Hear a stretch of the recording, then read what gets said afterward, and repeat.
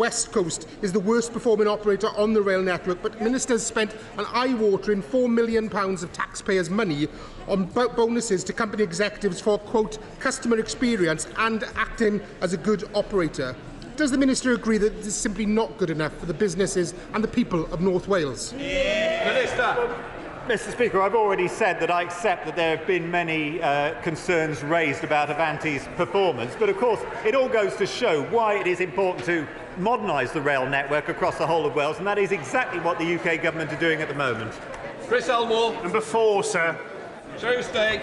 Mr. Speaker, I have regular discussions with Cabinet colleagues on a range of topics, and of course interest rates are rightly a matter for the Independent Bank of England, and we've announced unprecedented support for households and businesses, and through our cuts to stamp duty the Welsh Government are expected to receive £70 million, enabling them to follow suit with cuts to land transaction tax in Wales.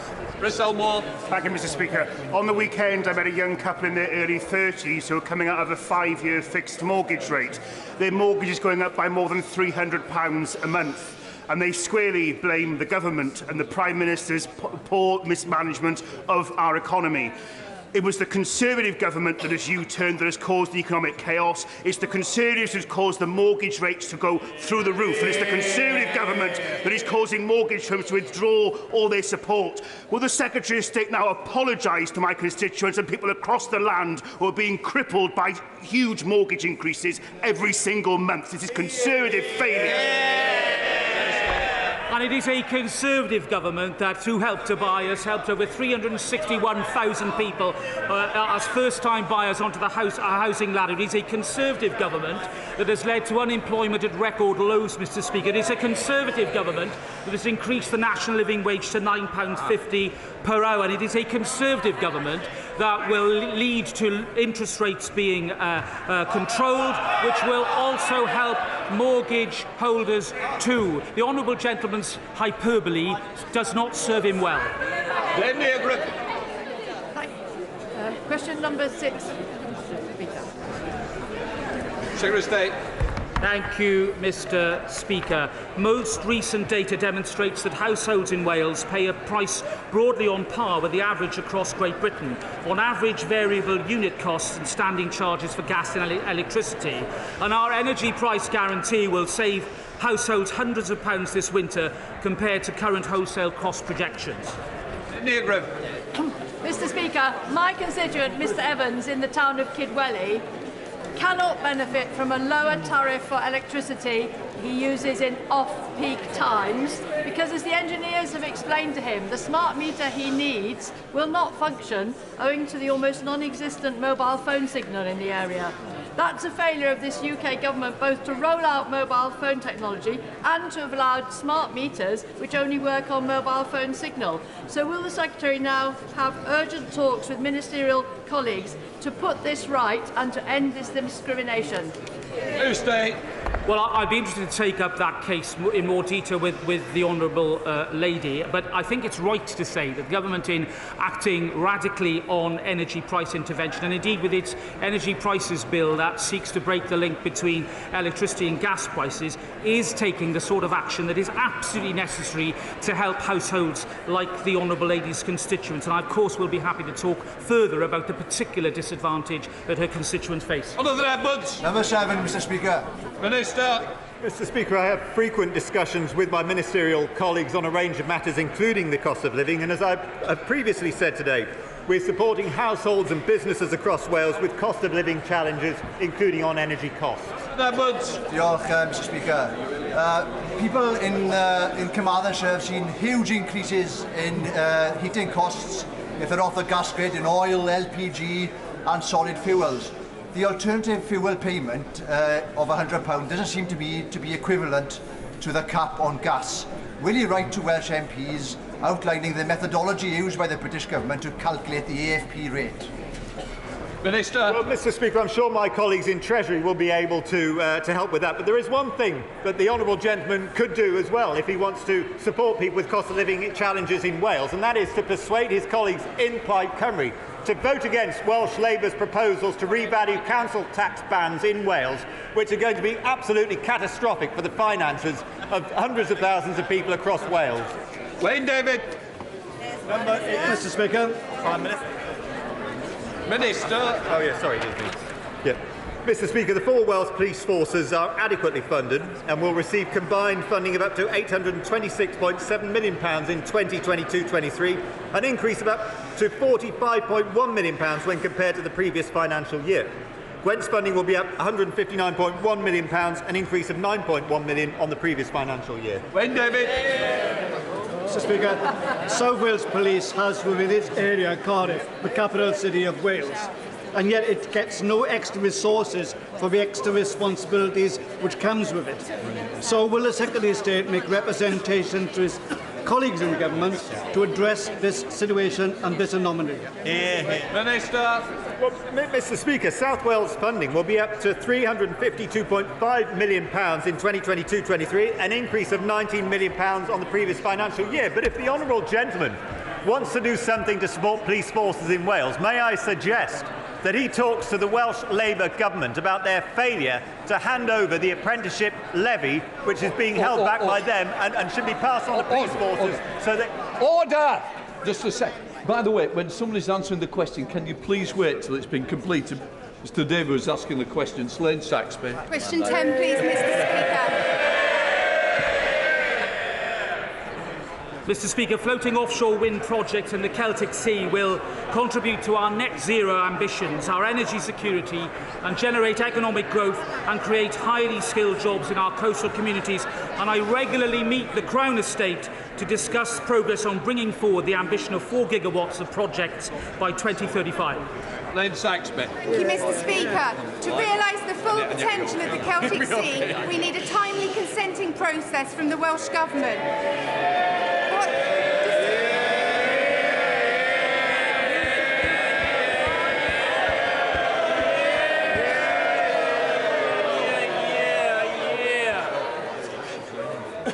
What discussions has my right honourable friend had with his Welsh counterparts on the consenting process for the development of floating offshore wind sites?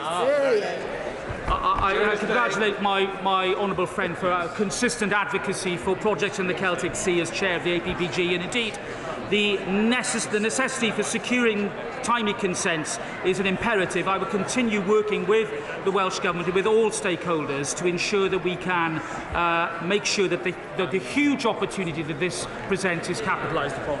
Sir James Davies. Number 12, Mr. Speaker.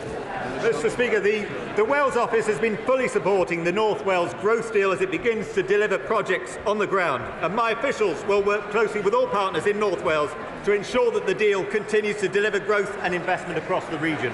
Sir James Davies. Thank my honourable friend for that answer. Perhaps inevitably, not all projects initially identified for delivery through the North Wales growth deal can be progressed, and that applies to the Bodlewyddan key strategic site.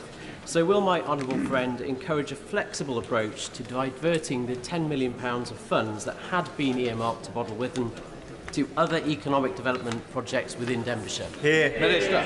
Well, Mr. Speaker, it's obviously a matter for Ambition North Wales to bring forward projects for the UK Government and the Welsh Government to approve, but obviously we have taken a very flexible view towards the whole thing, and I can assure the honourable gentleman that despite the international financial problems which all countries are facing at the moment, this government remains absolutely committed to supporting jobs, driving growth and levelling up across the whole of the United Kingdom, including in the honourable gentleman's constituency. Bob Blackman. Question 13, Mr. Speaker. James Davies. Mr. Speaker, investment zones will be created right across the UK, and our intention in Wales is to design and deliver the policy in working with the Welsh Government and local agencies to increase growth. Thank my right honourable friend for the answer. And is it incumbent on the Welsh Government to cooperate fully with the Government to ensure the success for all the people of Wales? Okay. My honourable friend puts it extremely well. We have a good example with Freeports. I very much hope the Welsh Government steps up to the plate on investment zones. Before we come to Prime Minister's questions, I would like to point out the British Sign Language interpretation proceedings is available to watch on Parliament Live TV. We start Prime Minister's questions with Justin Mathers. Question number 1, please, Mr. Speaker.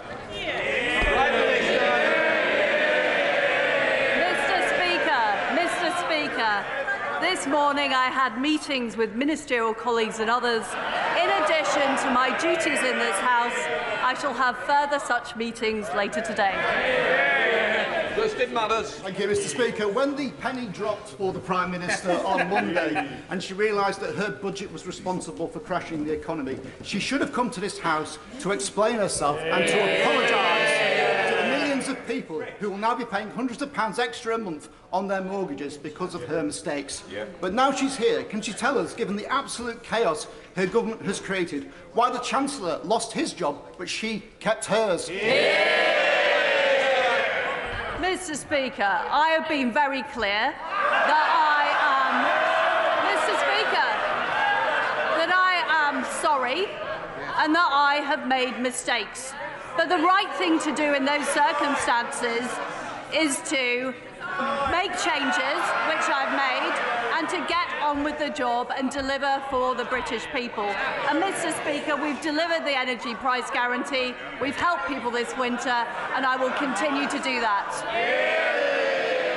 Maurice Robertson. Thank you, Mr. Speaker. Does the Prime Minister agree with me that local people and local councils are best placed to decide how many houses they need and where those houses should go? And if she does, will she end the top-down approach to housing targets and reduce or preferably remove the powers of the planning inspectorate? Prime Minister. Well, my honourable friend is absolutely right. We will abolish the top-down housing targets. We want decisions about homes, about infrastructure, driven by local people, not driven by Whitehall. And that's why we're setting up new, locally driven investment zones. We now come to the Leader of the Opposition, Keir Starmer. Thank you, Mr. Speaker. A book is being written about the Prime Minister's time in office. Apparently, it's going to be out by Christmas. Is that the release date or the title? Prime Minister. Well, Mr. Speaker, I have been in office for just under 2 months, and I have delivered the energy price guarantee, making sure that people aren't paying £6,000 bills this winter. I've reversed the national insurance increase, and I've also taken steps, and we will be taking steps, to crack down on the militant unions. Now, what, Mr. Speaker? I think, Mr. Speaker, that is more of a record of action than the honourable gentleman in his 2.5 years in the job. Mr. Speaker, last week the Prime Minister ignored every question put to her. Instead, she repeatedly criticised Labour's plan for a 6-month freeze on energy bills. This week, the Chancellor made it her policy. How can she be held to account when she's not in charge? Well, Mr. Speaker, our policy is to protect the most vulnerable for 2 years. I had to take the decision, because of the economic situation, to adjust our policies. I am somebody who's prepared to front up. I'm prepared to take the tough decisions. Unlike the honourable gentleman, who hasn't done anything on businesses, he's done nothing to say he'll protect people after 1 year. He's got no plan. Keir Starmer. Mr. Speaker, last week the Prime Minister stood there and promised absolutely no spending reductions. They all cheered. This week, the Chancellor announced a new wave of cuts. What's the point of a Prime Minister whose promises don't even last a week? Prime Minister. Well, I can assure the right honourable gentleman that spending will go up next year and it will go up the year after. But of course, we need to get value for taxpayers' money. The Labour Party has pledged hundreds of billions of spending pledges, none of which they've retracted. The honourable gentleman needs to reflect the economic reality in his policies. Mr. Speaker, those spending cuts are on the table for one reason and one reason only, because they crashed the economy. And working people are going to have to pay £500 more a month on their mortgages. And what's the Prime Minister's response? To say she's sorry. What does she think people will think and say? That's all right, I don't mind financial ruin, at least she apologised. Prime Minister. I do think there has to be some reflection of economic reality from the party opposite. The fact is that interest rates are rising across the world and the economic conditions have worsened. And we are being honest, we're levelling with the public, unlike the honourable gentleman who simply won't do it. And what is the honourable gentleman doing about the fact that train workers are again going on strike? The fact is he refuses to condemn the workers. We are bringing forward policies. Mr. Speaker, we are bringing forward policies that are going to make sure our railways are protected, people going to work are protected. He backs the strikers, we back the strivers. Mr. Speaker, she's asking me questions because we're a government in waiting and they're an opposition in waiting. There's no getting away from this. Millions of people are facing horrendous mortgage repayments, and she's admitted it's her fault. She shouldn't have conducted an economic experiment on the British public. But it's not just her. They put her there. They're keeping her there. Why on earth would anyone trust the Tories with the economy ever again? I notice, Mr. Speaker, he's not actually objecting to a single economic policy that the Chancellor announced on Monday. He's refusing to condemn the strikers. We're on the side of working people. We're going to legislate to make sure we keep our railways open. The honourable gentleman refuses to do anything. Here's Starmer. Mr. Speaker, the only mandate she's ever had is from members opposite. It was a mandate built on fantasy economics and it ended in disaster. The country's got nothing to show for it except the destruction of the economy and the implosion of the Tory party. I've got the list here. 45p tax cut, gone. Corporation tax cut, gone. 20p tax cut, gone. 2-year energy freeze, gone.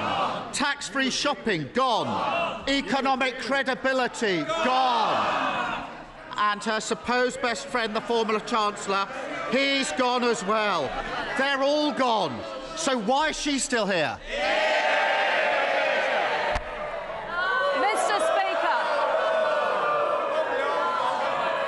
Mr. Speaker, I am a fighter and not a quitter. I have acted in the national interest to make sure that we have economic stability. Prime Minister. Order. Order. I'm going to hear the Prime Minister. I suggest that all members need to hear the answer. Prime Minister. Mr. Speaker, I am a fighter and not a quitter. We have delivered on the energy price guarantee. We've delivered on the energy price guarantee. We've delivered on national insurance. We are going to deliver to stop the militant trade unions disrupting our railways. The honourable gentleman has no idea, he has no plan, and he has no alternative. James Grundy.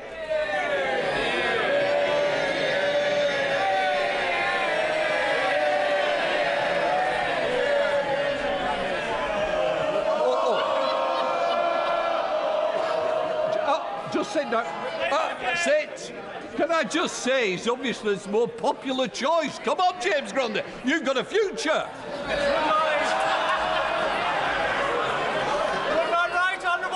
Congratulate Lee Centurion's Rugby League team on their recent promotion to Super League, bringing millions to the local economy. And furthermore, would she also guarantee that our excellent women's Euros team, including Ella Toon from my constituency, Tilsley, will receive the number 10 reception that they so deserve? Well, I I join my honourable friend in congratulating the Lee Centurions on their return to the Super League. I had the huge privilege of meeting the Lionesses last week, a fantastic team who won a major tournament for us. We will host the Downing Street reception as soon as their training programme makes them available. I look forward to Rugby League invite as well. Let's now come to the leader of the SNP, Ian Black. Thank you, Mr. Speaker. After 10 U-turns in 2 weeks, we're left with a Prime Minister in office, but not in power. And families are paying through the teeth for her mistakes. Her latest broken promise has put pensioners in the front line of Tory cuts. So, can the Prime Minister perhaps turn to her Chancellor right now, get permission to make another U-turn and commit to raising the state pension at the rate of inflation? Prime Minister. I honestly don't know what the honourable gentleman is talking about, because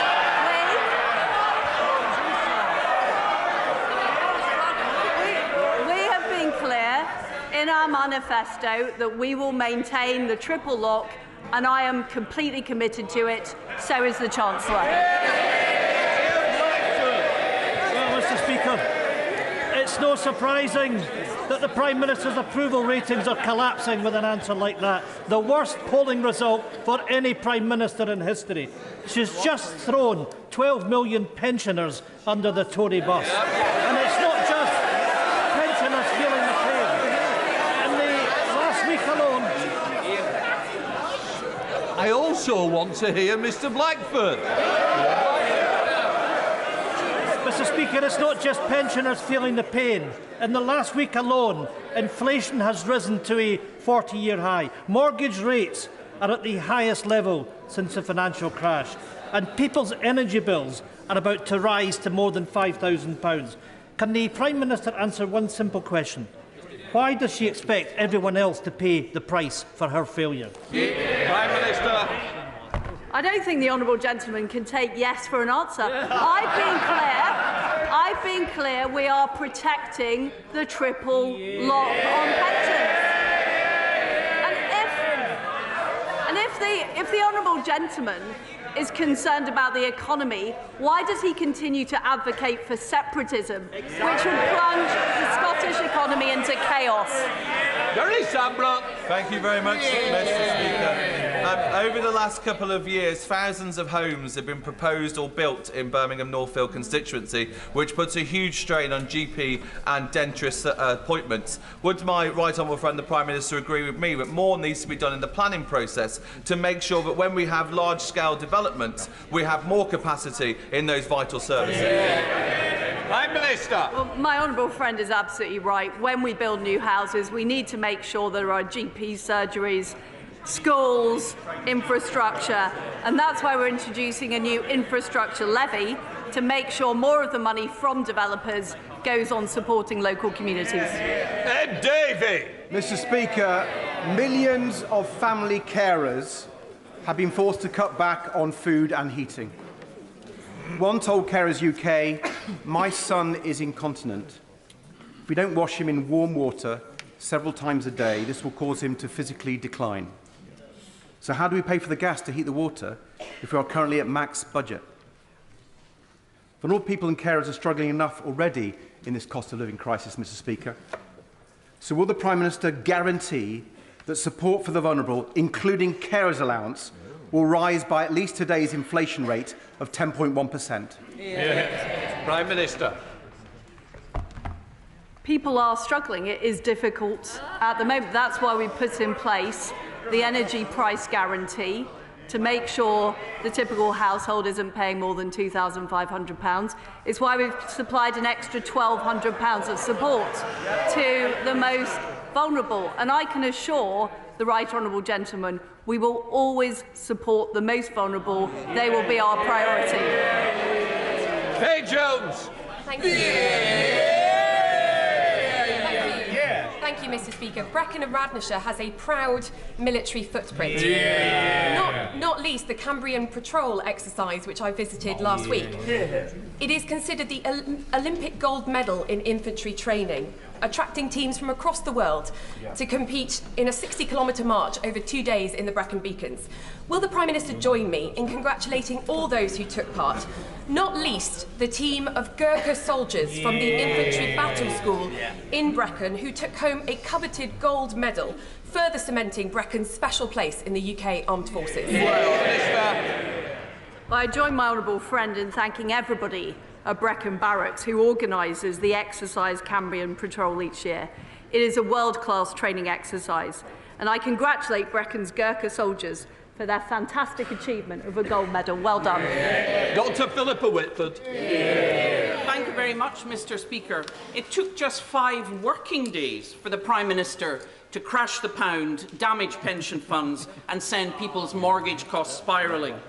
Her new Chancellor may have reversed almost all of her policies, but the damage has been done, and we now face yet another round of Tory cuts and austerity.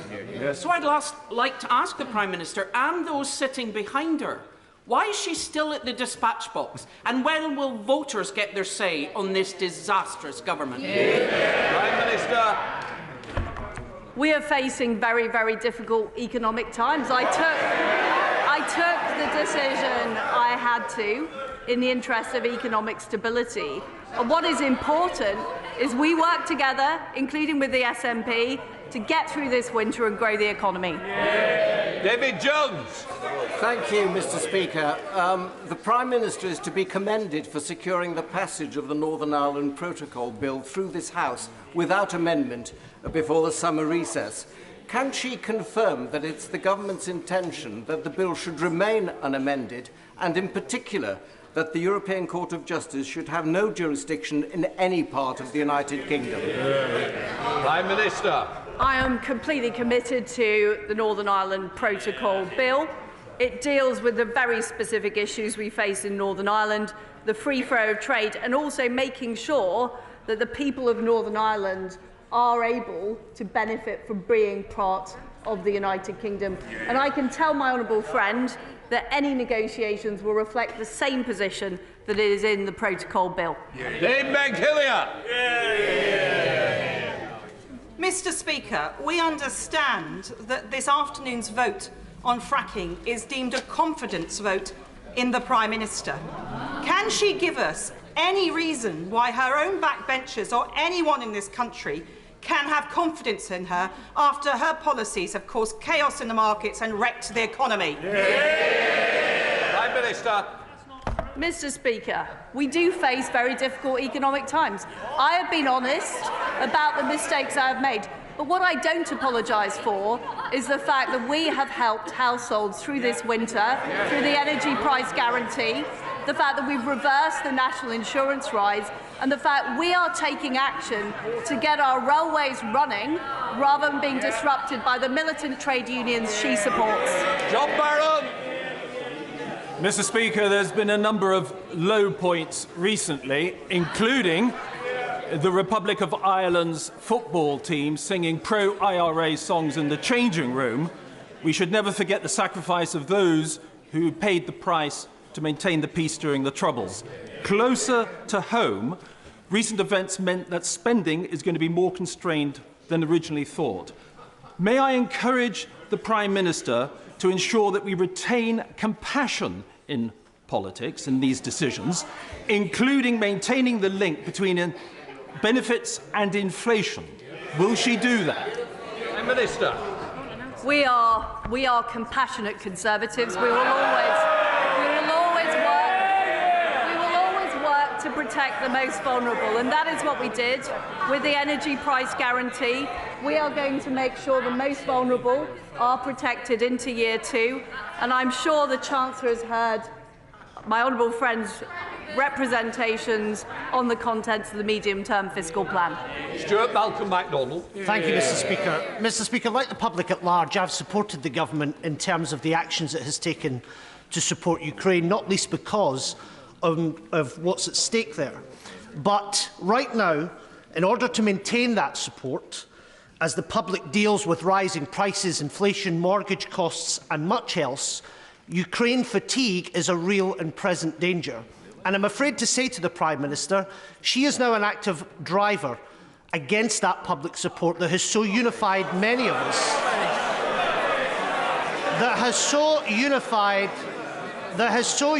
many of us to do what needs to be done.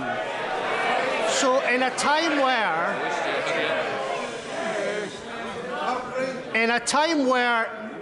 where resolve in support of Ukraine needs to be steeled, will she make sure that she commits from the dispatch box that the economic and military and political support won't be another casualty under this Prime Minister? It was one of my first acts in office to make sure the military support we give to Ukraine is equal to the military support we gave this year. We must make sure Ukraine win. They can win, they will win, and they must win. Mr. Speaker, I would like to thank the Prime Minister for sticking by her words and giving communities in Fylde the final say on fracking. But as always, the devil is in the detail. Can the Prime Minister assure me that local consent will be measured independently and transparently, and under no circumstances will fracking companies be directly engaged in assessing local consent? And if people in Fylde say no, that view and that decision will be respected and acted upon by this government? Well, I very strongly agree with my honourable friend. I know this is something he cares deeply about. I can assure him that we will consult on the robust system of local consent, give clear advice on seismic limits and safety before any fracking takes place. And the consultation will consider all of the relevant people, the regional mayors, the local authorities and parishes, as well as the concerns of those directly affected. And my right honourable friend, the Business Secretary, will be saying more about this later today. Kate Osborne. Thank you, Mr. Speaker. Privatisation does not work. It doesn't work for our NHS. We have another Amber Alert in the NHS Blood Service, a service that this week's Chancellor sold when he was Health Secretary. And it doesn't work for our postal service, with Royal Mail Group taking £758 million in profit last year, yet our universal service obligation is at risk. Workers' pay conditions and 10,000 jobs are at threat. Will the Prime Minister continue to let obscene amounts of profit be made while services are cut and stamp prices rise, or will she launch an inquiry into the gross mismanagement of Royal Mail? Prime Minister. What we need is an efficient postal service that delivers for people across this country, and that's what I'm focused on, not making ideological points. Duncan Baker. Thank you, Mr. Speaker. Thank you, Mr. Speaker. When I was in business, it was a real privilege to employ very many talented, bright young people. I always found that when you believed in somebody, when you gave them the opportunity, they went on to thrive in their career. That's why tomorrow, in North Norfolk, I'll be launching my new scheme, the 100 Apprenticeship Challenge, to drive 100 new apprenticeships all over a rural constituency. Would the Prime Minister please thank not just my DWP office and Julia Nix, who's been fantastic, the district councils, the county councils, and an awful lot of stakeholders who worked for over 6 months to deliver this fantastic scheme to drive growth and jobs for young people across my constituency. Well, I do want to thank Julia and her team for the fantastic job they're doing, and also you as the local member of, my right honourable friend as the local member of Parliament. Apprenticeships are a fantastic way for people to learn and gain experience, and I'm proud that we've created 5.1 million apprenticeships since 2010. Smith. Mr. Speaker, the Prime Minister's Chief of Staff is in hot water after lobbying on behalf of a Libyan warlord and big tobacco. It turns out he's also lobbied for PPE giants Sante Global. Is it wise to have a lobbyist at the centre of Downing Street? Prime Minister. Mr. Speaker, all appointments in Downing Street are properly checked through the propriety and ethics process, and that is the way that we do it in a completely impartial way. Andrew Mitchell. Thank you, Mr. Speaker. When my right honourable friend was Foreign Secretary, I know that she was acutely aware of the importance of British soft power acting in our national interest. Will she confirm today the promise we both made in 2010 when this government first came into office, that she will not balance the books on the backs of the poorest people in the world? Minister. Well, can I pay tribute to my right honourable friend for the fantastic work he did as International Development Secretary, and I am proud that we have rebalanced our international development budget to focus more on humanitarian aid and more on women and girls, and no doubt more details will be set out in due course. Sarah Owen. Thank you, Mr. Speaker. The last Tory Prime Minister was forced out after a series of dodgy dealings and failing to take responsibility for any of it. So what's this Prime Minister getting the boot for? Her plan that crashed the economy, forcing fracking on communities who don't want it? Or will she do the decent thing and go and call a general election? I have taken responsibility and I have made the right decision in the interests of the country's economic stability. Steve Bryan. Thank you, Mr. Speaker. Every single member in this House will have constituents waiting for treatment within the COVID backlog. The Health Secretary's priorities are absolutely right, including her B for tackling the backlogs. Can the Prime Minister reassure me that the government is committed to the series of elective hubs that we've promised, including at the Royal Hampshire County Hospital in my Winchester constituency? Prime Minister. Well, my right honourable friend, the Health Secretary, has set out her plans to deliver on dealing with the COVID backlog, and she will continue to work on that and make sure we deal with what was a massive pandemic, creating a backlog. We will deal with it. Bernie Gardner. Since the mini-budget, thousands of my constituents have been in mental anguish and despair. I recognise that the Honourable Lady has faced a week of mental anguish and despair herself.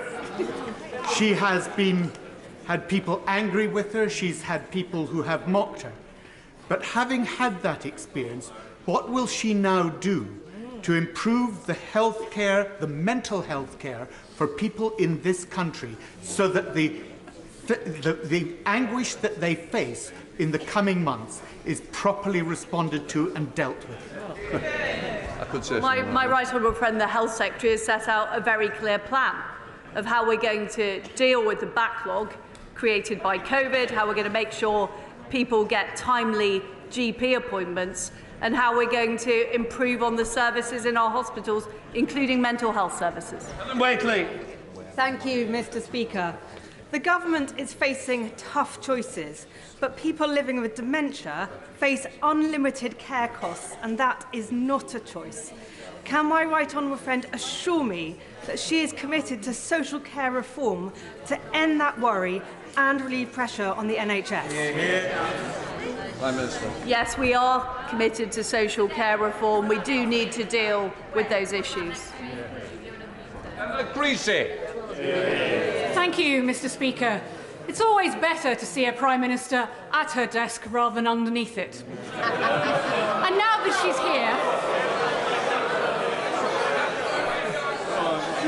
here, I wonder if she could tell us why next week this House will be discussing legislation that will abolish vital protections on pension payouts. It will abolish our right to watch the Olympics free of charge and airline consumer laws. How is any of the retained law bill in the British interest? Prime Minister. Well, Mr. Speaker, I think we have yet another example of somebody who doesn't want to support the British public's decision to leave the European Union in 2016. Isn't it quite incredible, Mr. Speaker, that 6 years after people voted to leave the European Union, there are people who object to taking EU law off our statute books. Now, I'm a Democrat. I respect what British people voted for. I suggest the Right Honourable Lady does the same. Richard Graham. Mr. Speaker, 30 years ago, the Westminster Foundation for Democracy was created out of the war in Bosnia so that democracies could flourish and freedom and prosperity come with it. This evening, in your rooms, we celebrate that anniversary by hearing directly from our country representative in Ukraine, from the chair of the Taiwanese Foreign Affairs Committee, and the leader of the opposition in Uganda. A good example of the range of contacts that this great cross-party body funded by government is working with. Can I ask the Prime Minister if she agrees that this is a vital contribution by our government and our people to democracy around the world, and will she encourage members around the House to join us this evening? Prime Minister. Well, the Westminster Foundation for Democracy does a fantastic job, and I think we know from what has happened in Ukraine, the appalling war perpetrated by Vladimir Putin, just how precious democracy is and how much we need to do to work with our friends and allies to protect democracy around the world. And I do encourage colleagues from all sides of the House to attend the event tonight. That now completes Prime Minister's questions. I'll let the House clear.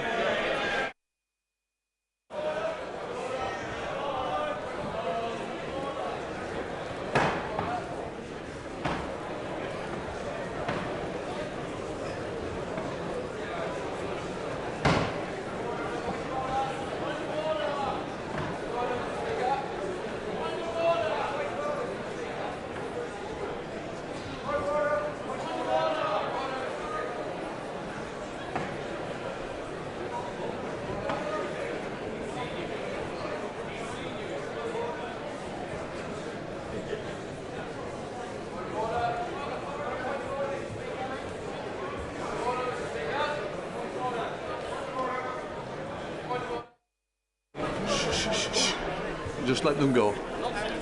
Right, point of order, Ian Duncan Smith. Mr. Speaker, I'm grateful to catch your eye on this, and I seek your guidance.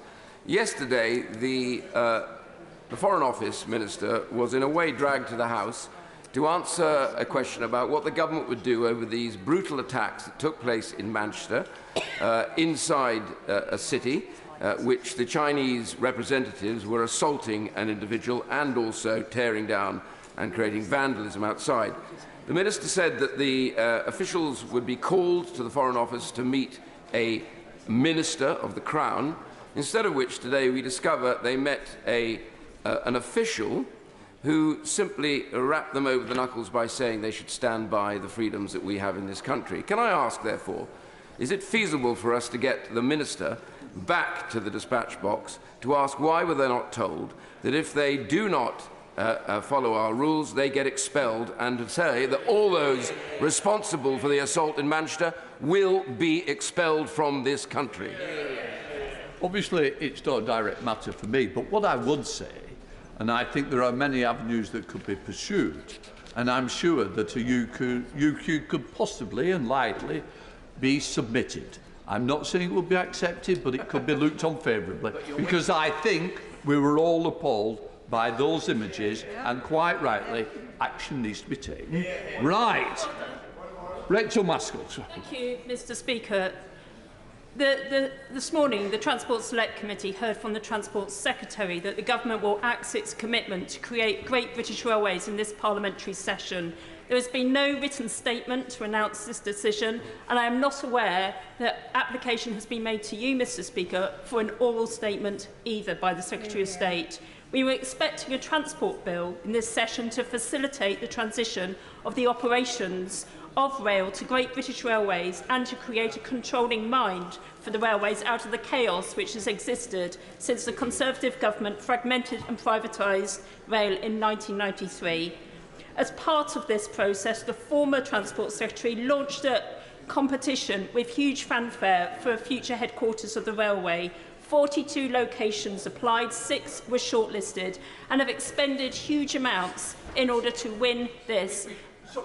Yep. I'm just going to... No, please. The point is, a point of order is meant to be a point of order, not a full statement about government policy and everything. So I'm sure you're going to come to the end quickly. Thank you. Thank you for your guidance, Mr. Speaker. Thousands of jobs could be at stake as a result of this. So could you please advise me how I can take this matter forward, since the Secretary of State seems to have failed to write either a written statement or bring forward an oral statement to this House. Can I first of all say I'm grateful to the honourable member for giving me notice of a point of order. The honourable member has put a point on the record, and I recognise this is a very important issue to other members as well. As there is an important policy development on this issue, I would expect it to be announced in this House first, and I'm sure the government benches will have heard this exchange, and I'm sure the honourable member will pursue this matter in different avenues that are available to her. Now then, Gregory Campbell.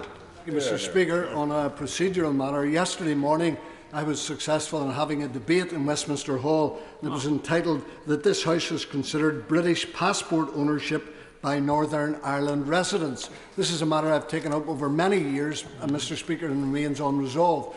But on every other occasion that I took the matter up, it was Home Office ministers that responded, and I had hoped that the word British passport ownership might have given a clue to the Home Office to ensure that a Home Office minister actually replied.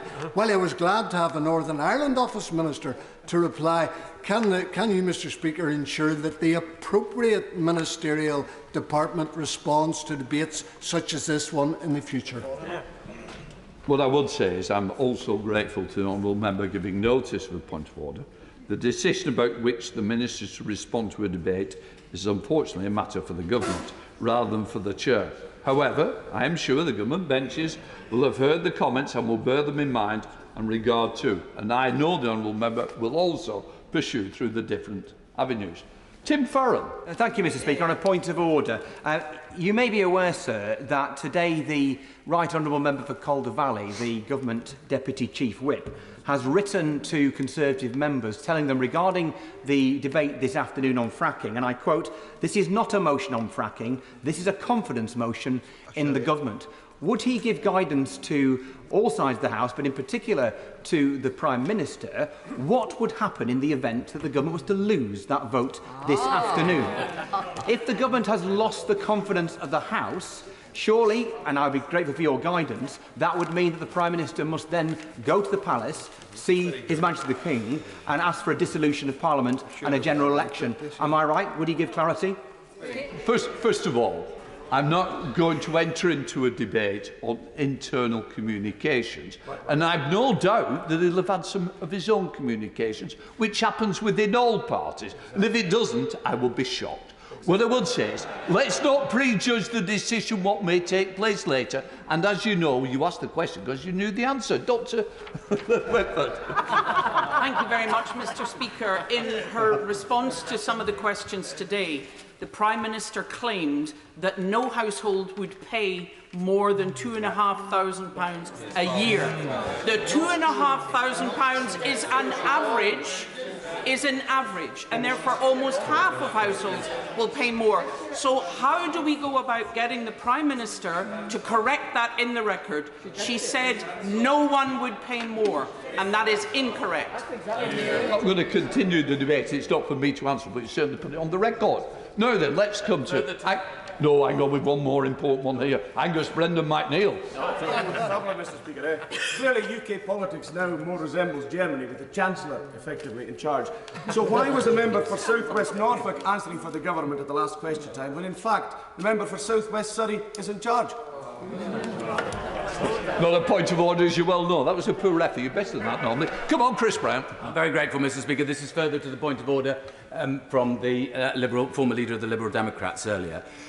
You're quite right, of course. It's not for you to comment on internal communications amongst Conservative MPs. However, by tradition, when a motion is being declared a motion of no confidence or of confidence by the government, the Prime Minister makes that announcement at some point during the debate. Is there any means whereby she could do so today? That is certainly, as I understand it, I look across the faces over there, they all seem to think it is now a motion of confidence. And historically, in every situation, lots of different things have been made, have been made confidence motions in the past, including the conduct of war, including various different bills. Traditionally, every single time that has happened in the past and the government has lost, it has led to a general election. Is that not just factually correct? And you've certainly put on the record, but I would say once again, let's wait and see what this afternoon unfolds, and we will see where we go from there. Right, no further points of order. I now come to a 10-minute rule bill from Kenny McCaskill. Mr Speaker, I beg to move that leave be given to bring in a bill to abolish higher standing charges for customers with prepayment meters, to require energy companies to provide social tariffs for low-income customers and for connected purposes. Energy costs are the social and economic issue of our time, yet the steps taken to mitigate the pain of rises is far from adequate. Fuel poverty is soaring and winter is nearing. That Scotland, which is energy rich, should find over half its people fuel poor is absurd, and the pain is likewise felt south of the border, even if the climate is less severe and the natural bounty less kind. Additional action is therefore required across the country and urgently, especially for those most desperate and most vulnerable. The additional $2,500 isn't a cap, but the average cost. Past support has provided modest finance, but which has been inadequate for most to keep pace with soaring costs. Fear is turning to horror as bills escalate in the knowledge that even this support is only there until April. Beyond the government's soundbites, hardship remains, and the cost of energy will bite many severely, if not devour them.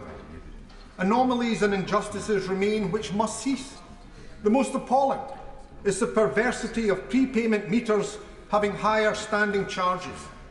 A social tariff for those poorest and most vulnerable, as exists in many other countries, must also be introduced. That is what lies at the heart of this bill. It's supported by Energy Action Scotland and National Energy Action, who know the fuel poverty faced by those whose interests they represent, as well as by Age Scotland, who advocate on behalf of older people. I'm grateful for their endorsement. Scotland is disproportionately affected, with some 500,000 prepayment meters, but across Britain it's still significant, with 4 million households having higher costs imposed by PPMs. Action to address these injustices is both right and necessary, as fuel and energy costs are not luxuries but necessities. Their implications in our modern society go far beyond heating your home. Power and energy are required for so many basic aspects of our life. The inability to provide them undermines the ability to function in our society or to maintain dignity and self-respect. Of course, a new euphemism has entered our lexicon. That's a phrase of self-disconnection. It's misleading. It's insidious. It's akin to those other phrases that are meant to hide horror or injustice, such as collateral damage, when what's meant is the killing of innocent civilians. What does self-disconnection mean in reality? It isn't someone who simply chooses not to switch on the heating, nor is it referring to the past generational, though no doubt fast returning, parental demands to switch off lights or turn off the shower. Instead, it's a situation which many now find themselves in, where they simply cannot afford to switch on, either through buying a power card or simply turning on the heating or any other powered appliance. It's not voluntary. It may not be imposed through any law or enforced at the barrel of a gun, but it's forced upon them through circumstances over which they have no control. And it's why this bill and the actions it requires is necessary. For disconnection, or more likely self-disconnection, has widespread implications which are horrific, yet masked by benign euphemisms. It's not simply the horror of choosing between heating and eating this winter. That alone is bad enough. But the implications of being unable to access power go far beyond that. It's the mother who wishes to wash her children's clothes for school so she can keep them clean and smart. It's the youngster that needs to charge their phone to access employment opportunities that they desperately seek. It's the parent who wants to power up the iPad given by the school so that their child can improve their education and hence their life chances. It's the dialysis patient who requires to switch on the machine they require for life itself, never mind others suffering from cancer or sick from other illnesses, and who feel the cold more, yet are unable to provide or even denied that modest comfort during convalescence, or even shamefully at end of life. Compounding that injustice are accrued standing charges, even when users have been sparing in their consumption. Many will find that their power card or savings are immediately consumed by paying debt before they even get a modicum of power. As I said, fuel and energy costs are about more than just heating or eating. They're about dignity, they're about opportunity, they're about life itself. This has not come about through some climatic disaster, as has tragically afflicted Pakistan, nor can it be blamed solely on Putin and the war in Ukraine. These are policy issues overseen by the UK government and where injustice and iniquity has been allowed to take root. Much of that can be addressed by the ending of higher standing charges for prepayment meters and through the implementation of a social tariff for those with least and most vulnerable. After all, it is not just unjust but perverse that those with least should pay most for energy, especially when those with most are paying least in their tax burden. I accept that some have found prepayment meters helpful for budgeting, although the strength of that argument has been sapped, if not ended, by the arrival of smart meters. There's also the situation of private landlords who wish to ensure that they avoid costs if a tenant should depart without paying their bill. Again, smart meters offer some solution, but again the issue isn't the meter itself, but the tariff charged. 13% of smart meters are on prepayment tariffs. Mr. Speaker, technology is meant to liberate us, not perpetuate injustice. Prepayment meters, whether smart or otherwise, can remain, but what must end are the higher standing charges and tariffs. They are simply unacceptable any time, but most especially now. Both Ofgem and energy suppliers testify to the technical capacity to make that change. What is required is the political will, which is why I proposed this bill, and it has widespread support within and without Parliament. It would of course require a very modest tariff increase for those paying on credit, but the numbers involved and the amount of energy consumed through PPMs make it a very small burden upon those of us more fortunate. Likewise, a social tariff is a concept whose time has come. Ending the burden on those poorest and most vulnerable through changes to PPM tariffs must be matched by the availability of a social tariff, one where those poorest and most vulnerable can access energy and at affordable rates. It is a concept that has the support of those organisations I mentioned earlier with regard to action on prepayment meters, Energy Action Scotland, Aid Scotland and National Energy Action, but it's also a concept argued for by the Fuel Bank Foundation and by Fair by Design. Again, organisations working at the heart of those whom the fuel and energy crisis is hitting hardest. It's not impossible, let alone unheard of. Even before the current energy crisis and emergency measures being invoked, other countries provided for the poorest and most vulnerable. A federal law in Belgium protected residential consumers with low income or precarious situation. That social tariff saw almost 10% of electricity users pay 34% less, and a similar figure of users for gas pay between 38 and 48% less. Those were the poorest and most vulnerable, and certainly those facing the most acute need and difficulties. There, the social tariff covers people receiving minimum income benefits, people receiving an income replacement benefit, people with disabilities receiving integrated support, and people in receipt of an income guarantee benefit.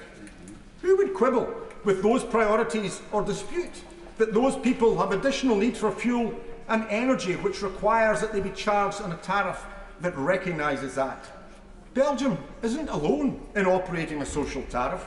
Again, even before this crisis, Spain provided a social bonus scheme whereby a 25% discount was available on electricity bills for vulnerable energy customers, including disabled customers, with a 40% discount for severely disabled customers. Other countries also take the appropriate action, even if criteria, eligibility and amount may vary. But the urgent need remains that in this time of crisis, those poorest and most vulnerable require most support and should pay the lowest tariffs. That and the injustice of higher charges being imposed them must end. It's why this bill is necessary. Energy, fuel and power are fundamental. Order. I'm just saying, it is a 10-minute rule, Bill. You've gone beyond the 10 minutes. I hope you can quickly sum up. Can you make us? Indeed. I simply say, Mr Speaker, that Scotland is energy rich, that Scots are fuel poor. It's absurd that it should be replicated across the UK as shameful. Worse than that is the perversity that those poorest and most vulnerable pay most. That must end, and this bill will ensure that. I beg leave to move. Right. That the honourable member have leave to bring in the bill. The question... One of us is going to have to sit down. Might be better if I stand for this bit. The question is that the honourable member have leave to bring in the bill. As many of that opinion say aye. The contrary, no. I think the ayes have it. The ayes have it. Who will prepare to bring in the bill? Neil Hanvey, Richard Burgon, Angus Brendan McNeill, Alistair Carmichael, Liz Saville-Roberts, Margaret Ferrier, Alison Thewlis and myself.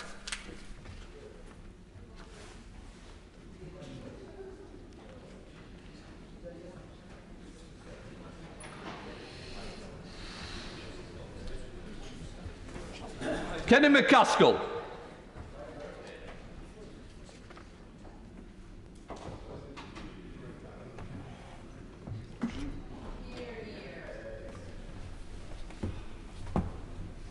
Thank you. Energy costs, prepayment meters and social tariffs bill. Second reading what day? Friday, 24th March 2023. Friday the 24th of March 2023. You're right. Right. We now come to the Opposition Day motion on economic responsibility and plan for growth. Inform the House that I have not selected the amendments, so I now call Rachel Reeves to move. Thank you, Mr Speaker. We are here because of a Tory crisis made in Downing Street but paid for by ordinary working people. Exactly. The Conservative mini-budget of the 23rd of September will go down in history as the day that the British government chose to sabotage its own economy. We saw the Conservatives hurl unfunded tax cuts towards the wealthiest with excessive borrowing and yet more government debt. This government set our economy ablaze, and as a direct result, in the last 4 weeks, we have experienced chaos in financial markets, repeated emergency interventions from the Bank of England, warnings from the ratings agencies and rebukes from the International Monetary Fund. And these costs are passed directly on to working people. I'll give way. For being so generous, giving way so early. Would she join me in welcoming the employment statistics last week, the highest since 1974, and in my constituency alone, 920 extra people were in work compared to 12 months ago. Very good.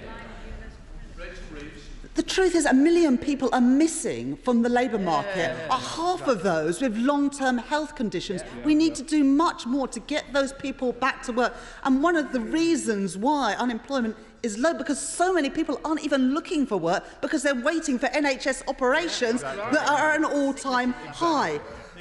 Today we learn that inflation has gone above 10% again. Food inflation at more than 14%. Electricity prices up 45% in the last year alone. Gas prices having doubled in the last year.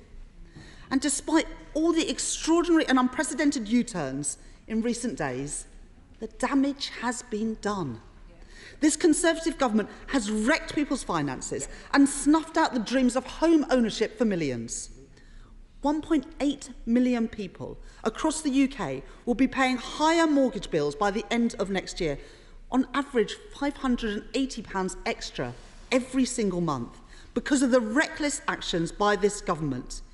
In my own constituency, in Yorkshire, £360 extra a month. In the Honourable Gentleman, the Minister's constituency, who's just about to respond to me, £640 extra every single month in higher mortgage payments. Families cannot afford to pay these higher mortgage costs, and they certainly can't pay them with apologies from the Prime Minister. The public won't accept that the arsonists who inflicted this damage can put out the fire.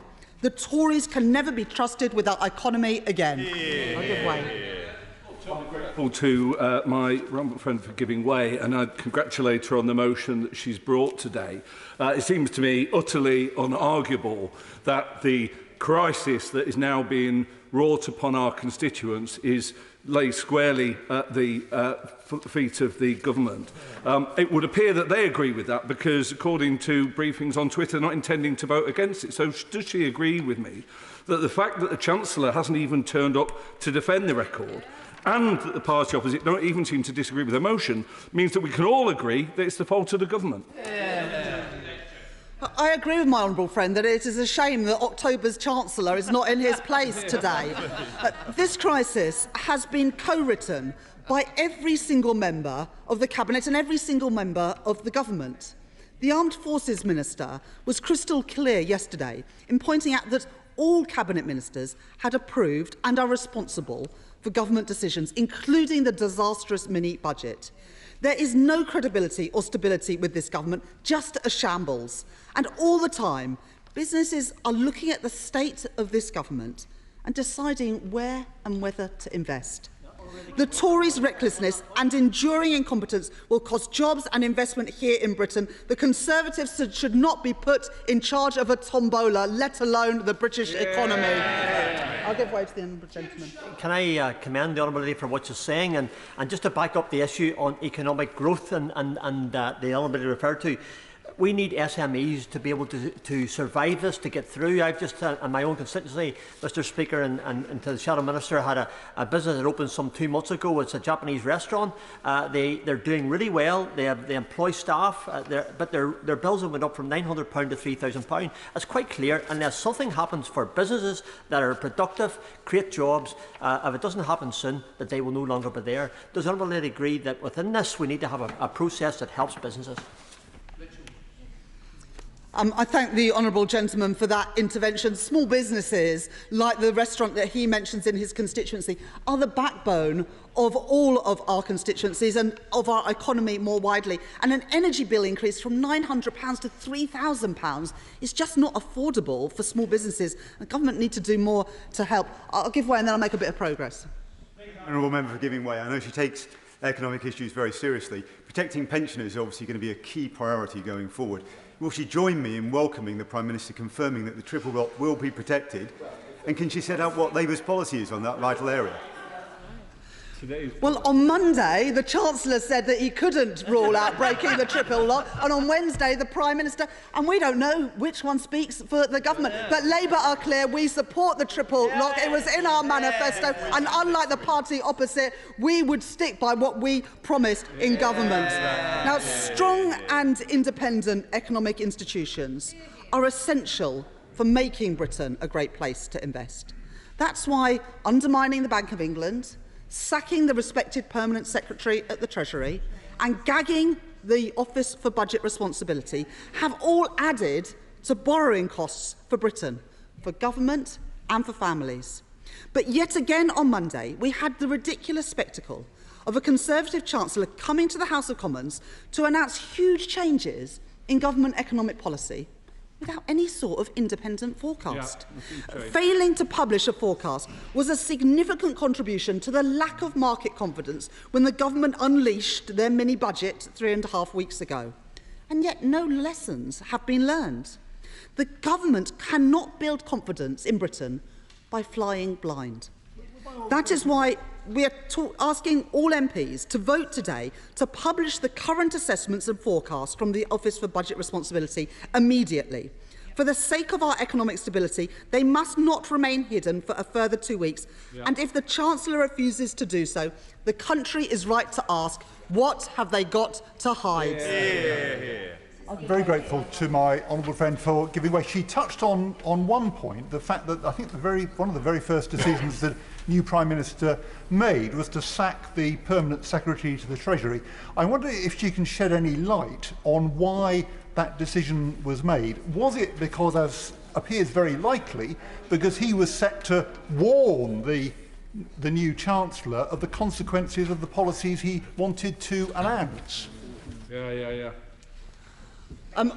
I thank my right honourable friend for that intervention, and as a former Treasury Minister, he knows how things are supposed to be done. Now, we can't ask September's Chancellor why he sacked the respected Permanent Secretary, because he is no longer in his place. But a Labour government would respect the Bank of England, respect the independent civil servants, and remove the gag on the Office for Budget Responsibility.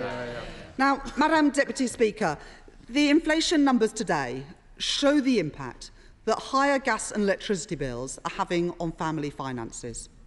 The government's mistake when announcing their package a month ago was putting the entire cost of that package onto government borrowing. Labour's plans would have ensured that energy producers, including the oil and gas industries, who themselves have said that they've got more money than they know what to do with, would have asked them to pay their fair share. Our plan did what a responsible government should do, and put forward a fully costed and a fully funded package to freeze bills this autumn and winter. The Conservatives have left tens of billions of pounds on the table and pushed all of the costs onto current and future taxpayers for years to come. And now, because of their irresponsible and reckless approach, they've gone back on their word. And according to the Resolution Foundation, this could mean a typical bill rising to at least £4,000 from next April. I'll happily give way. Lady, she's very generous in giving way. Can she confirm, though, that whatever her policy on a windfall tax, the overwhelming majority of her energy support package would have been paid for by borrowing? The point is that this government is leaving billions of pounds on the table of unneeded and unnecessary borrowing. Why leave that money on the table when even the energy giants are saying they've got more money than they know what to do with? All of that money put on borrowing, put on debt, to be paid back by current and future taxpayers. Tens of billions of pounds left on the table by this Tory government. It has always been a question of who pays for support with bills. The Conservatives always put it on the never-never. Exactly. But in the end, it is working people who pay that price. In one moment. In August, Bloomberg reported that government estimates of energy company windfall profits in the UK over the next 2 years could be £170 billion. Now, the previous Chancellor disputed that, the last one and the one before that, but neither confirmed how much the actual figure was. Why not? Now, Labour's fiscal rules, which would protect the economy and protect families, we shouldn't borrow a penny more than is absolutely necessary. And that is why today's motion calls on the government to publish its estimates of expected windfall profits from energy giants in the UK over the next 2 years. It's in the public interest to do so, and the refusal to publish will only confirm that the government is again putting the profits of the energy giants ahead of sky-high bills for families, pensioners and businesses. I'll give way to my honourable friend. I'm grateful to her for giving way. Does she agree with me that the government has still not learned a single thing? If they had learned anything from their mismanagement, the Prime Minister would have, with the new Chancellor, committed to and should be committing to using the profits of energy companies, as she says, who want to be taxed, to pay for the government's failures, rather than cutting public services and hiking mortgage interest. Does she agree that the government needs to get its priorities straight and get rid of also the cap on bankers' bonuses? I thank my honourable friend, and as a member of the Treasury Select Committee, she understands these issues well. The Chief Executive of BP says that his company is like a cash machine at the moment. We should be ensuring that companies pay their fair share. The war in Ukraine, the illegal invasion of Ukraine, means that those companies are making windfall profits that they could never have dreamed of But those windfall profits also mean the highest bills ever for families and pensioners. Those energy companies should pay their fair share. I'll give way to my honourable friend. I thank my honourable friend for giving way. She's making an excellent speech in this debate. And the author of the Institute of Health Equity report on fuel poverty, Professor Sinha, said there is no doubt that children will die this winter. And in July alone, 12,000 more people phoned the Samaritans. These are the dire consequences of these political actions, yet our energy companies are taking the profits. Would she agree? I thank my honourable friend for that intervention. I'm going to come on now to that important issue that she speaks about public services, because the Chancellor has been quick to put public services in his sights. This week, the respected Institute for Government gave their assessment of the state of public services after 12 years of Conservative governments. They say, and I quote, "Public services are in a fragile state. Patients waiting half a day in A&E, weeks for GP appointments, and a year or more for elective treatments. Few crimes result in charges. Pupils have lost months of learning." What an absolutely devastating verdict on this government's stewardship of our public services. Even the Home Secretary, when she's not arguing with tofu, admitted that the police force is so stretched that they cannot respond to the victims of crime.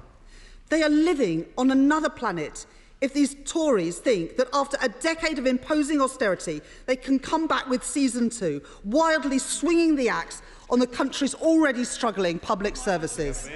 I'll give way. I thank my honourable friend for giving way, and she is making an absolutely spot-on speech that the other side should listen to, because we have seen 12 years of cuts to our public services and our facilities. But one small glimmer of hope for the people in my city was a successful levelling up bid for a leisure centre in the outer west of Newcastle. However, that project is now being undermined because of this disastrous economic outlook and soaring inflation costs, part of which is a result of the mini-budget. So does my right honourable friend agree that the government must not backtrack on its promises and must support these projects to be delivered despite the rising inflation costs that are now undermining the ability for local government to deliver on them? Levelling up has truly been replaced by trickle-down, and my honourable friend's constituents are paying the price for that. We need strong public services focused on early intervention and prevention, reducing greater demand with better outcomes for people. We need the government to stick to those manifesto commitments that they made, including uprating benefits and pensions in line with inflation. It should not be working families, pensioners and the most vulnerable who pay the price for these Tory mistakes. Now, we'll make a bit more progress. Labour will get value for money for every pound of taxpayers' money spent. That's why I announced last year that a Labour government will introduce an Office for Value for Money, tackling the endemic waste we've seen under these Tories. Under the Conservatives, £11.8 billion of public money was handed to fraudsters and organised criminals because of a refusal to include the very most basic security checks for COVID support. And that's before you get to the £7 billion spent on unusable PPE, or the £13 billion that was wasted on failed defence procurements, or the millions and millions flushed down the drain by this government's outsourced Serco test and trace system. And now, this week, we read reports that the Treasury is shutting down the Taxpayer Protection Task Force that it belatedly set up in March to try and retrieve the money that the government gave to the fraudsters. This task force shouldn't be shut down, it should be empowered to get taxpayers' money back. Exactly. And as for the £3.5 billion handed out to friends and donors of the Conservative Party, many of whom failed to deliver on those contracts, in business, if you award a contract and it doesn't deliver, you claw that money back. Yeah. The government must now stretch every sinew to get that money back because taxpayers demand it, and that comes before the cuts and the austerity that this government is about to unleash. Now, the government says that working people now have to put up with eye-wateringly difficult decisions. But there are so many easy decisions that the government could make to stop families from feeling the pain.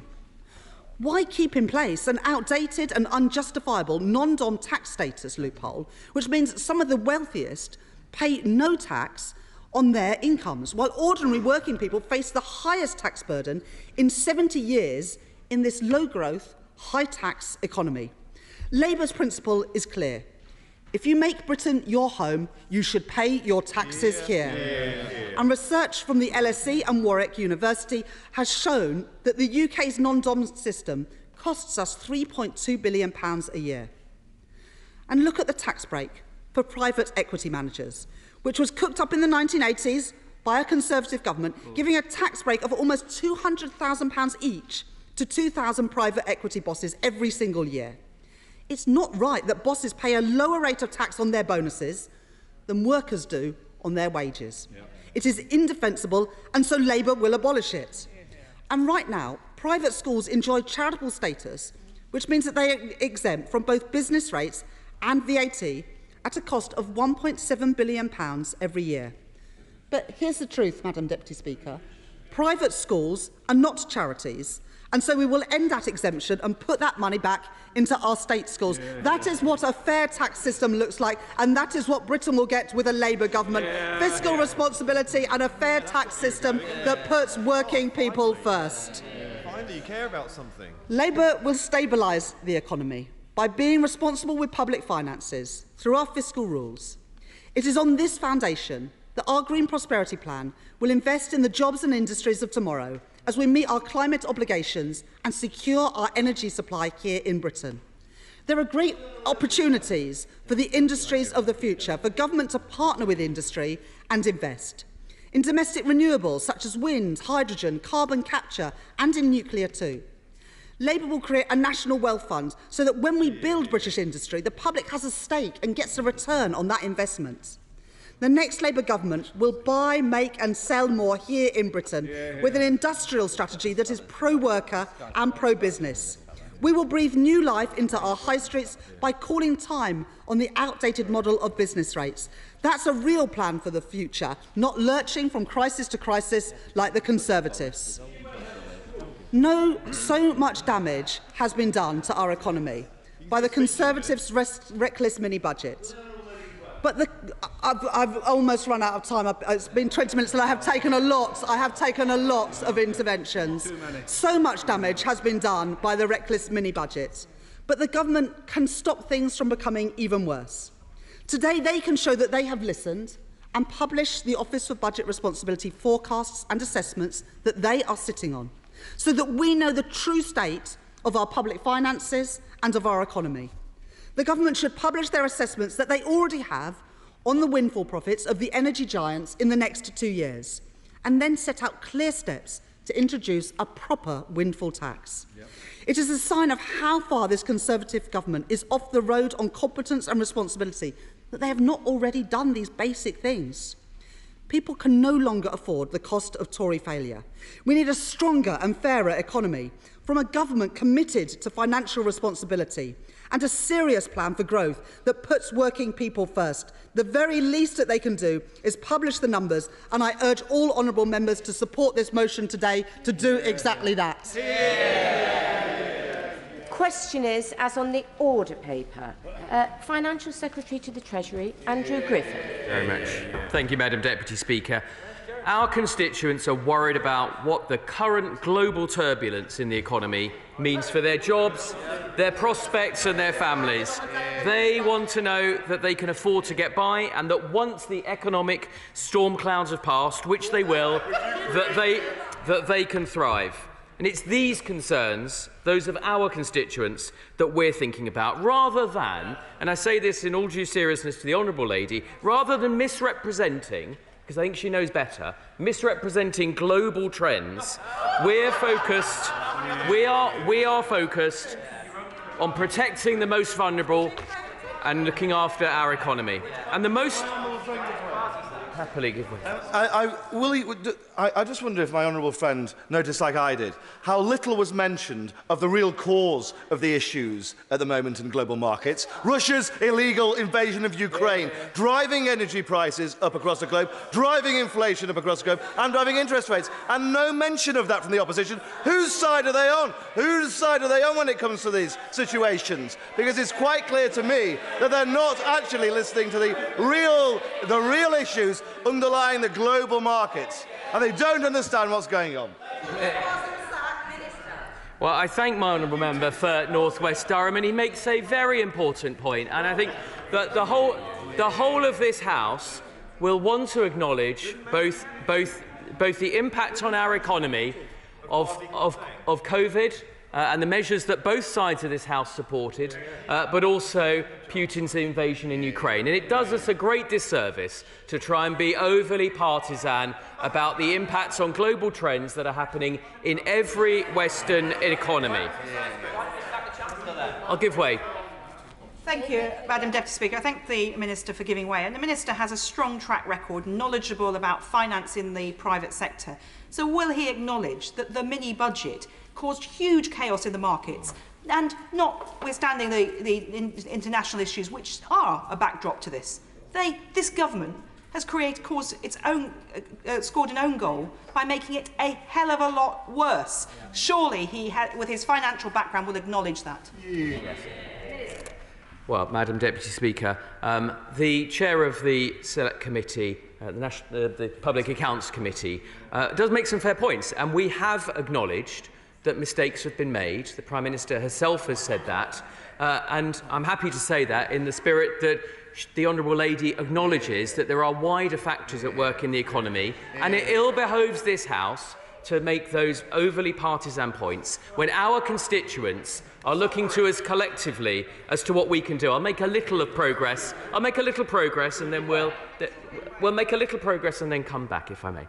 The most important thing we can do now in the national interest is to cement that financial and economic stability.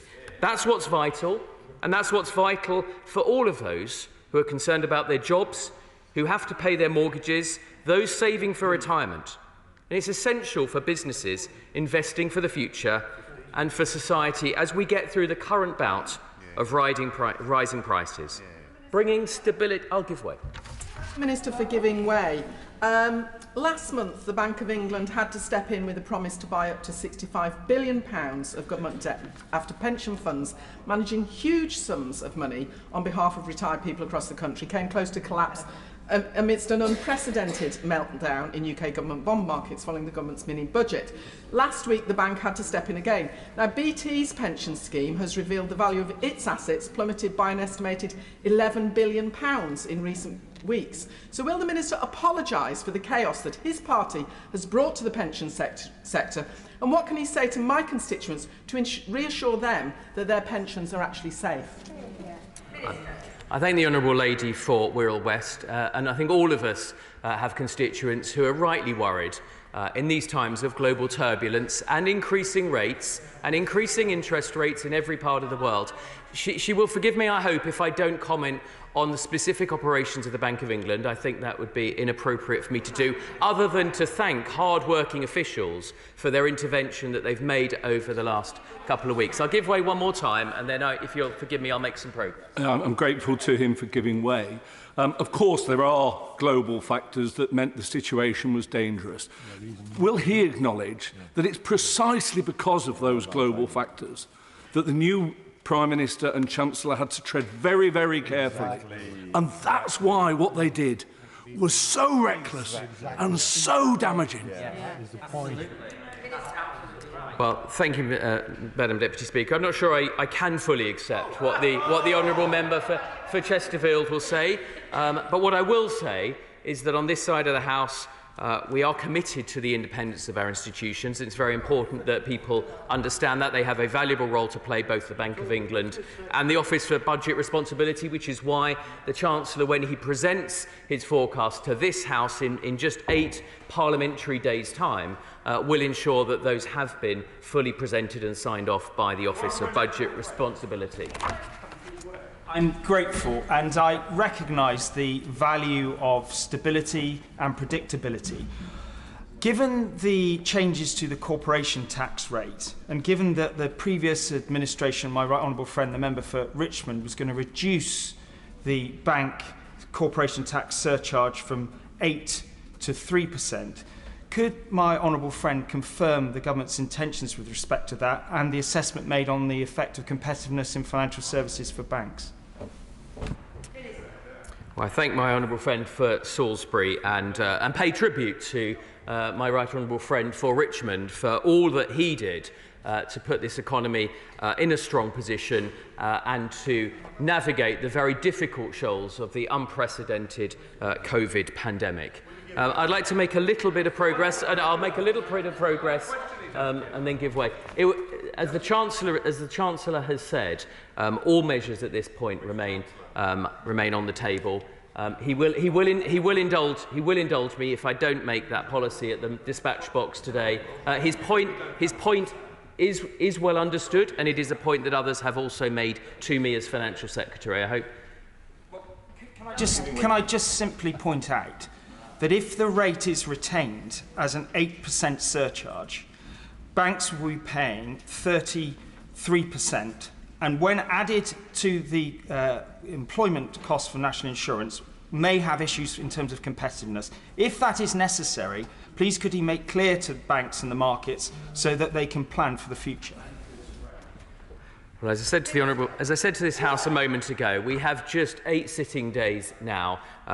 Part of my role is to stay in very close touch with our very valued banking community and to continue to drive the competitiveness of the United Kingdom as a place for the financial services sector to make the prodigious contribution to the economy that we, particularly on this side of the House, value. Now, as the Chancellor has said, we will continue to prioritise fiscal stability, and the United Kingdom will always pay its way. We will fund our promises, and we remain, Madam Deputy Speaker, committed to fiscal discipline. And that means we will do whatever is necessary to ensure that debt as a share of the economy comes down in the medium term. I will give way to the Honourable Lady. I thank the Minister. I know he's relatively new to the job, and I hope he lasts longer than some of his predecessors. The Bank of England has made clear the mini-budget has caused a material risk to UK's financial stability. The fact is that, as has been said already, our constituents' mortgages have gone up and will be going up for £500 and up to £900 in London and the South East. Can he tell us what his government's going to do to bring down those mortgage rates, that many of them are going to be directly as a consequence of the mini-budget failures and fiasco? Madam Deputy Speaker, and thank the Honourable Lady for Bethnal Green. My apologies, sorry, I am new to this role. I was in the process actually of telling the Honourable Lady in the House exactly what this government will do. No one should trivialise the impact of rising global interest rates on mortgages. The last time mortgages were at this level were under her government, and not after the backdrop of a global pandemic and a war on European soil. Now, I think I've been relatively generous, Madam Deputy Speaker, in taking interventions from the opposition. I'm going to make some progress because I'm sure you've got many people who would like to speak. So, as the House knows, we will publish the medium-term fiscal plan, which will be fully reported on by the OBR, which will set out our approach to fiscal responsibility, which is the controllable variable we can do in government to help reduce the rates of interest going forward. We remain committed to pursuing growth as the driver of prosperity for all. The creation of investment zones. I'll give way. And then would my right honourable friend agree that this government's policy of creating investment zones is going to boost business and create jobs for hard-working people in Southend West, I hope, and across the country? It's the essence of financial responsibility that's going to put us on the path to long-term growth and long-term financial health. Well, the new member for Southend makes a very important point. We are absolutely committed to investment zone. I wish her well with her campaign to attract one to Southend-on-Sea.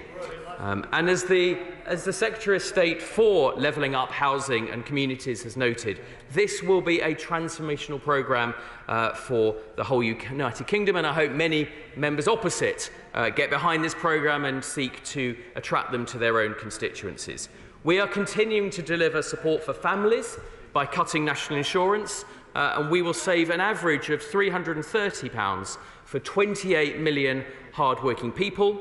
We'll deliver reforms to boost housing supply, accelerate infrastructure projects across the country, enabling growth where it is needed most. I'll give way. Extremely grateful to him.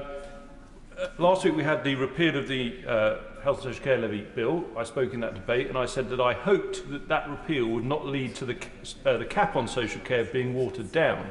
As I understand, the cap may now be delayed or even not come into force at all. I think we should all be very concerned about that. The previous Prime Minister, one of his great achievements, I thought, was finally bringing a tangible policy to social care. Does he accept that in many ways, when we repealed the bill, it would have been better to know then that that repeal would have had a material impact on social care policy? Well, my honourable friend for Suffolk South makes his point typically strongly, and he, like me, will look forward to hearing at the medium-term fiscal strategy in short term. The decisions, the Honourable Lady earlier asked what we will do to protect households with their interest rates and mortgages. And the decisions that were taken by the Chancellor earlier this week, difficult decisions, I won't give way at the moment, will ensure that we continue to grow the economy. Those decisions will raise around £32 billion every year, about which, Madam Deputy Speaker, to date, and perhaps they'll use the opportunity of this debate to enlighten the House, the opposition has said very little about how they would find the money to do that. That brings me to our energy price guarantee, which is a landmark policy which will help millions of people get through this most difficult winter. Independent and external forecasts expect this to reduce inflation by around 5 percentage points. It's one of the most generous schemes in the world and was the biggest single expense in the growth plan, with an estimated cost of around £60 billion between now and the end of March. I will give way. I'm very grateful to my honourable friend. I think the energy price guarantee and the support scheme is something that this whole House can support, as well as many of our constituents. But in constituencies like mine in Edinburgh, many of my households are off-grid. And although there is a separate scheme, there's also an issue of dual use on a single site. To make sure there's parity and equity through the rolling through of that scheme, will he undertake to make sure that there is an ongoing review to ensure that none of my constituents miss out on the support from the government, the generous support from the government that's already forthcoming? Just like the constituents of Arundel and South Downs, I don't want to see any prejudice to the constituents of Edinburgh. The honourable gentleman makes his point well, and I'm sure that the Energy Minister will be listening. Okay. I thank him for giving way. So if the so-called energy price guarantee, he said, is going to reduce inflation by 4 or 5%, what's inflation going to go to in April 23 when they remove the energy price guarantee? Good question. Yeah, well, I've learned not to make forecasts in life. The honourable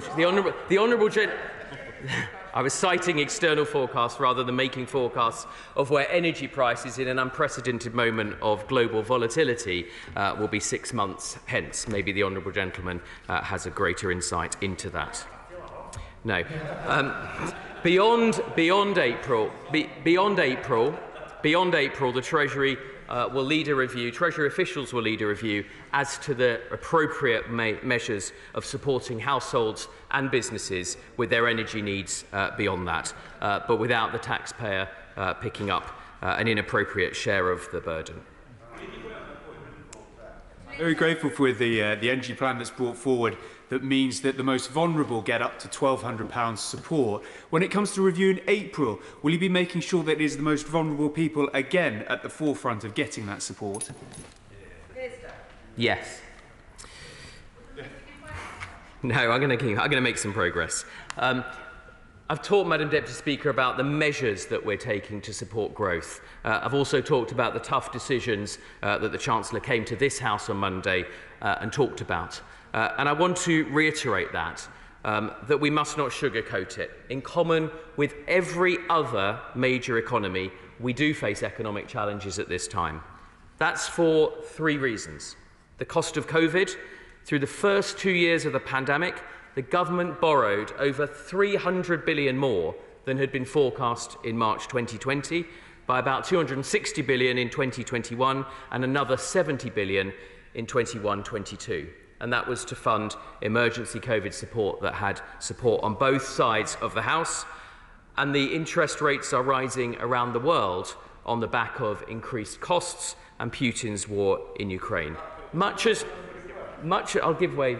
Fine.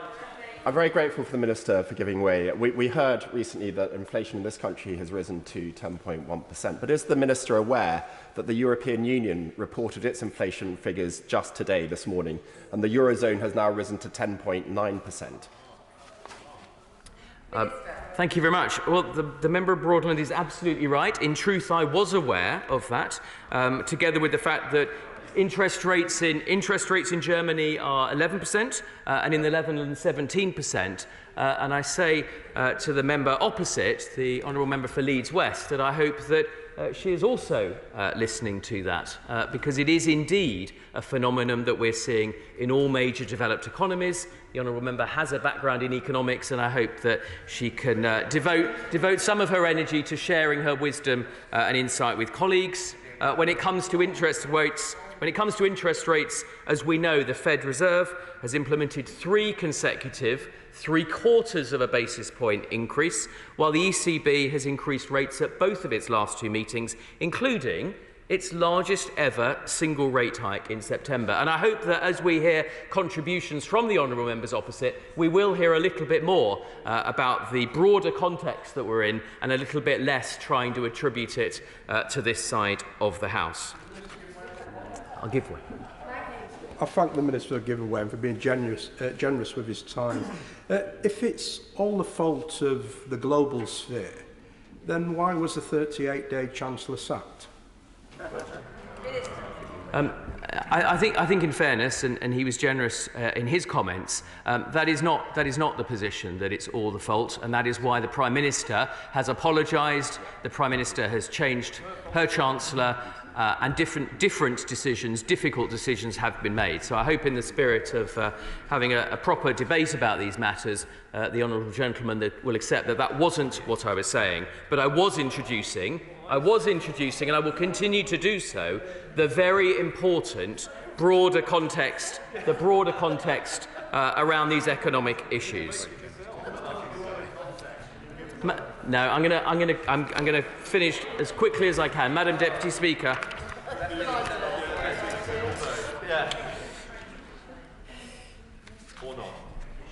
Sorry, Madam Deputy Speaker. I've already said that difficult decisions will have to be made. Those decisions will never be made at the expense of the most vulnerable. And I welcome the fact that my right honourable friend, the Prime Minister, has reconfirmed at the dispatch box today our commitment to protect the triple lock, something that was noticeably not forthcoming from the front bench of the opposition earlier today. The fact is, Madam Deputy Speaker, since the 2008 financial crisis, we've all been held back by weak economic growth. For 14 years, people's living standards, especially the most vulnerable that the opposition claim to talk about, have not been rising as quickly as they should. And the bottom line is that without any action at all, by accepting the status quo, we condemn ourselves and to future generations in Britain to decline. So we face challenges, but we should address these from a place of optimism. I want to remind members that the fundamentals of the UK economy remain resilient, with unemployment at its lowest level in nearly 50 years, and the UK forecast to have the fastest growth in the G7 in 2022. We have incredible strengths. I was meeting, Madam Deputy Speaker, investors this morning, talking about the capital that they want to put to work in the United Kingdom. In science, in research, in technology, we have some of the world's best universities. And don't forget, for those who would underestimate and talk down our prospects, we have one wonderful thing, which is the British people. with credibility and conviction. We're going to deliver the roads, railway, the broadband we need. We'll recruit the best doctors, empower the best teachers and back the bravest soldiers. And when conditions allow, when it's consistent with sound public finances, we will continue to cut taxes to further unleash economic growth. Madam Deputy Speaker, a few weeks ago, the government took a bold approach to resetting our ambition for the growth rate of the economy, to protect our public services and to deliver sustainably low taxes. That remains the most important challenge of our time. The question earlier this week was whether we would take action to protect the economy or whether we would not.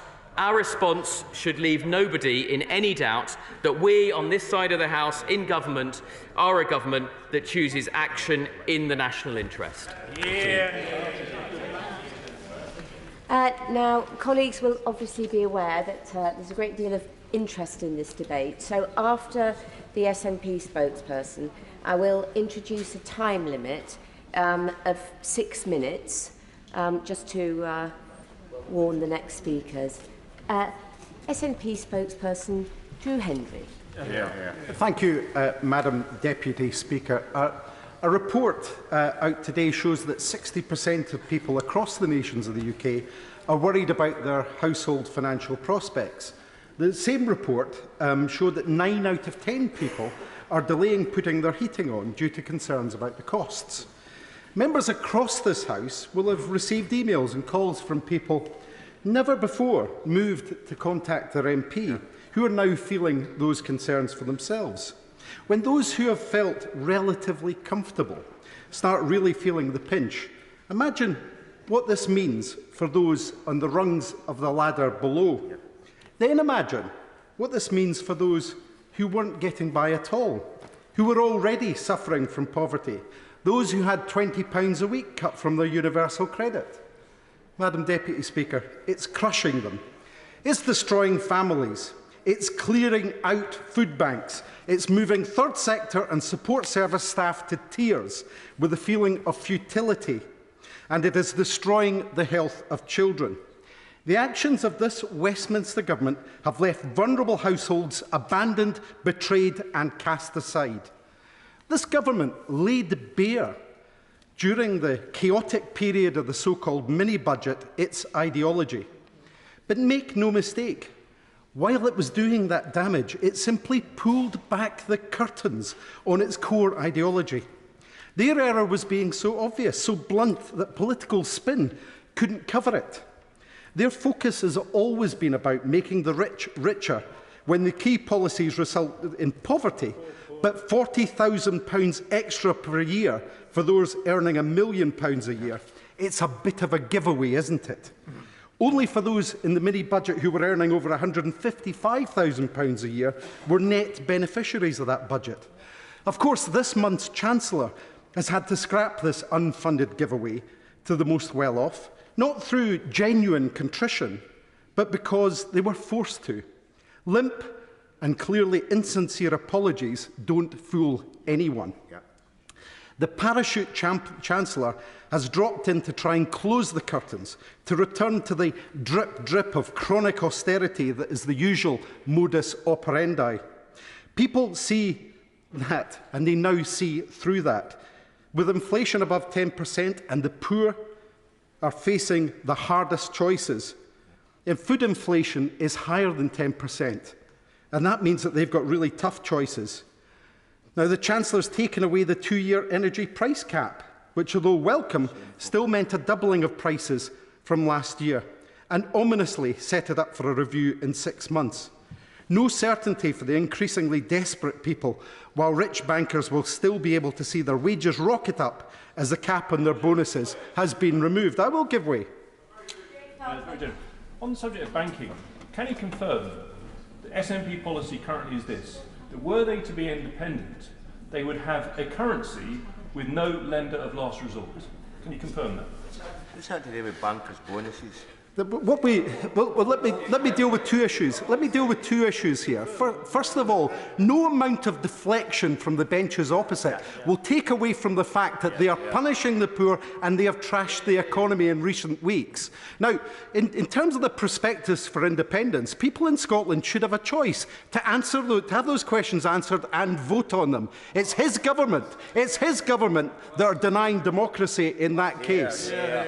Now, I'm going to make some progress. The Chancellor has ominously set that up for a review in 6 months. No certainty for increasingly desperate people.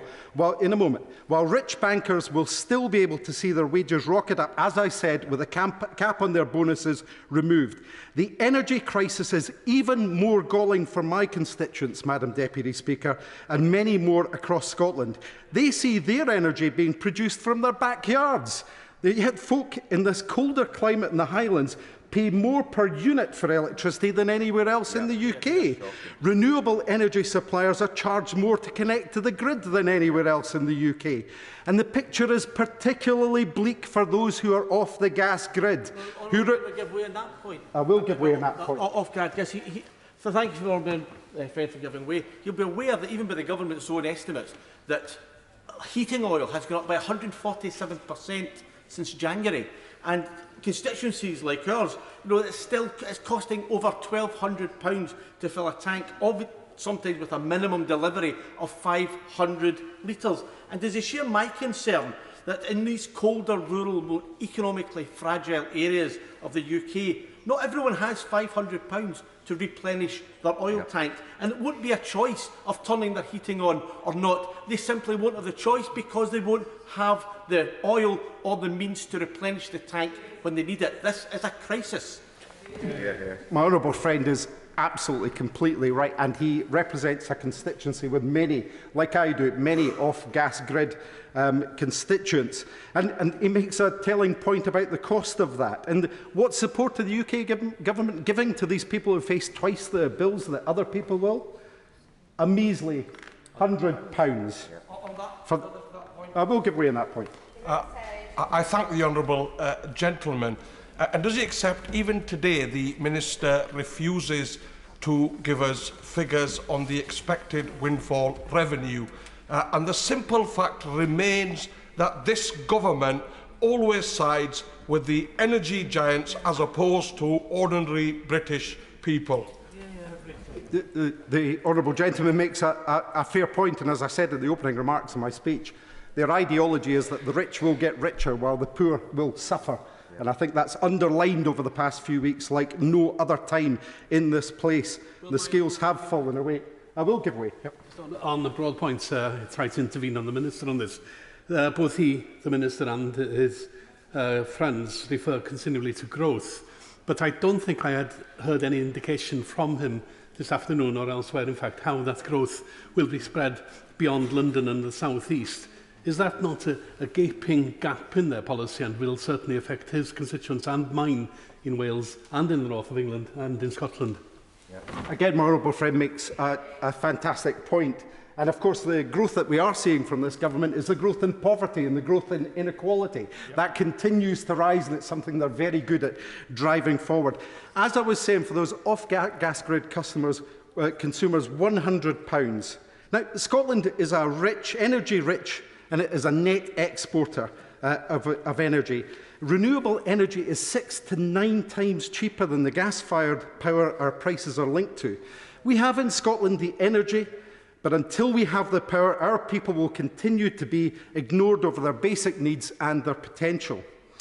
After the Chancellor's statement, the SNP, through my honourable friend, the member for Kilmarnock and Loudon, tried to introduce some certainty for households, terrified by the rising energy prices, by putting forward an amendment to the Energy Prices Bill that would have required ministers to outline new house support after April would be provided to households within 28 days.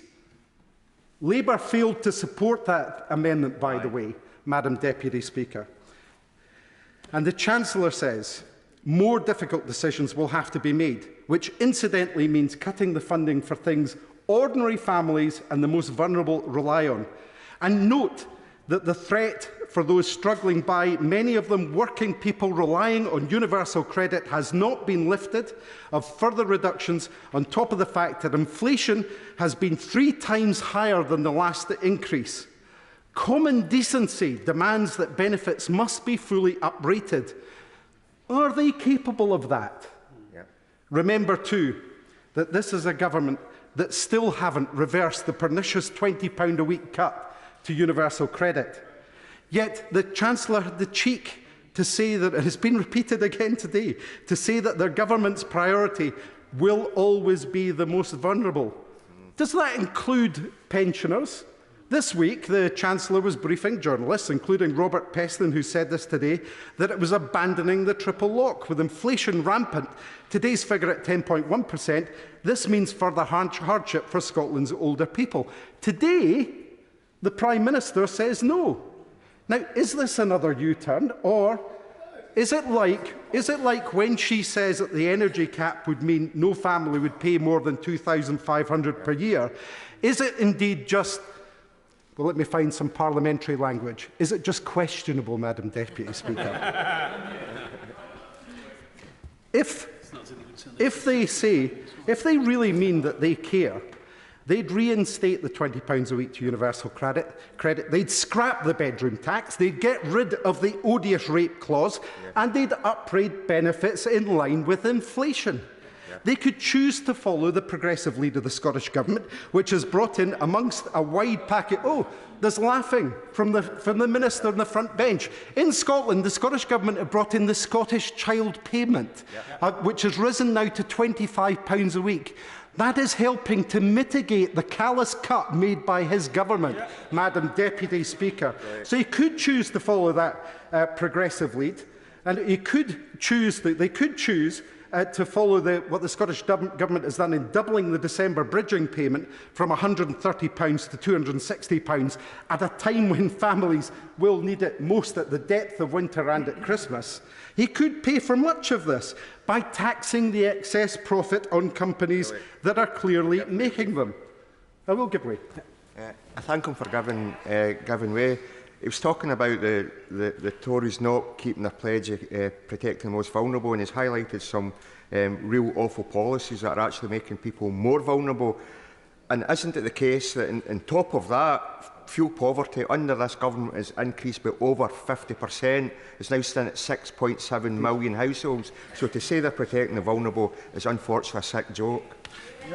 The honourable friend has said it all there. I think it is absolutely clear.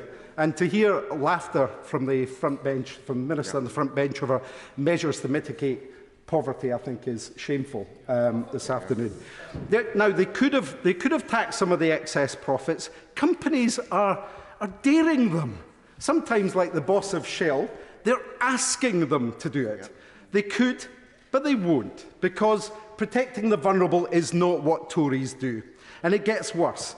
Now the Bank of England will react with further interest rate rises, pushing mortgages to unaffordable heights for some homeowners and prospective buyers. Now, they, of course, and we've heard it again today, they want to lay all the blame on the illegal war in Ukraine. They want to lay the blame on global conditions. But everybody knows that much of this is Tory-inflicted. And a big part of that is Brexit. It has hamstrung business through starving them of vital staff. It has pushed inflation higher through import prices, while the UK's shocking balance of trade has been exposed. And it has also ushered in a raft of new tax costs for businesses across the nations of the UK. As the former Bank of England Governor Mark Carney pointed out, and I quote, in 2016, Britain's economy was 90% the size of Germany's. It is now 70%. And that was before the cluster burach of the mini-budget. And Labour, with all the backbone of a squid, joined at the tentacles of this Tory ideology, trying to pretend, Madam Deputy Speaker, that somehow they'll make Brexit work. Most of them don't believe that. In the face of all the logic and informed opinion, All of this chaos, Madam Deputy Speaker, is a timely reminder for the people of Scotland about why they should choose a different path. And I say to people back home, look at what they are doing to you, to your communities, to your businesses, to your families, to your children's futures. Compared to the UK, other countries similar to Scotland are wealthier, more equal, have higher productivity, lower poverty, lower child poverty and lower pensioner poverty. Democracy can and will triumph. Scotland has the right to choose a very different path from this one, to build a better future as an independent nature, as an equal partner in the EU, one that seeks to lift people up, not keep them down, and live by the values of a welcoming, diverse and compassionate nation. William Ragg. Madam Deputy Speaker, thank you very much for calling me so early in this debate. And if I may, to strike a conciliatory tone in the outset of my remarks, thank everybody in this House who sent me remarkable support in the course of the summer recess. There is nothing unique for me to have had issues with my mental health, but what perhaps is more unique than most in the country is having the platform and the opportunity to highlight that and to speak empathetically, and I'm very grateful indeed. And indeed, in making this speech, there are a number of things in my life which at the moment I'm struggling with, but bizarrely, Madam Deputy Speaker, it seems that making a speech in the House of Commons isn't one of them. So whether that's attuned to my state of mind, I'm not entirely sure, and no doubt my honourable friends on the government bench will tell me afterwards. But I want to speak on this important matter because I haven't said a word to my constituents about the events of the last month or so. And I watched on from home when the Chancellor gave his so-called mini-budget, which should have been delivered as a full budget with the proper procedures of this House duly followed. And as the time passed from that, I grew increasingly concerned by its nature. Now, I'm quite an old-fashioned person, and in respect of this House, I like to look at what the word of the motion is, and believing also in speaking one's mind. And I can only say that today is the centenary, the exact centenary of a meeting in 1922, during which Conservative backbenchers met to decide that they would stand on their own ticket in the 1922 general election, thereby depriving David Lloyd George of that opportunity to continue as Prime Minister. And so, as Vice Chairman of the 1922 committee, from which the events of that afternoon and evening led to the foundation of that committee, I think it's quite important to speak my mind. And I realise there are some in my party who lament that state of affairs, but I hope they'll indulge me as I have indulged them listening over time. But there are many things that have been said that are very true by the front bench. There's an international situation, there's an illegal invasion of Ukraine, there's a spike in the international cost of energy, and the government has many things to be proud of, the employment record, not least. But there's no escaping the fact that the measures contained within that financial statement caused directly the situation to be made worse. Now, that wasn't intentional, I'm quite sure. But the lack of foresight by senior members of the government, I cannot easily forgive. And my forgiveness is not something that the government should seek at all, but our constituents, who are in a difficult enough situation as it is. And so to see it as a question of international turbulence, inexplicably increasing the mortgage rates, inexplicably necessitating further cuts to public expenditure, I can't easily forgive that, Madam Deputy Speaker. I found increasingly, in the course of the summer particularly, the trashing of the reputations of independent organisations in this country, such as the Bank of England and the Office for Budget Responsibility, to be near Maoist in its nature. orthodoxy, Treasury orthodoxy, came under attack. I am a Conservative. I suppose orthodoxy goes hand in hand with that. That is Conservative orthodoxy. Conservative orthodoxy is sound financial management and a balanced budget. Not stick some pamphlets into a test tube, shake it up and see what happens. Yeah. That is not the way the Conservative Party should ever govern. Now, Madam Deputy Speaker, apparently I can be a little difficult to handle. Never. And my honourable friend for Workington must have wondered what he'd done in a previous life to find me in his flock as my whip. I always commiserate with my whip when they're appointed, and indeed a number of them I've been round the block with so that I get round to them all over again. But there's a serious point to all of this. What occurred with that financial statement, I am personally ashamed, because I cannot go and face my constituents, look them in the eye, and say that they should support our great party, and the polls would seem to bear that out. The next debate is apparently a confidence issue. Well, I'm not going to fall into that trap. I've opposed fracking. I thought we'd come to a considered position on it, but there we go. So I will vote with the government whip, because I'm not, if the honourable lady would allow me, she's kind, I will give way happily, of course, if she wishes to now. Will she? Of course, yes. Will he be lending the Prime Minister his confidence vote in the next debate? Well, she's very charitable in giving me a further minute for my peroration, which it seems a shame to extend it too long, but she's very grateful now. But you should allow me, the fracking debate that follows has been made a confidence vote. Yeah. If I vote as I would wish, then I would lose the whip.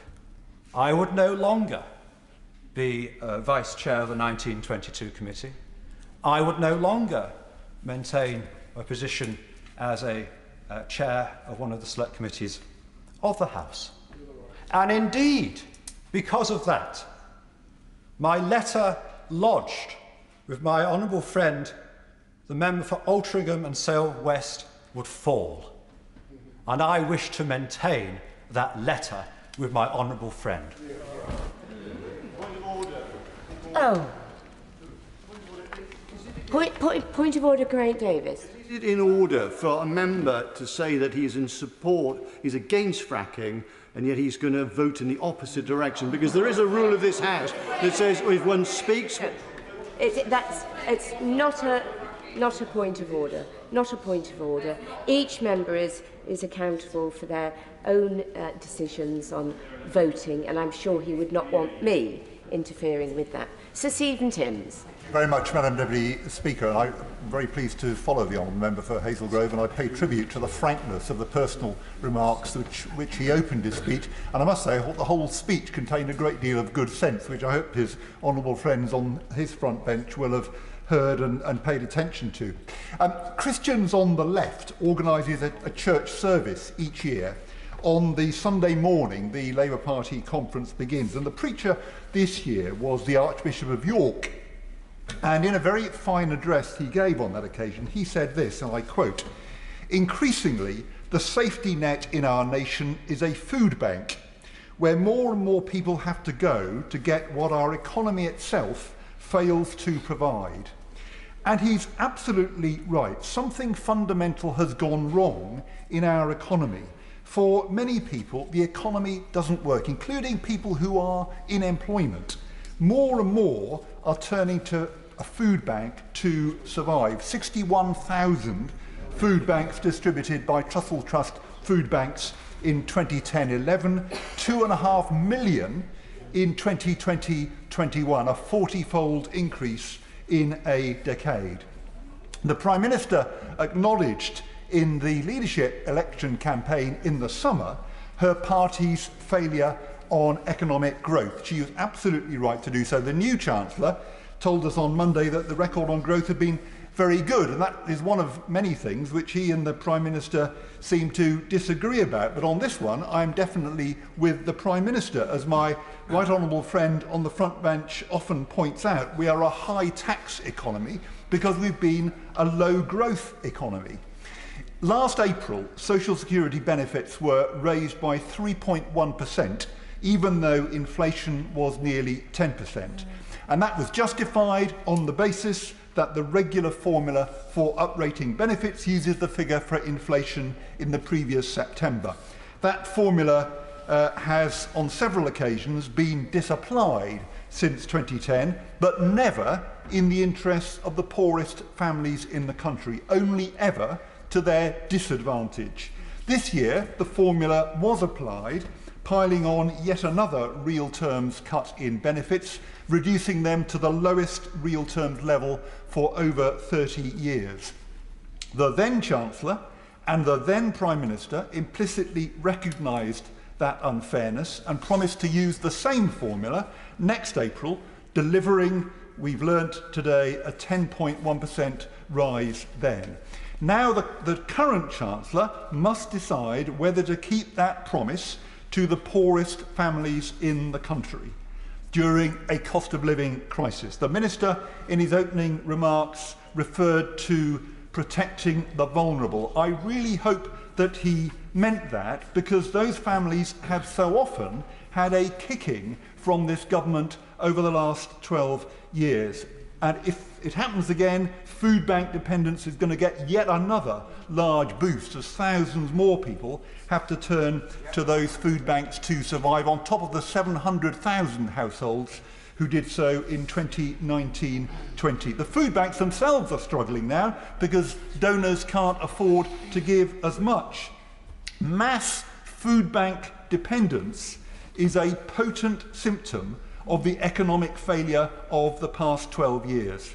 Yesterday, Muscular Dystrophy UK came to Parliament to spell out the hardship from rising prices for the people they support, because, for example, they depend on machinery, ventilators, which have to be permanently switched on and powered.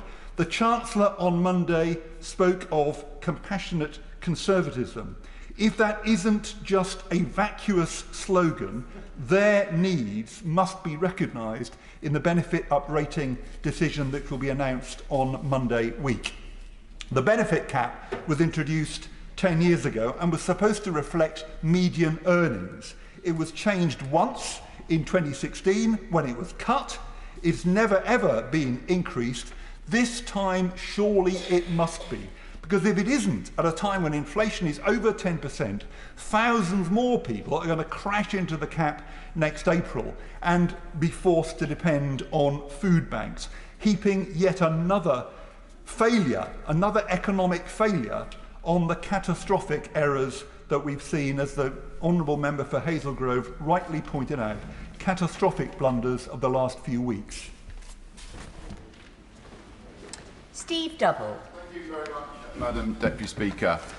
I think we all knew that whoever was Prime Minister or Chancellor and in government at this particular time was going to face some really difficult, tough decisions. The fallout from the pandemic, the invasion of Ukraine and a number of other domestic and global factors were going to mean there were some really difficult decisions to be made around our economy and our fiscal policy. But I think the one thing we should all be able to depend on is, no matter how difficult times are, that the government won't make those decisions even harder. And sadly, that is what has happened as a result of the rushed mini-budget. The fallout from that has been a loss of confidence in the markets, but also my experience was talking to many local businesses in my constituency in the 2 weeks immediately after the mini-budget, a great loss of confidence within the business community. And I think, growth is a hard-won thing. You do not achieve growth simply by saying we're going to get growth loudly and passionately as possible. It needs to be nurtured with the right policies that actually instill confidence in the business community. And it is therefore incredibly welcome, and I'm incredibly thankful that the new Chancellor, has stepped up and taken a grip of this situation. I'm also delighted to see my very good friend in the seat of the Chief Secretary of the Treasury, and between the two of them I have great confidence that they will bring the grip and the leadership that we need to the Treasury to provide the stability and the leadership that we now need to address this very, very difficult situation. As a result of that, many of the elements that were in that original mini-budget have now been dropped, and we await further details in the near future of exactly how the government are now going to balance the books and lay out the government's policy going forward. But I would just say we really do need to know what the Prime Minister's policies are. She made a number of very bold statements in her leadership campaign when she won the election for the leadership of our party and became Prime Minister, most of which have now had to be dropped. And it's very important that we have confidence that number 10 and number 11 are in lockstep at this particular challenging time, and that they have the same policy. So we need confirmation from the Prime Minister exactly what her policies are. We are aware there are still going to be some very, very difficult decisions lying ahead. But in making those decisions, it is absolutely vital that we protect the most vulnerable in our society, and that those who are least able to shoulder the burden because of the damage that's been caused are not required to pay the price for it. Therefore, it was incredibly welcome that at the dispatch box the Prime Minister gave a very clear statement that triple lock will be remaining for pensions. That's going to be welcomed by pensioners in my constituency and across the country, that they have that reassurance that that triple lock will be in place and they will get a rise in their pension in line with prices. But we must do a similar thing for benefits now.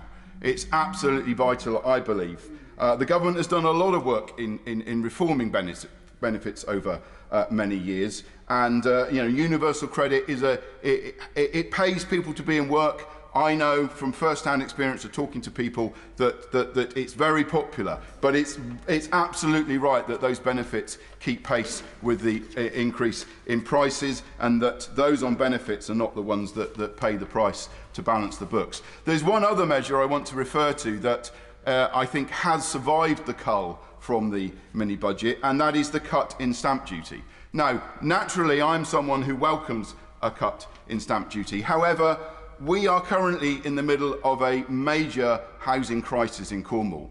And our experience from the last cut in stamp duty during the pandemic is that what that actually did was fuel demand for second homes and investment properties. And what that did was inflated prices in Cornwall way higher than the national increase in house prices, and means even more local people are unable to afford to buy a house. So if the government is going to continue to press ahead with the stamp duty cut, can I make a request that it only applies to primary residences, and that those who seek to buy second homes and investment properties for holiday lets are not able to attract the cut in stamp duty that's being proposed? Because all that will happen again is, if that cut does go ahead, is we will once again fuel second homes and investment property purchases in tourist areas like Cornwall, and mean that our housing crisis gets even worse, when what we need the government to do is help us address it so that local people can get the housing they need. So I would just ask the ministers on the front bench if they would take that particular point away and look at that policy to make sure that, yes, it's welcome to help people buying their home, particularly their first home, are able to benefit from the stamp duty cut, but it doesn't go to those who are buying second and subsequent homes. So all in all, I think, Madam Deputy Speaker, after a very, very difficult time, I am in a much better place of being confident that the new team in the Treasury have got a grip of this, are going to provide the stability and leadership we need, and I look forward to hearing more details in due course of exactly what the policies are going to be going forward. Paula Barker. Thank you, Madam Deputy Speaker. The government benches should not think for 1 second that we on this side will relent from holding them to account for the dog's dinner entirely of their own making. Like a broken record, the lame duck Prime Minister cites global economic headwinds, refusing to take any responsibility for the decisions that brought the British economy to the edge of disaster. We have a Prime Minister in office, but not in power, humiliated and bereft of ideas. Her manifesto, drawn up by the Libertarian Right and the Institute of Economic Affairs, cut to ribbons. The dogma espoused in the book Britannia Unchained must never again be allowed to reign supreme in Whitehall. In fact, the ideas must be consigned to the dustbin of history. And now the Prime Minister has brought back an old foe, who for years underfunded our NHS to implement austerity 2.0. And once again, it will be communities like mine in Liverpool Wavertree that suffer. This is a Tory crisis, and the damage has been done. An estimated 14,344 people in Liverpool will be paying higher mortgage bills next year as a result of the irresponsible actions of this government. The Prime Minister and the Chancellor now admit that the mini-budget caused mortgage rates to go up and borrowing costs to surge, a Tory cost that we will be living with for years. Working people have gone through enough, and now they are told that to re-establish market stability, the responsibility is being shifted from the government to them, onto households, our communities and working people. It all feels very 2011, Madam Deputy Speaker. Some are even saying that a previous Chancellor, the former member for Tatton, is pulling the strings. The new Chancellor embodies a very different type of dogma to the Prime Minister, but dogma nevertheless. A school of economics that saw us enter the coronavirus pandemic with public services under-resourced, underprepared. Give way on that point. I will give way on that point. Thank you for my friend for giving way on that point. Well, she agreed with me that it's not just public services, but local councils as well, like mine in Enfield, who are facing a £100 million budget gap due to spiralling inflation that are paying the price for this government's mismanagement of the economy. Yeah. I thank my honourable friend, and she makes an absolutely pivotal point. Local authorities have been significantly cut to the bone. They provide valuable resources out in our communities, frontline services, and they are being decimated yet again by this government. And our public sector workforce is demoralised after a decade of pay restraint and cuts to the frontline services. And if this government thinks for one moment that our people will now put up with more of the same, as bankers' bonuses remain uncapped, as millionaire bosses continue to rake in profits and dividends, then they are sadly mistaken. The British people have woken up to the con.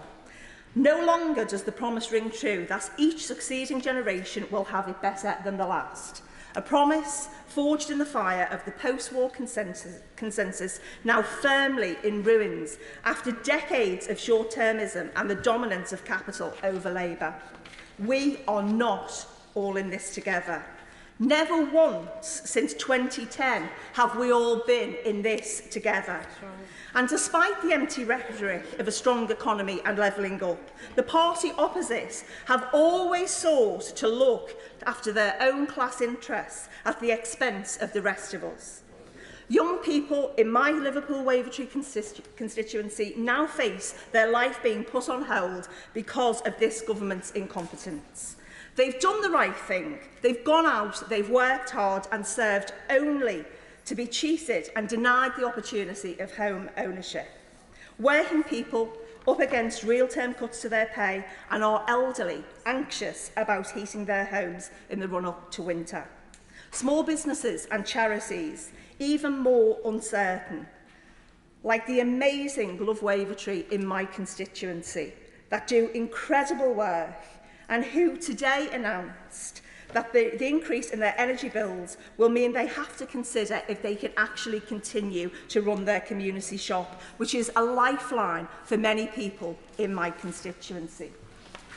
History will not be kind to this government, nor anyone that has participated over the last 12 years. The party opposite is lost. Thankfully, change is coming, which, as the leader of the opposition so eloquently said at Prime Minister's questions today, we are the government in waiting. The benches opposite are the opposition in waiting, and quite frankly, it can't come quick enough. Jerome Mayhew. Thank you, Madam Deputy Speaker. If we've learnt one thing from the experience of the last few weeks, it is that there really is no magic money tree, and the government has got to pay its way. But I think some of us, including myself, had started to doubt that essential economic truth because of the government's heroic response to the crisis of COVID. I had been intending to say that we'd supported the families and the businesses of this country to the tune of £400 billion. But I was listening to the Minister when he was at the dispatch box. And when you add up all the unplanned support, unplanned borrowing as a result of COVID, very substantially as a result of COVID, the total is actually £630 billion. And it's because of that enormous intervention to support families, to support business by this government, that we did not have the thousands of bankruptcies and the millions of people cast out of work, because that was the expectation. Honourable and Right Honourable members will recall that there was a forecast that we would have 12% unemployment. But because of the work of this government, the economic management by this government, that impact was cushioned and the economy was protected from that enormous external shock, and the government was quite right to do that. But why were they able to? It was because of the decade of prudent economic management that repaired the enormous economic damage left by Labour in 2010. The prudent decisions that Labour fought tooth and nail. The Labour motion before us calls for a plan to make the economy work for working people. But Labour doesn't stand up for working people. Every single Labour government in history has left office with more people out of work than before, without exception. Their policies, again and again, are not the policies for working people. They're the policies of unemployment. Now compare that record to that of the government. Despite suffering the biggest economic shock to the world economy for a century or perhaps longer, unemployment hasn't gone up, as it always does under Labour. It has in fact gone down, most recently to 3.5%, the lowest level since I was a tiny boy in 1974. And in my constituency of Broadland, its rate is even lower. This economic management is forcing employers to offer higher wages for staff, exactly the kind of economic conditions that helps workers, particularly those who are the lowest paid. And it also, Madam Deputy Speaker, serves to increase productivity, as local employers invest to limit the number of staff needed to produce. This is what's going to pay for the wage increases of the future, not Labour meddling. Now, I recognise, Madam Deputy Speaker, as does the Prime Minister, that the mini-budget went too fast and it went too far, and she has rightly apologised for it.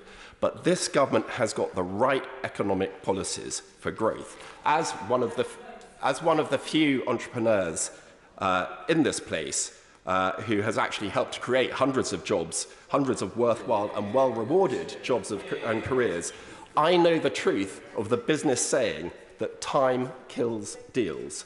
Speeding up the ability of businesses to get projects up and running will have a huge impact on the future growth and prosperity of this country.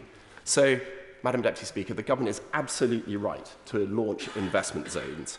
These do not just corral investment into a particular area, but by speeding up the process of business, it will grow the size of the pie as well. And I also hope that the results will be so striking that over time they will become a beacon for wider economic policy, showing the way for the rest of the economy. The government is also right to accelerate productivity-enhancing infrastructure projects right across Britain, helping with levelling up, including the building of the Western Link Road in my constituency, which will shorten ambulance times by 20 minutes, opening up a swathe of Norfolk businesses to improve market access, and relieving the residents of Western Longville and others from terrible rat running. All opposed by Labour, I might add. And as for the Lib Dems locally, half of them, and this is literally true, half of them have said they want it, and the other half have said they don't. That just says it all, Madam Deputy Speaker. It's the approach of the Liberal Democrats: say whatever they like to the local constituents because they think it'll sound good then, and they don't. There's no consistency there at all.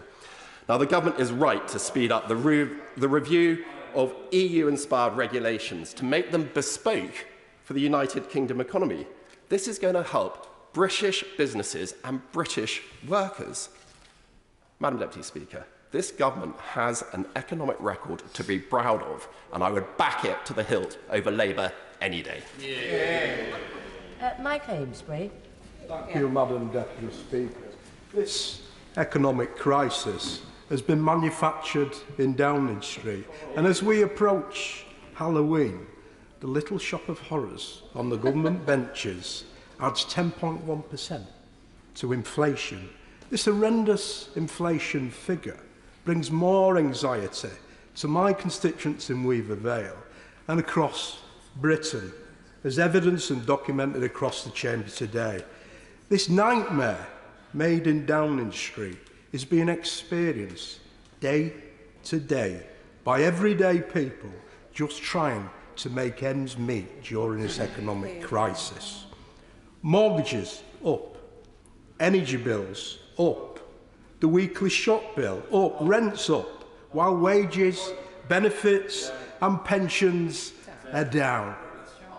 I mean, my God, the Bank of England having to intervene with £65 billion to save our pension funds. People across on the government benches should be ashamed of themselves. Ashamed of themselves for supporting that. Ashamed of themselves actually for voting that. Ashamed of themselves for that horror show right across the summer and inflicting this upon us. It's all been driven by Captain Chaos herself, the Prime Minister unchained as a free marketeer ultra. Who knew that the failed trickle-down economics, unfunded tax cuts for the wealthiest, and the borrowing on the never would fail? Well, the Shadow Chancellor knew, the Bank of England knew, the IFS knew, the OBR knew, the Financial Times knew, in fact, the Honourable Member for Hazel Grove knew, as eloquently put across in the chamber today.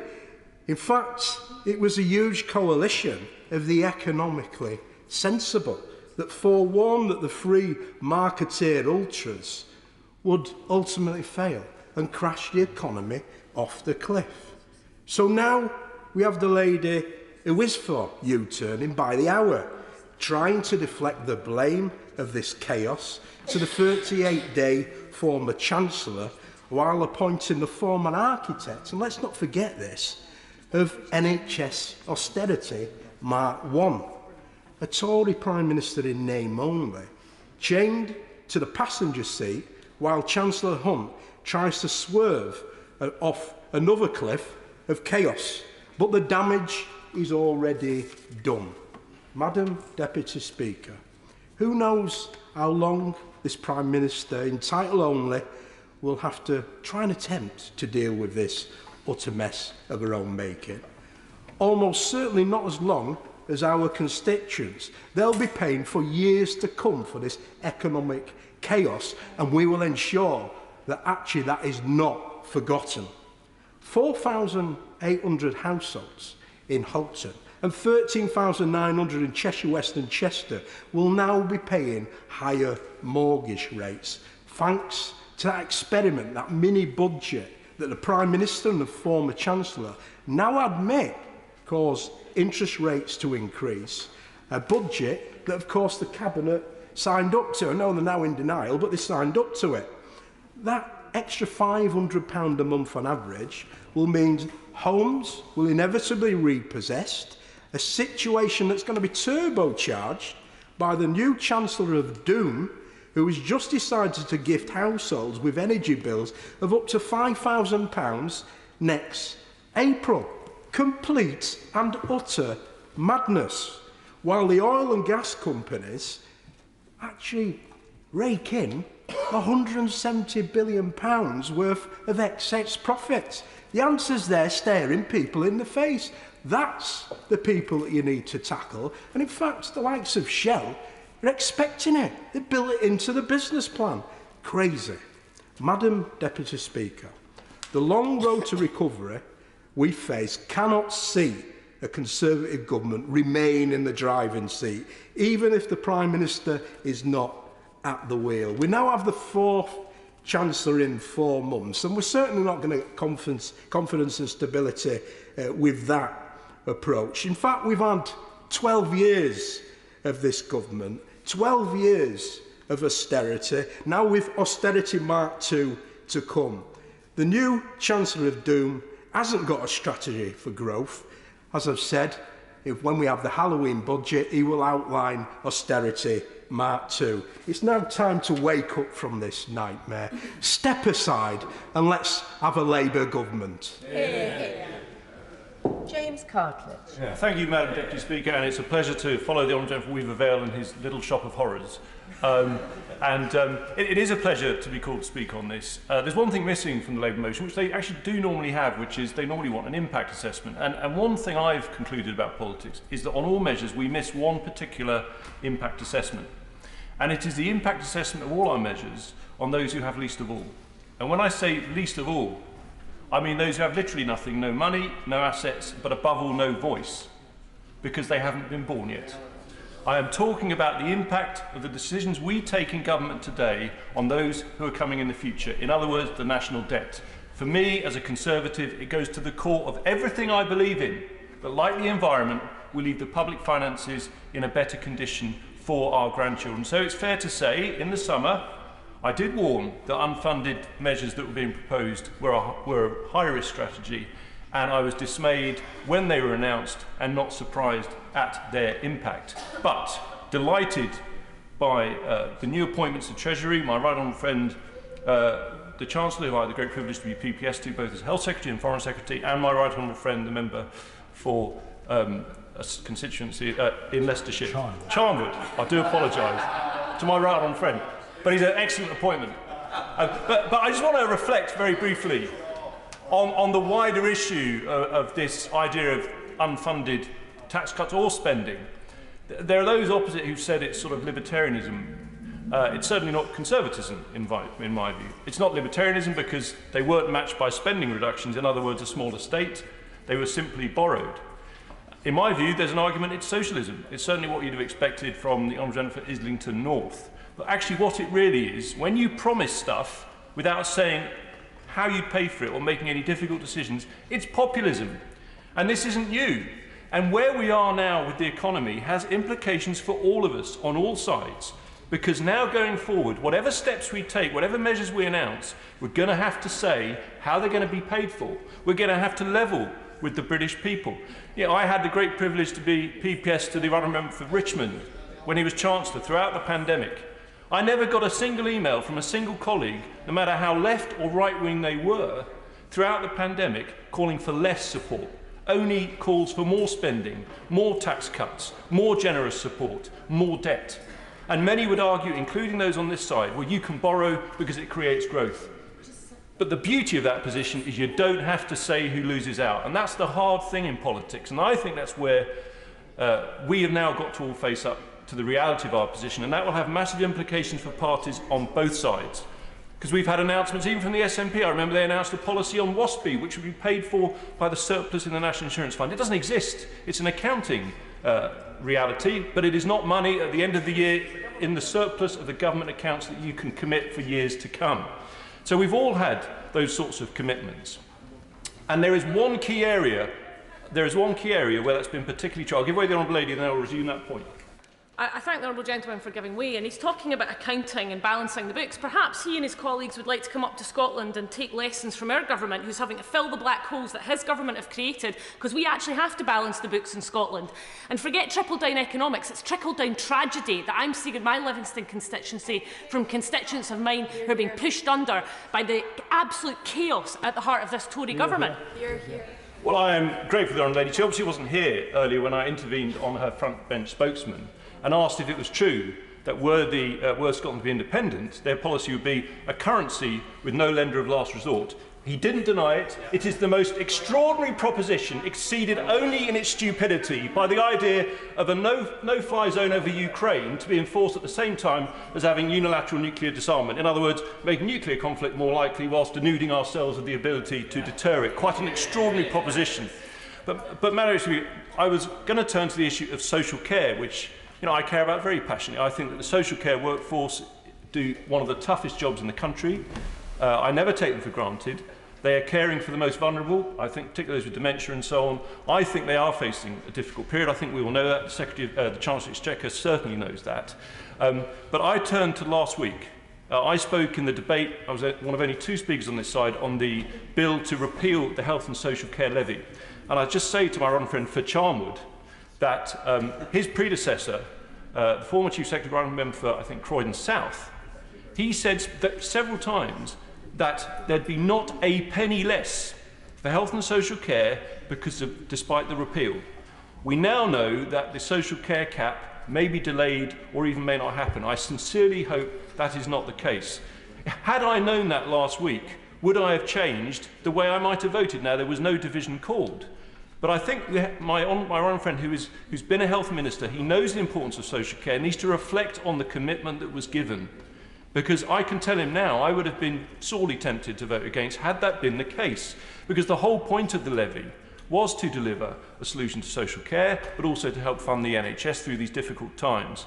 And I think it's one of the great achievements of the previous Prime Minister that after all these years of social care green papers and white papers and not taking a decision, and yes, commitments to spend with no explanation of where the money would come from, maybe a wealth tax, but it wouldn't get the revenue.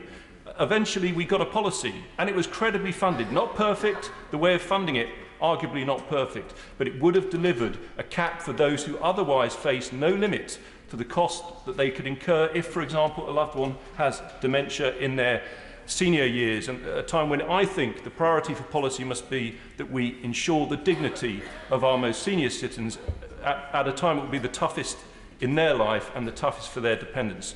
So, Madam Deputy Speaker, it gives me no satisfaction to make the points I did about the importance of sound fiscal policy, about balancing the books and having regard to future generations to come.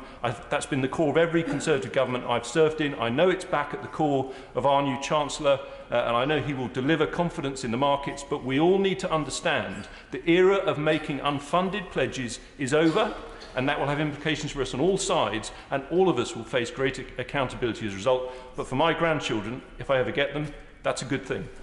Yeah. Toby Perkins. Well, thank you very much, Madam Deputy Speaker. I'm rise to support the motion, and I'm glad to hear that it seems to be enjoying a lot of support, and I hope we will see those OBR forecasts coming out immediately after the motion is carried. I have to say that I have always opposed Tory governments. I've long been of the view that a bad Labour government's better than a good Tory one. I know what the Tories are about, and I never expected that they would do anything other than make life more difficult for the most vulnerable. In fact, if that wasn't the way that the Tory party operated, we would never have had a need to invent the Labour Party in the first place.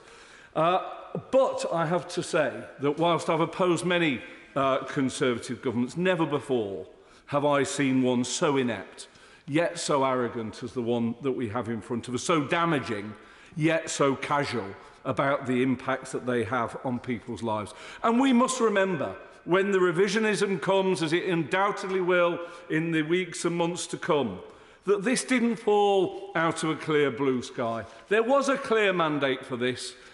The Prime Minister was very clear during that leadership contest what she was going to do, and it was Tory MPs who put her into the final two.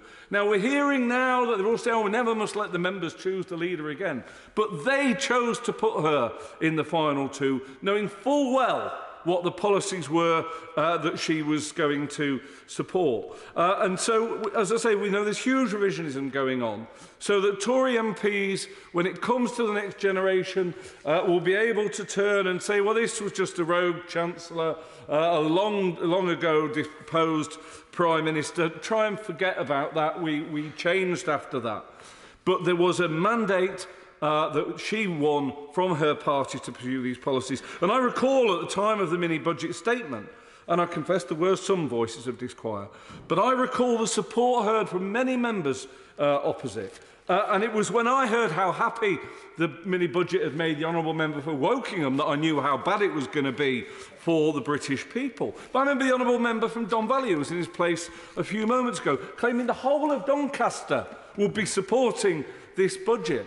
Now, I don't hear him saying that today, but there were hawks across the right-wing press, and as they circle on the PM, let's not forget, they were the biggest cheerleaders for this budget. The Daily Mail proclaiming the day after the budget, at last a true Tory budget. The Daily Express equally triumphant, big tax cuts to herald the new era, and will do.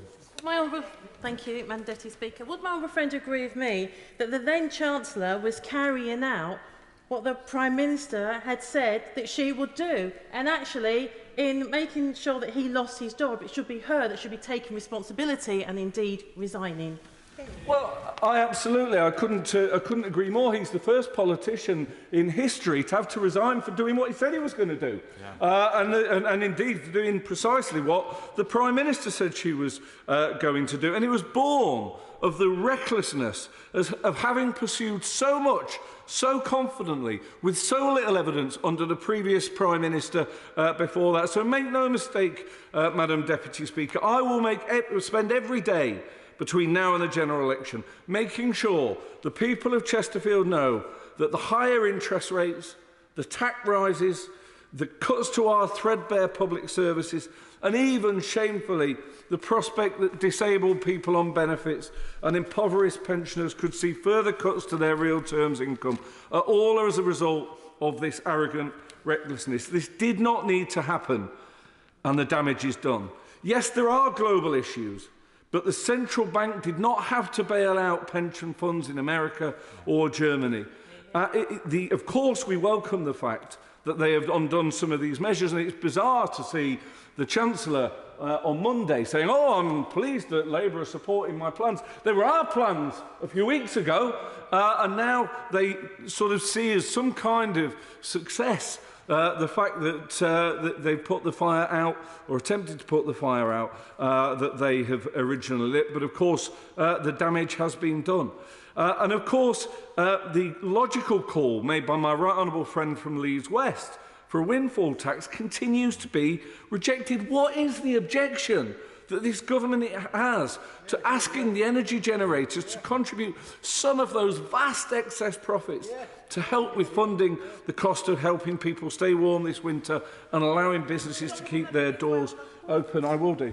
Does the honourable member agree with me that even when the CEO of Shell has come out and advocated for a windfall tax, we truly have gone through the looking glass, and it's time for the government benches opposite to do the right thing?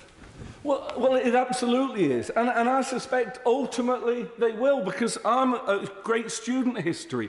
I can remember right back to January of this year when the Labour Party were calling for a windfall tax. And I remember the Prime Minister standing there mocking us and saying Labour always want to raise taxes, and the Chancellor was saying the same thing. Of course, a few months later, reluctantly, they had to announce precisely that. And the Prime Minister actually, the Prime Minister at the time, honourable member from Uxbridge and South Ruislip, used to stand there criticising the policy of ours that he had then adopted. That's how bizarre this government's behaviour has been.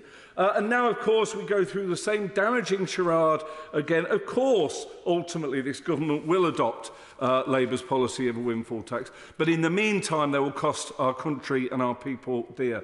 Then just a week ago, we had the Prime Minister boasting that she guaranteed people's energy bills for the next 2 years. Why are Labour only guaranteeing it for 6 months? We're guaranteeing it for 2 years. And then the Chancellor comes back on Monday and says, all right, 6 months.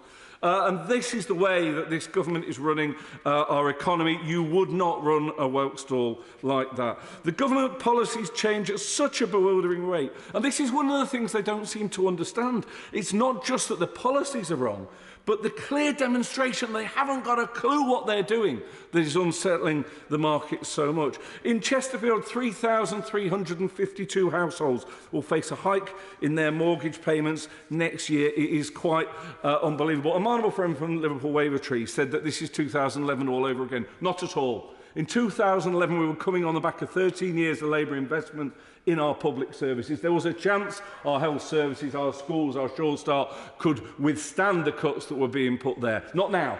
Not now. Our public services cannot tolerate the sort of cuts that the Chancellor was warning us might be coming our way.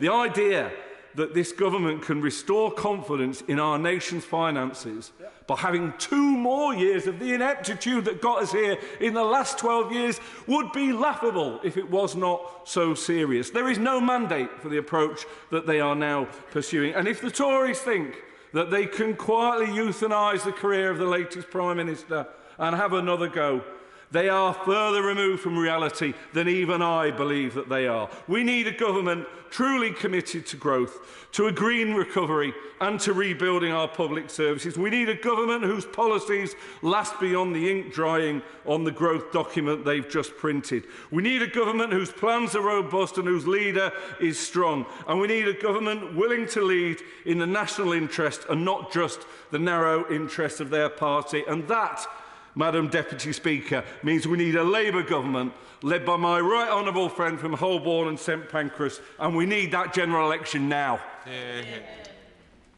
James Wyle. Thank you very much, Madam Deputy Speaker. Today's inflation figures underline once again the very real pressures that my constituents and people across the country are facing with higher bills and the cost of living. So I welcome the action that my honourable friend the Chancellor has taken to change major elements of the growth plan and to settle the markets. Because it's only with economic stability and fiscal responsibility that we can create a platform for growth and help protect our constituents from higher inflation and higher interest rates. And the Prime Minister and the Chancellor have been candid in accepting the mistakes that were made, and they've rightly apologised for them. And now we need to focus on setting out a plan that sees debt falling over the medium term while delivering growth and higher living standards. But listening to the debate, I didn't recognise much of the criticism of this government's record on growth, investment or jobs. Of course, as we've said, we want to see the trend growth rate higher, but it's also the case that since 2010 we've had the 3rd highest growth rate of the G7. Quite right. But the UK continues to attract high levels of foreign direct investment, as we have over that period. And the opposition motion makes no mention of the government's record on jobs. I wonder why. Perhaps it's because the latest figures show that unemployment is at its lowest level for nearly 50 years. In my North West Norfolk constituency, more than 500 people have moved from unemployment benefits into work in the last year. And when I talk to employers in my constituency, the biggest challenge that they're facing is labour shortage. And given the high level of vacancies that there are, and people also looking for work, I endorse the great work of my local Job Centre Plus team to help match people to those jobs to move into the security of a job and their own wage. And perhaps the reason the party opposite didn't refer to jobs is, as my honourable friend for Broadland mentioned, but I think it bears repeating as often as possible, no Labour government has left office with unemployment lower than when they came into power. An issue that the motion does refer to is the profits of energy companies. And due to Putin's illegal war, companies have been making exceptional profits. And it's right that they should help to fund the energy price guarantee for my constituents and businesses and other support for people, given the very real cost of living pressures. But contrary to many of the contributions, including the one we just heard from the Honourable Member for Chesterfield, they are.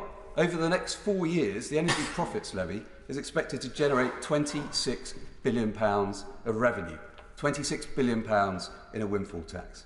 So I also welcome the comments from our honourable friend the Chancellor earlier this week that nothing is off the table in regard to further steps potentially on those excess profits, whilst being mindful of the need to continue to encourage investment in clean and other technologies.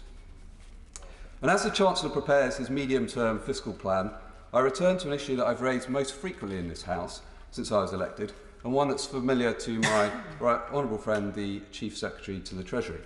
Namely, the need for investment in a new Queen Elizabeth Hospital in Kings Lynn. It's the most propped up hospital in the country, with 2,500 timber and steel supports holding up the concrete cancer roof.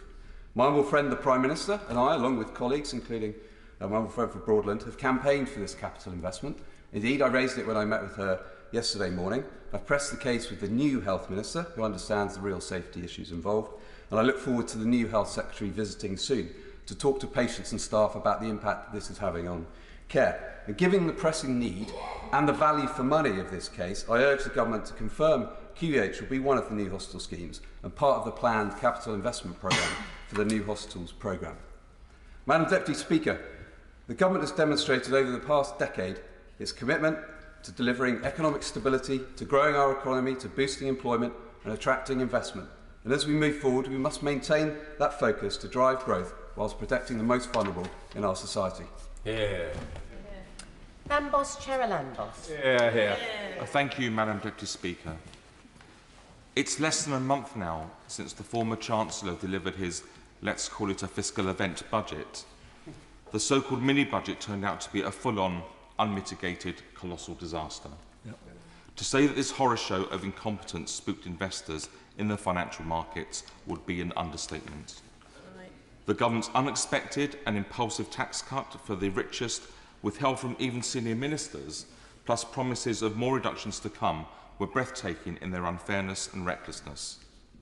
Most importantly, Madam Deputy Speaker, none of these crazy plans were costed by the Office for Budget Responsibility, who were also kept in the dark, along with most of us, and they left a huge, uncosted hole in the nation's finances. No wonder they tipped the city into total panic. It beggars belief that they didn't stop to consider for just 1 minute the consequences of their actions on the global markets and beyond. The Prime Minister, despite her hero worship of Margaret Thatcher, clearly paid no heed to her aphorism, "You can't buck the markets." What has added insult to injury, Madam Deputy Speaker, is the way that the Prime Minister and her government have repeatedly tried to insist that the chaos they caused has been due to global factors. In fact, clear data provided by the Bank of England Deputy Governor Sir John Cunliffe shows the direct relationship between the crisis and the then Chancellor's common statement on September the 23rd.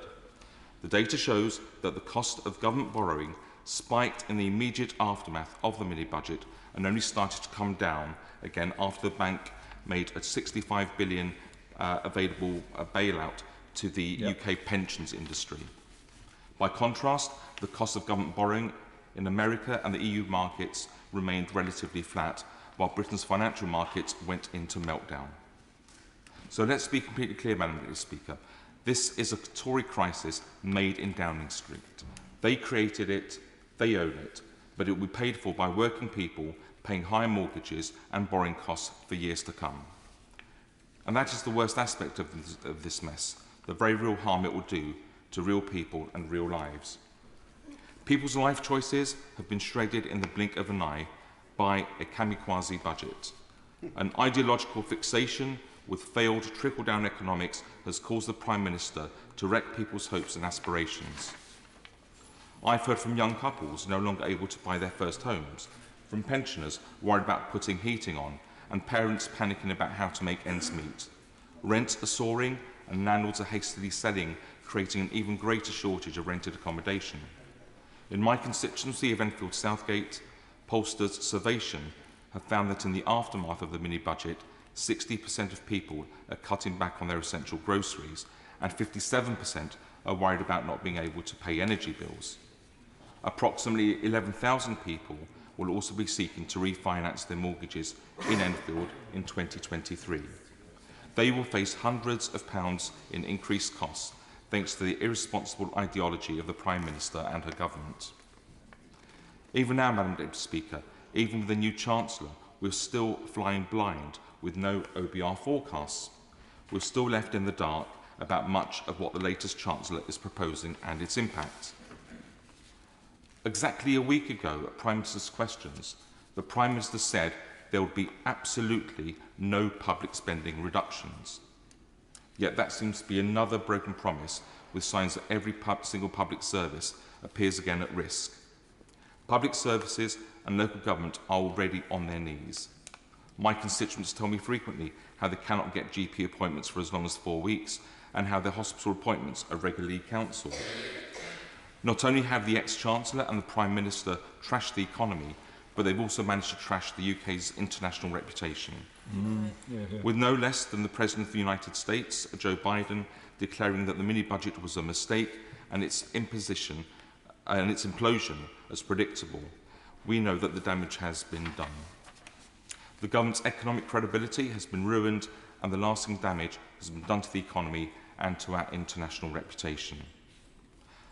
The same set of people simply U-turning will not fix it.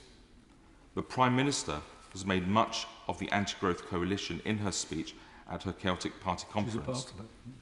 Madam Deputy Speaker, if the government want to understand who the anti-growth coalition truly are, then they only need to look in the mirror.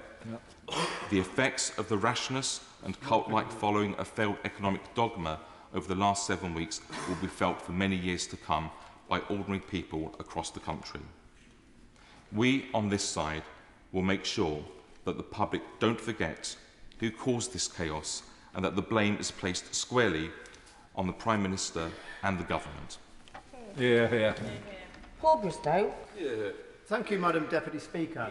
I want to just bring us back to the macro side of what we're talking about, the big picture here, because I think very few honourable members would disagree that economic growth in itself is a good thing. That's what any government should be looking to pursue. Economic growth creates jobs, it increases livelihoods, and makes us a wealthier country.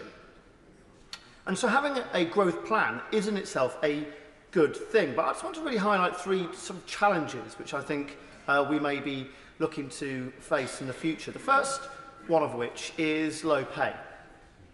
Unfortunately, in this country, we've got too many low productive, low paid, low skilled jobs, and too few high skilled, highly productive, highly paid jobs. And a city like Peterborough is really symbolic of that.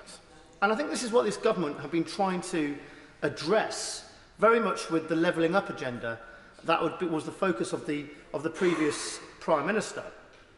And if you look at somewhere like Peterborough, this is going to involve significant investment in R&D, it's going to involve significant investment in retraining. And as I say, I think that's what this government was trying to do. In Peterborough, we've just built ourselves a university, a brand new university. And it's not any old university. This is a university which focuses on manufacturing, on engineering, and really creating an environment for all those highly paid jobs of the future. And thanks to the £25 million Living Up Fund that Peterborough has received, we're going to build ourselves a living lab next to that university, which will act as a magnet for future investment, future companies coming, and lead to those highly paid jobs of the future. It's decisions like that, Madam Deputy Speaker, that will increase the health, wealth and happiness of my city. The second challenge, I think, as a country and as an economy we face is tax. Because quite frankly, we are a highly I don't think tax is going to come down. Hopefully it's an ambition, and I confidently predict that we will be able to bring tax down in the medium term. But we're going to continue to have big spending commitments in the future. We're an ageing population, and they're going to rely more on public services. And I think we're also we find ourselves exposed to challenges such as the cost of fuel. And I think that's absolutely right, that this government has invested, has brought out the package, and is going to reduce fuel bills faced by my constituents significantly. That's fuel bills that could have been £6,500, and for a typical household it now will only be £2,500. And it was absolutely the right thing to do. I think this government also has a strong track record, of course. Does the honourable member agree with me that the £2,500 that his constituents will now be paying, that's not a cap, and there is some sort of, misnomer around that? Does the honourable member agree with that? Well, what I do agree with is the fact if it wasn't for this government intervening, we would have seen prices of up to £6,000 for a typical household. Surely the Honourable Lady will welcome that in her constituency like mine, because of the actions of this government, families are going to save themselves a great deal of money. But I think this government has a strong track record on taking people out of tax. If you remember, the personal allowance at the start in 2010 was of such a level, it's now over 12,000. That's millions of people taken out of tax altogether, 100,000 taken out of tax altogether, and millions of families supported. That's a good thing. I think the universal credit taper, where it was reduced from 63 to 55, has been a huge lifeline for constituents and families in my constituency. It makes work pay. And Madam Deputy Speaker, that should be the focus when it comes to jobs and work. We want to reward those who take on extra hours, reward those who work, reward those who put in the effort. But as I say, the solution to tax that is higher than we would like to, and this is a challenge, the spending is going to be economic growth, because we can only make those spending commitments in the long term if we grow the economy. And it's absolutely right that we have a growth strategy and that we follow it in the way that we are. The third challenge I just wanted to mention is about positivity, because I think sometimes, especially when you're away from this place, or especially when you're away from this place, or sometimes when you're in your office, you get this kind of, I suppose, temptation to glance at your phone, to glance at Twitter, and it's all doom and gloom. And I think there's a real worry that sometimes one can scare themselves into economic difficulties. I think we need to be more positive as a country, positive about the long-term prospects of the UK economy. Last week I took what I call my heroes, the Peterborough heroes, to Westminster. I organised a reception down at Westminster. And of course, lots of people who came there were charity workers, people who've worked for particular businesses or charities or causes for a number of years. But I very deliberately, Madam Deputy Speaker, didn't just take those people who'd volunteered for their communities, as welcome and as heroic as their efforts were. I also took entrepreneurs too, because entrepreneurs create jobs. Entrepreneurs pay people. Entrepreneurs grow our economy. And I think they are just as much worth saying thank you, saying well done to, than anybody else. Business, as repeated by members opposite, I forget the honourable member's name who said this, business is not the enemy.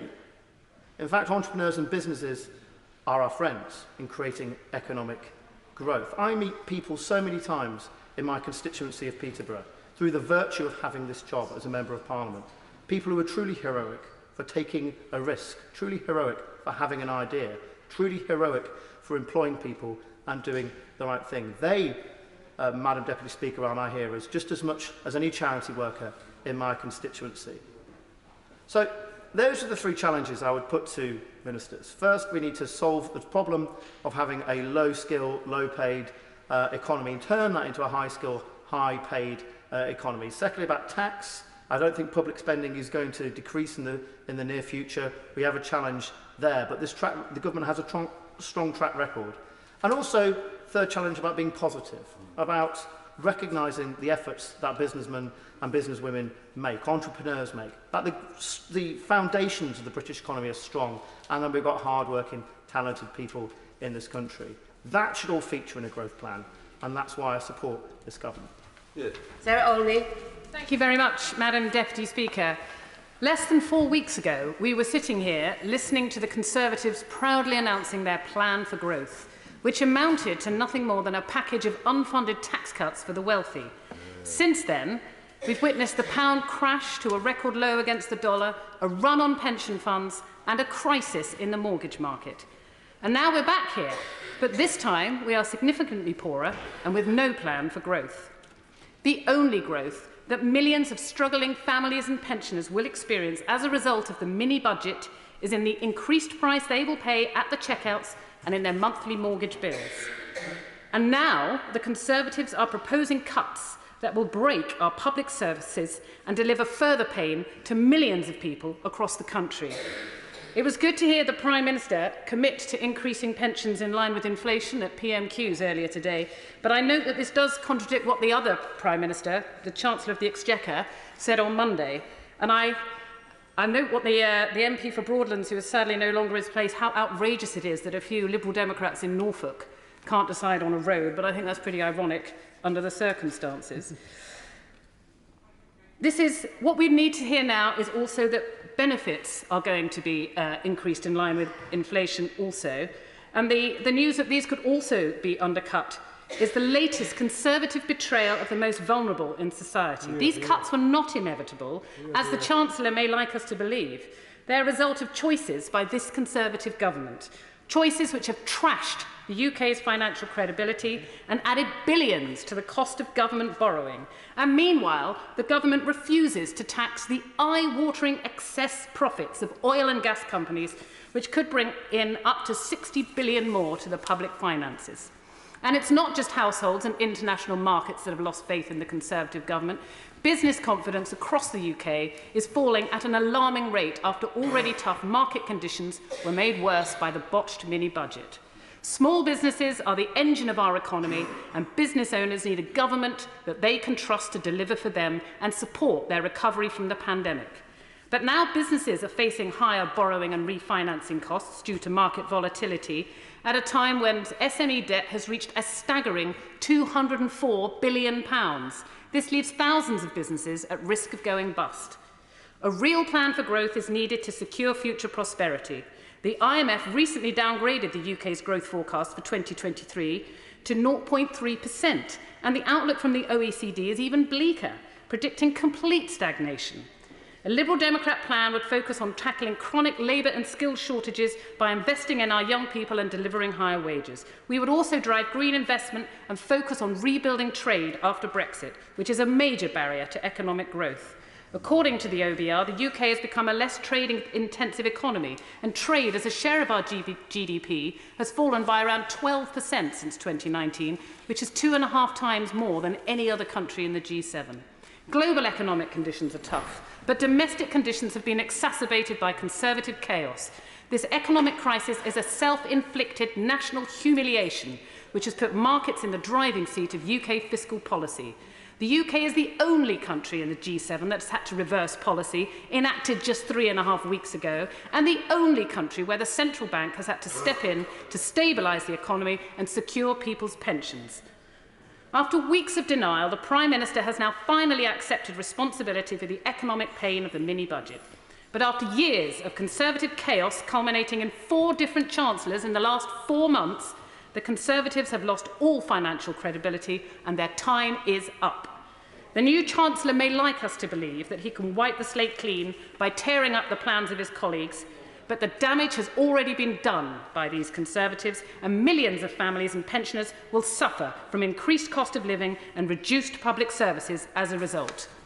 Nobody has voted for this new economic strategy, and this government no longer has the legitimacy or the mandate to push it through. The public must be given the opportunity to decide what they are willing to accept. It's time for the people to have their say in a general election.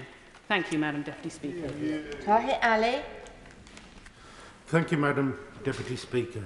Let me go back 12 years. The start of 12 consecutive years of reckless Tory government. 12 years, consider that. It is an incredible amount of time, or rather a depressing amount of time. And what have they done with their time in charge? They have cut our public services, they have slashed our essential infrastructure, they have decimated our communities. They originally asked we do this in the name of austerity, that we all must tighten our belts and pinch our pennies so that the rich mates could be bailed out. We paid for the mistakes of their friends in the financial sector at great cost. Now here we see it all happening again.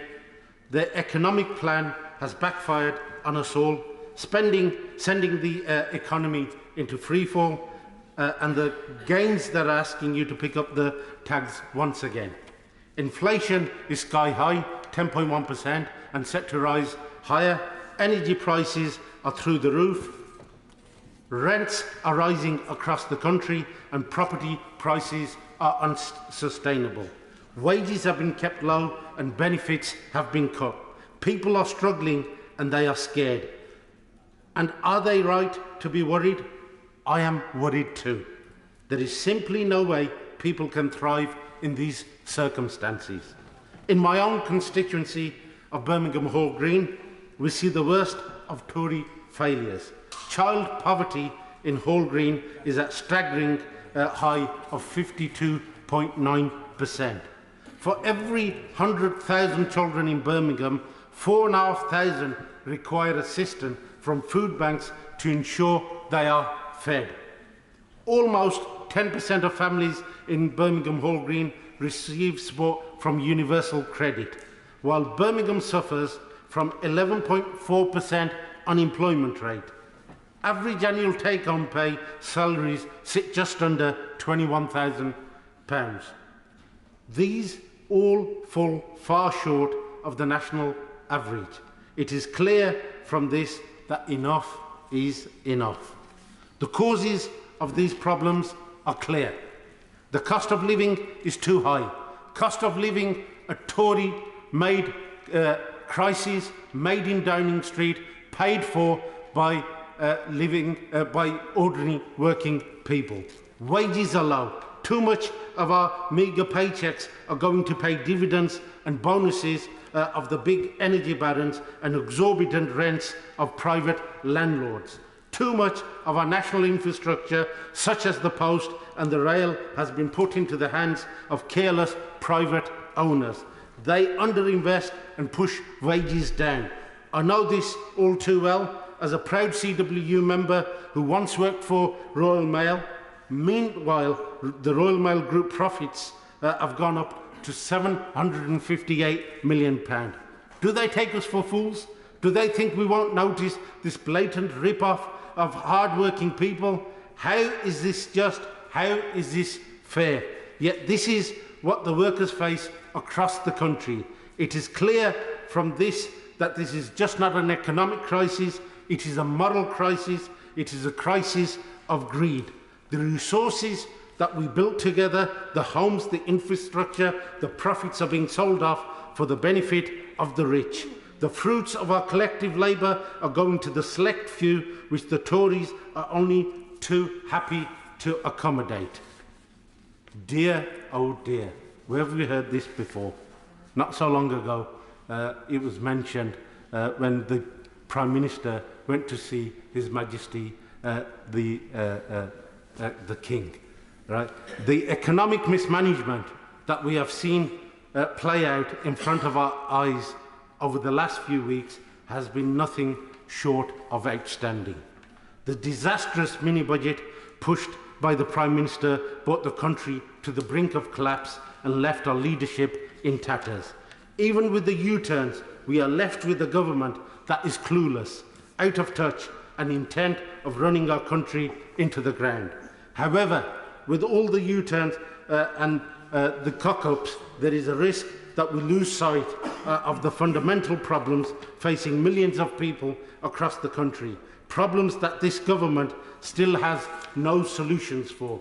The new Chancellor may have brought back an ounce of credibility for this failing government, but it does so at the expense of working people across the country. His agenda is clear. Bankers get to keep the huge bonuses, while the support for people facing unprecedented energy bills is to be scaled back. No tax cuts, but the promise of yet another round of austerity that will hit the poorest the hardest. No announcement whether the universal credit will rise in line with inflation, no solution to low growth and low wages. The mini-budget may have gone, but we are all left with the same old Tories and the dismal future that they offer. Janet Davey. Thank you, Madam Deputy Speaker. We have had over 12 years of a failing Conservative government, and I will outline some of those failures. There's been a drastic rise on the dependence of food banks, and it appears as if the government thinks this is acceptable, something that should be existent and should continue to exist in our society. And I say no, that should not happen. And I know members on this side of the room agree with that. Child poverty is very prevalent. Children in my constituency are going hungry, some of them in the mornings and at lunchtime, because their parents just don't have enough money to feed them for breakfast and to give them lunch. Universal credit does not go far enough, and indeed, at the very least the government could do is make sure this increases in line with inflation.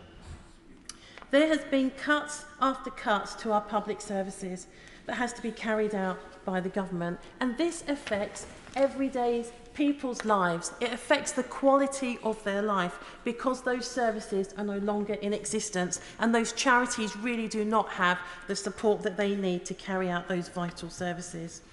Even under the last Prime Minister, although the rollout of the vaccine is to be commended, and I will again just say how great the NHS was in rolling out the vaccine and continues to do so, as well as to acknowledge our key workers. But under the last Prime Minister, the economy was mismanaged. Many self-employed people were left to fend for themselves during the pandemic, and even billions was written off by the government. And the UK has recovered slower than any other G7 country. Now, in terms of the recent Prime Minister and her government, it's even harder to know where to begin.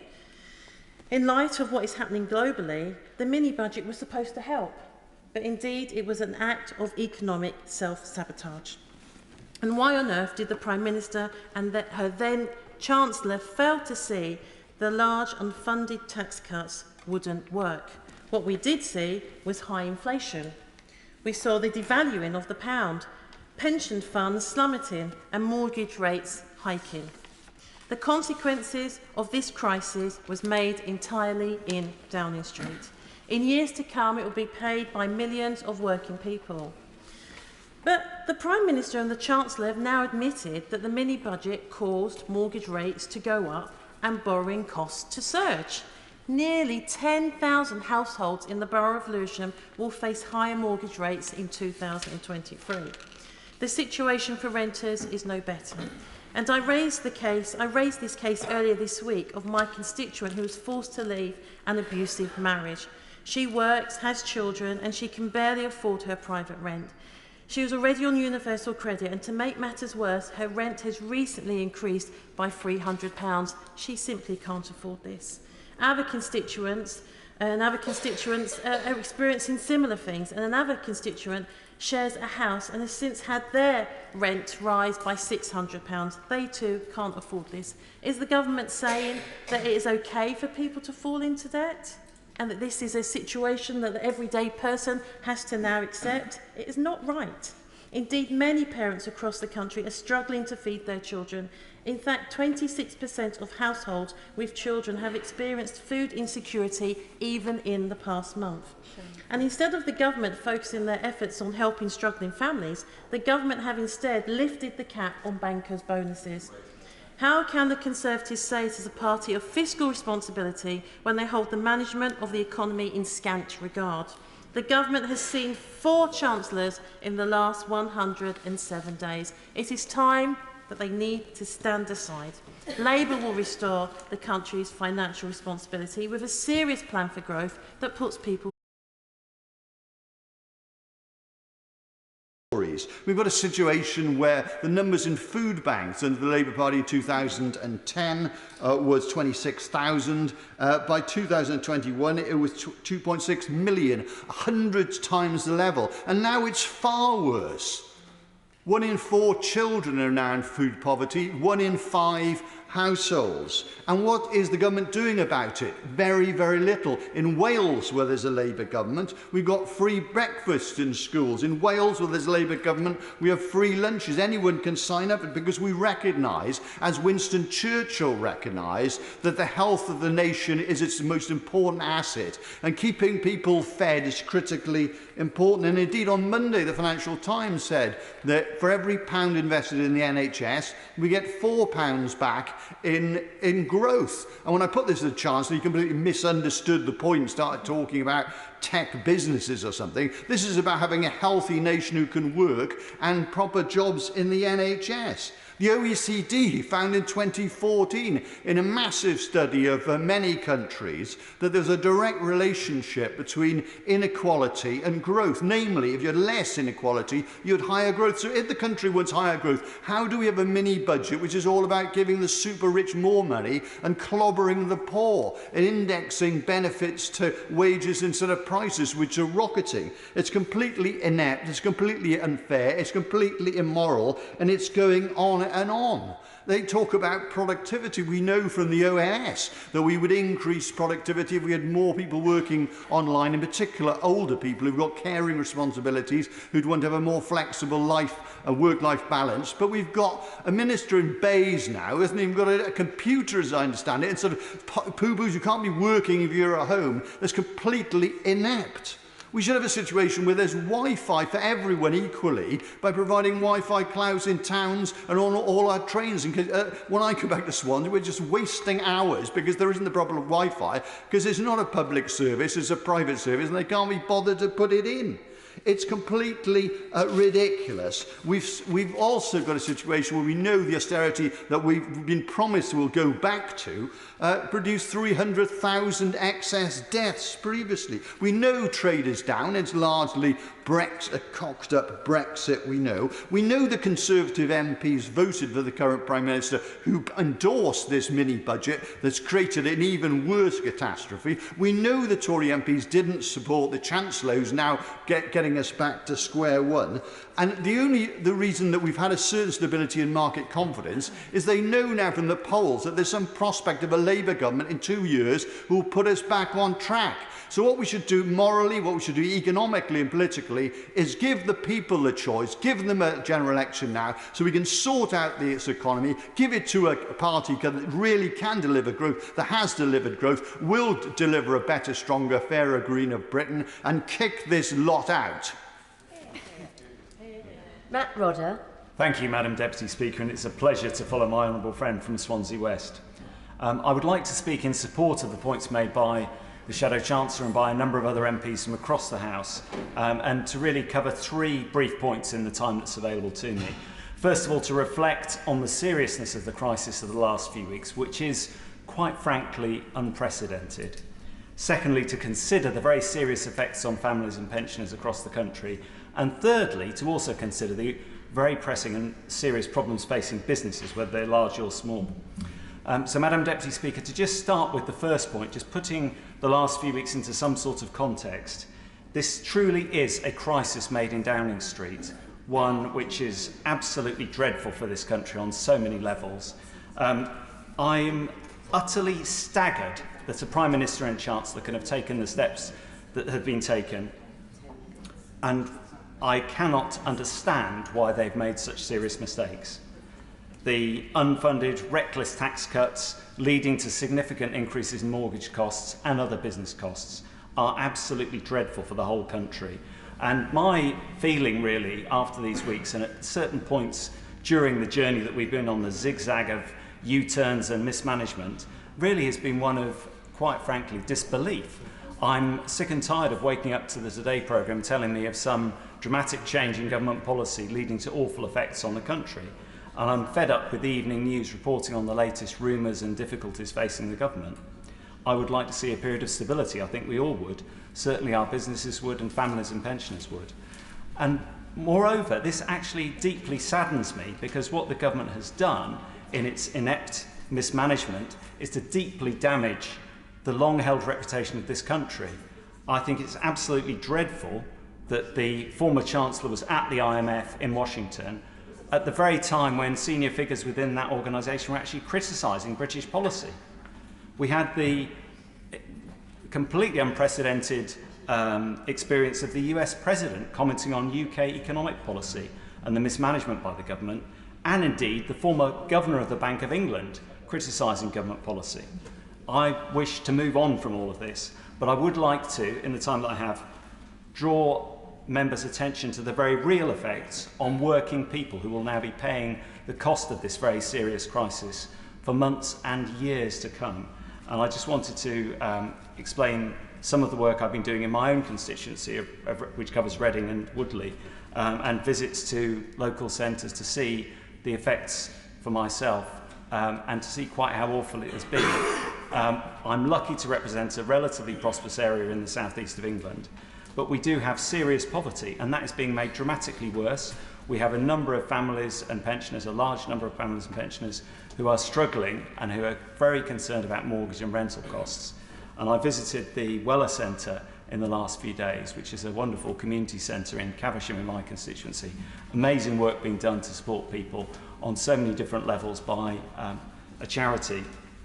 And it was really quite worrying to see the way that many people are having to rely on food banks now.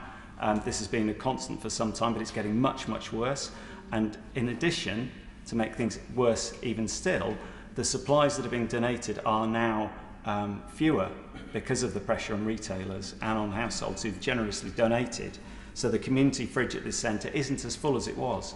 The boxes of fruit and veg and other produce and dry goods aren't as full as they were, and there are very real impacts on people in desperate need. This centre is trying to provide cheap hot food to pensioners, often things like baked potatoes and basic food, to make ends meet. It's also offering a warm bank. All of this is to be commended, but the scale of support wouldn't be needed if it wasn't for the government's mismanagement. And you can also, in Reading Town Centre and Woodley Centre and other local centres across the constituency, see very clearly the effects of this government mismanagement, and other colleagues have mentioned this as well. The empty shops, the empty units, empty business units, now because of the effects of this mismanagement, and in particular in an area like mine, which is actually the regional hub for business and for shopping in the south of England, in the central part of southern England, it's really quite disturbing to see that level of empty property. And I strongly suspect that many small businesses, and I've had businesses contact me, in real concern about their energy bills, also concerned about the rising price of borrowing and of other business costs, that they are putting off vital investment and vital decisions because of the government's mismanagement. And that has a very real effect on employment and on business growth across the country. And it shows the scale of the mistakes being made by the government. I also found some solace, but also I think it's a very salutary warning to ministers in the fact that business leaders are increasingly looking to our side and to leadership, hopefully from what will be an incoming Labour government in a not too distant period of time. And I thought it was particularly interesting that the CEO of Tesco praised Labour's economic plan. And in fact, he said, I think only Labour had an economic plan to take us out of the current difficulties. So to conclude, Madam Deputy Speaker, we have seen today that the government has made very serious mistakes which working people will be paying for months and years to come. There needs to be a completely new approach, and we need ultimately a new government to take things forward for this country. Sam Terry. Thank you, Madam Deputy Speaker, and a pleasure to follow my honourable friend for Reading East. Last month, this government engaged in one of the worst acts of economic self-destruction in living memory. Overnight, they plunged the pound to historic lows, mortgage interest rates skyrocketed out of control, and 6 major pension funds faced total collapse. In just 5 weeks, they've imploded the economy, destroyed our global reputation further, and thrown countless more families into debt and destitution. One former US Treasury Secretary even described it as the worst macroeconomic decision ever been taken, suggesting that the UK is behaving a bit like an emerging market, turning itself into a submerging market. Research by the New Economics Foundation found this trickle-down budget pushed the income of the poorest 10% a further £900 under the cost of basic living supplies, whilst boosting the incomes of the richest £5,000 above cost. A move totally divorced from reality. And now, once the damage has already been done, they've announced their most embarrassing set of U-turns. They're already signalling a return to the savage and failed policies of austerity, which will decimate our infrastructure, public services, and they will make working people poorer the length and breadth of Britain. Madam Deputy Speaker, despite all this, the Prime Minister and the former Chancellor were right about one thing, that the economic policies of the past decade have utterly failed to address the biggest challenges faced in our society. Indeed, successive Tory governments have overseen the worst growth in GDP since records began, and according to figures by the ONS, in the UK, only G7 economy yet to recover above its pre-pandemic levels. That's 12 years of stagnant wages that have resulted in what the TUC have referred to as the worst pay crisis since Napoleonic times. The real income still well below levels in 2010 at the time of an outgoing Labour government. UK inflation is on course to rise to its highest peak in half a century, and 45 million people are about to be plunged into full poverty, and many will struggle to put food on the table and keep the lights on this winter. Low-income households will see the gap between income and the cost of living increase by 40% next April, with 3 in 4 households unable to cover rising costs. People in Ilford have borne the brunt of this economic crisis. My inbox this week was full of desperate cries for help from constituents who have no idea how they're going to make it through another grim winter, with so many forced into debt and further below the poverty line. The Chancellor's attempt to amend the damage that had been done by his predecessor is nothing more than a return to the age of austerity that damaged our economy so deeply, instead of the strategic, long-term investment that's so badly needed in the UK. Yet again, a Tory Chancellor has warned that more difficult decisions are yet to come to cope with the economic crisis that his own party has inflicted upon the country.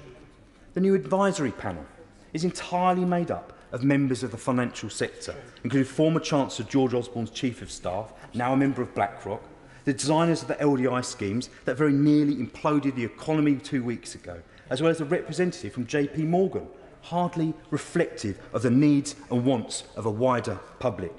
Where are the representatives of the rest of the economy, or the TUC, or low-paid workers that will be hit the hardest? The Chancellor has unsurprisingly already told us that cuts to vital services are seemingly inevitable. And again, it looks like working people up and down the country are going to be asked to tighten their belts even further. Why do these tough decisions always seem to fall on working class people when so many at the top have never had things so good?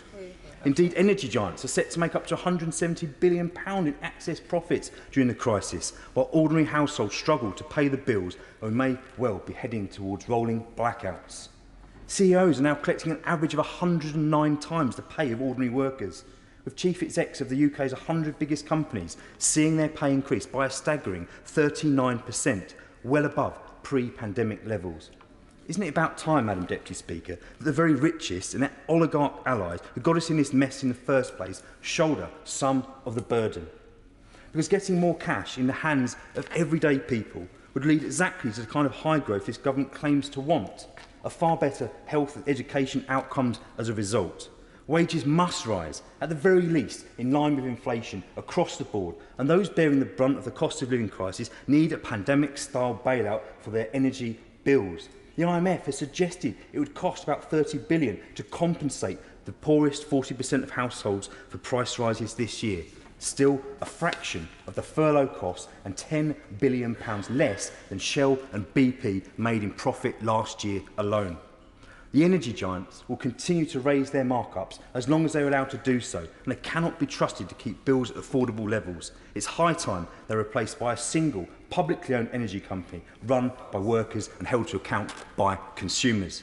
Because we need, Madam Deputy Speaker, a genuinely transformative Green New Deal, working hand in hand with a coherent, progressive industrial strategy to rebalance the economy away from the City of London and creating millions of high-skilled, well-paid, unionised jobs, forging a greener, more just society, and putting Britain at the heart of the fight internationally against climate change.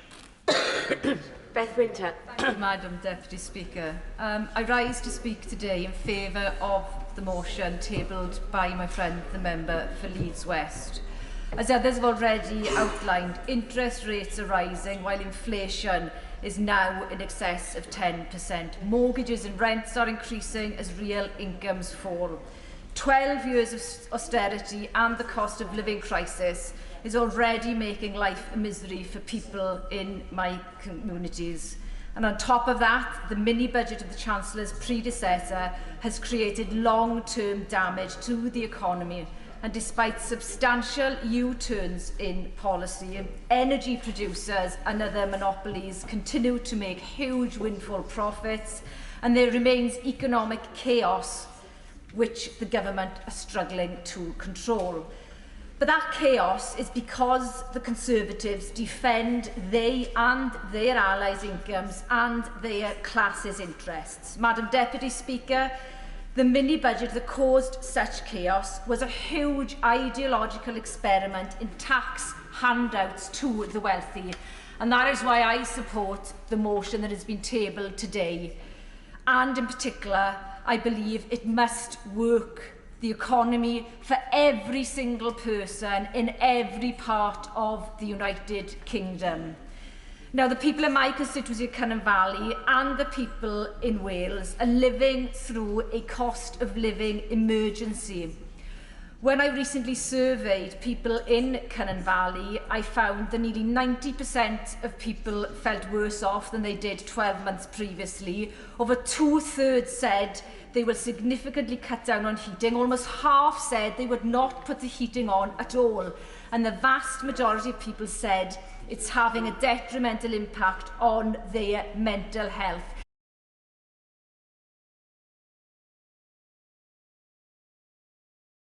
About the impact of inflation, about the impact of rising energy costs, about the pressures on business, about the UK's international reputation, and about the impact of rising mortgage rates. But if you forgive me, Mr Deputy Speaker, I want to single out one speech, which was that made by the Honourable Member for Hazel Grove, who not only spoke about his own health issues, but added his voice to those on the benches opposite, calling on the Prime Minister to go. Now, this country has been through very significant economic damage in recent weeks.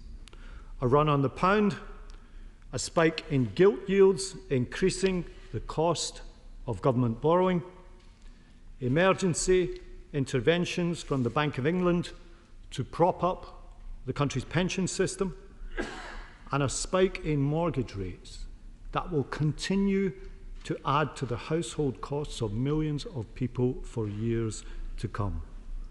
And all of it self-inflicted. Not an act of God, not the result of global conditions, instead the result of using the country as an ideological experiment. Now let me just deal with the argument that was put by the Minister at the beginning of the debate, which was essentially that this was all global. Now, I'm going to quote from evidence that the Bank of England gave to the Treasury Select Committee. And if any member opposite wants to intervene on me to say that any of this is wrong, they can be my guest. Immediately after the mini-budget, there were 2 days with the biggest daily rises in gilt yields in 20 years. Over 4 days, the rise was twice as large as the biggest rise since the year 2000. The Bank of England said the scale and speed of repricing far exceeded historical moves. In fact, following the mini-budget, gilts moved more in 1 day than they had in 23 of the last 27 years. No such moves happened in gilts in dollars, euros, or other major currencies. There were global factors before the mini-budget, but as my honourable friend, the member for Chesterfield, said, the point about the global context was that was a reason not to act in such a rash manner. It wasn't a reason to behave with all the restraint of a couple of trigger-happy pyromaniacs. This is a crisis not born just out of global conditions. It's a crisis made in Downing Street. It has destroyed the claims of the party opposite to be the party of economic competence or of sound money. And the real-life impact of what the government has done is to place a Tory risk premium on the country's borrowing costs and a Tory premium on people's mortgage rates. Real good rate. Yes. Sorry. Very grateful for giving way. I intervened on the Shadow Minister earlier and asked her if it was correct that Labour's intervention in energy support would be almost primarily funded by borrowing, despite their pledges on a windfall tax. Is that correct? We have never argued that there was no need for borrowing. The point that we made was that much more of this could be funded by a windfall tax. If the honourable gentleman thinks that's some sort of revelation, then I can only ask him where he's been living for the last few months.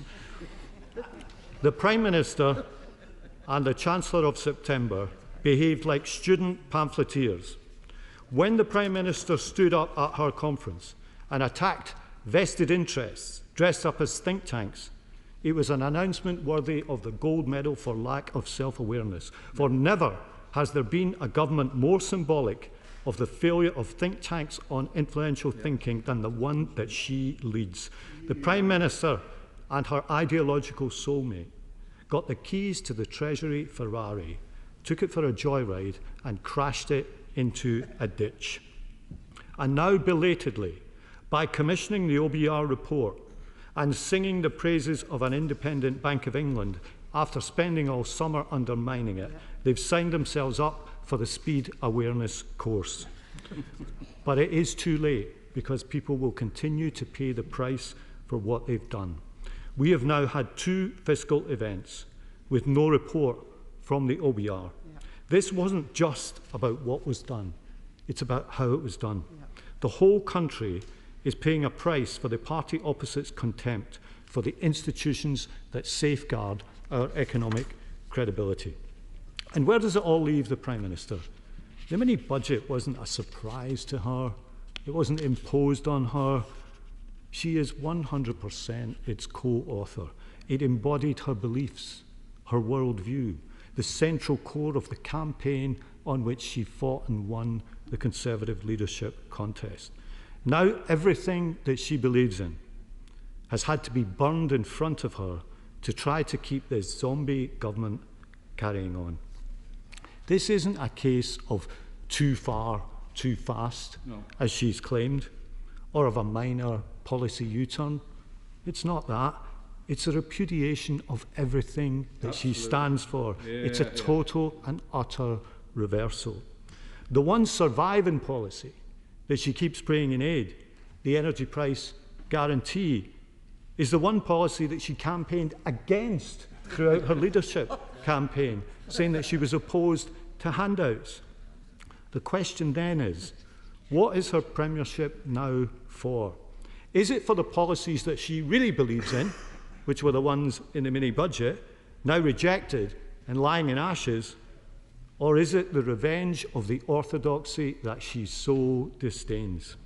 Every dose of the medicine that she takes entails embracing that which she has so publicly rejected. Her argument, in effect, is, please keep me here so that I can be what I am not. Yes, I'll give way. I'm grateful to my honourable friend for giving way. It isn't the truth that what the Prime Minister's leadership is for the moment. She's here for a very short period of time until the Tories can find an excuse to get rid of her. My honourable friend is right. In fact, the only discussion opposite is how to do precisely that. And we can't believe anything she says. Only 7 days ago, she stood at that dispatch box and promised there would be absolutely no spending cuts. And 5 days later, the new Chancellor, October's Chancellor, told us that the cuts had to be eye-watering. Mr. Deputy Speaker, the members opposite know that this is an impossible basis for leadership and that it leaves her in an untenable position. They are remembering the words of the song that they played at party conference as she came onto the stage. You've done me wrong. Your time is up. There's no way back. You're moving on out. Mr. Deputy Speaker, 3 cheers for M People. Not just a great band, but one with the political foresight of Nostradamus. And now the new Chancellor has been sent down from the mountain. Come among us, as he says, to restore confidence and stability. But who destroyed confidence in the UK? Who created the instability? Who fashioned the Tory risk premium? Mr Deputy Speaker, I am too polite to call it what they're calling it in the city. They're calling it the moron premium. Yep. It was the new Chancellor's own government. And let us be clear, no one was talking about spending cuts before the mini-budget of the 23rd of September. So these cuts are a result of what they have done. There has been no emergency central bank intervention to rescue pensions in the United States or in Germany or France.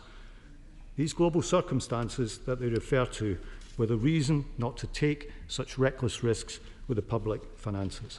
I have noticed one thing about the new Chancellor, though. He's not pretending it's year zero. He's owning the record, all 12 years of it. And he wants now to implement a version of what was done after 2010.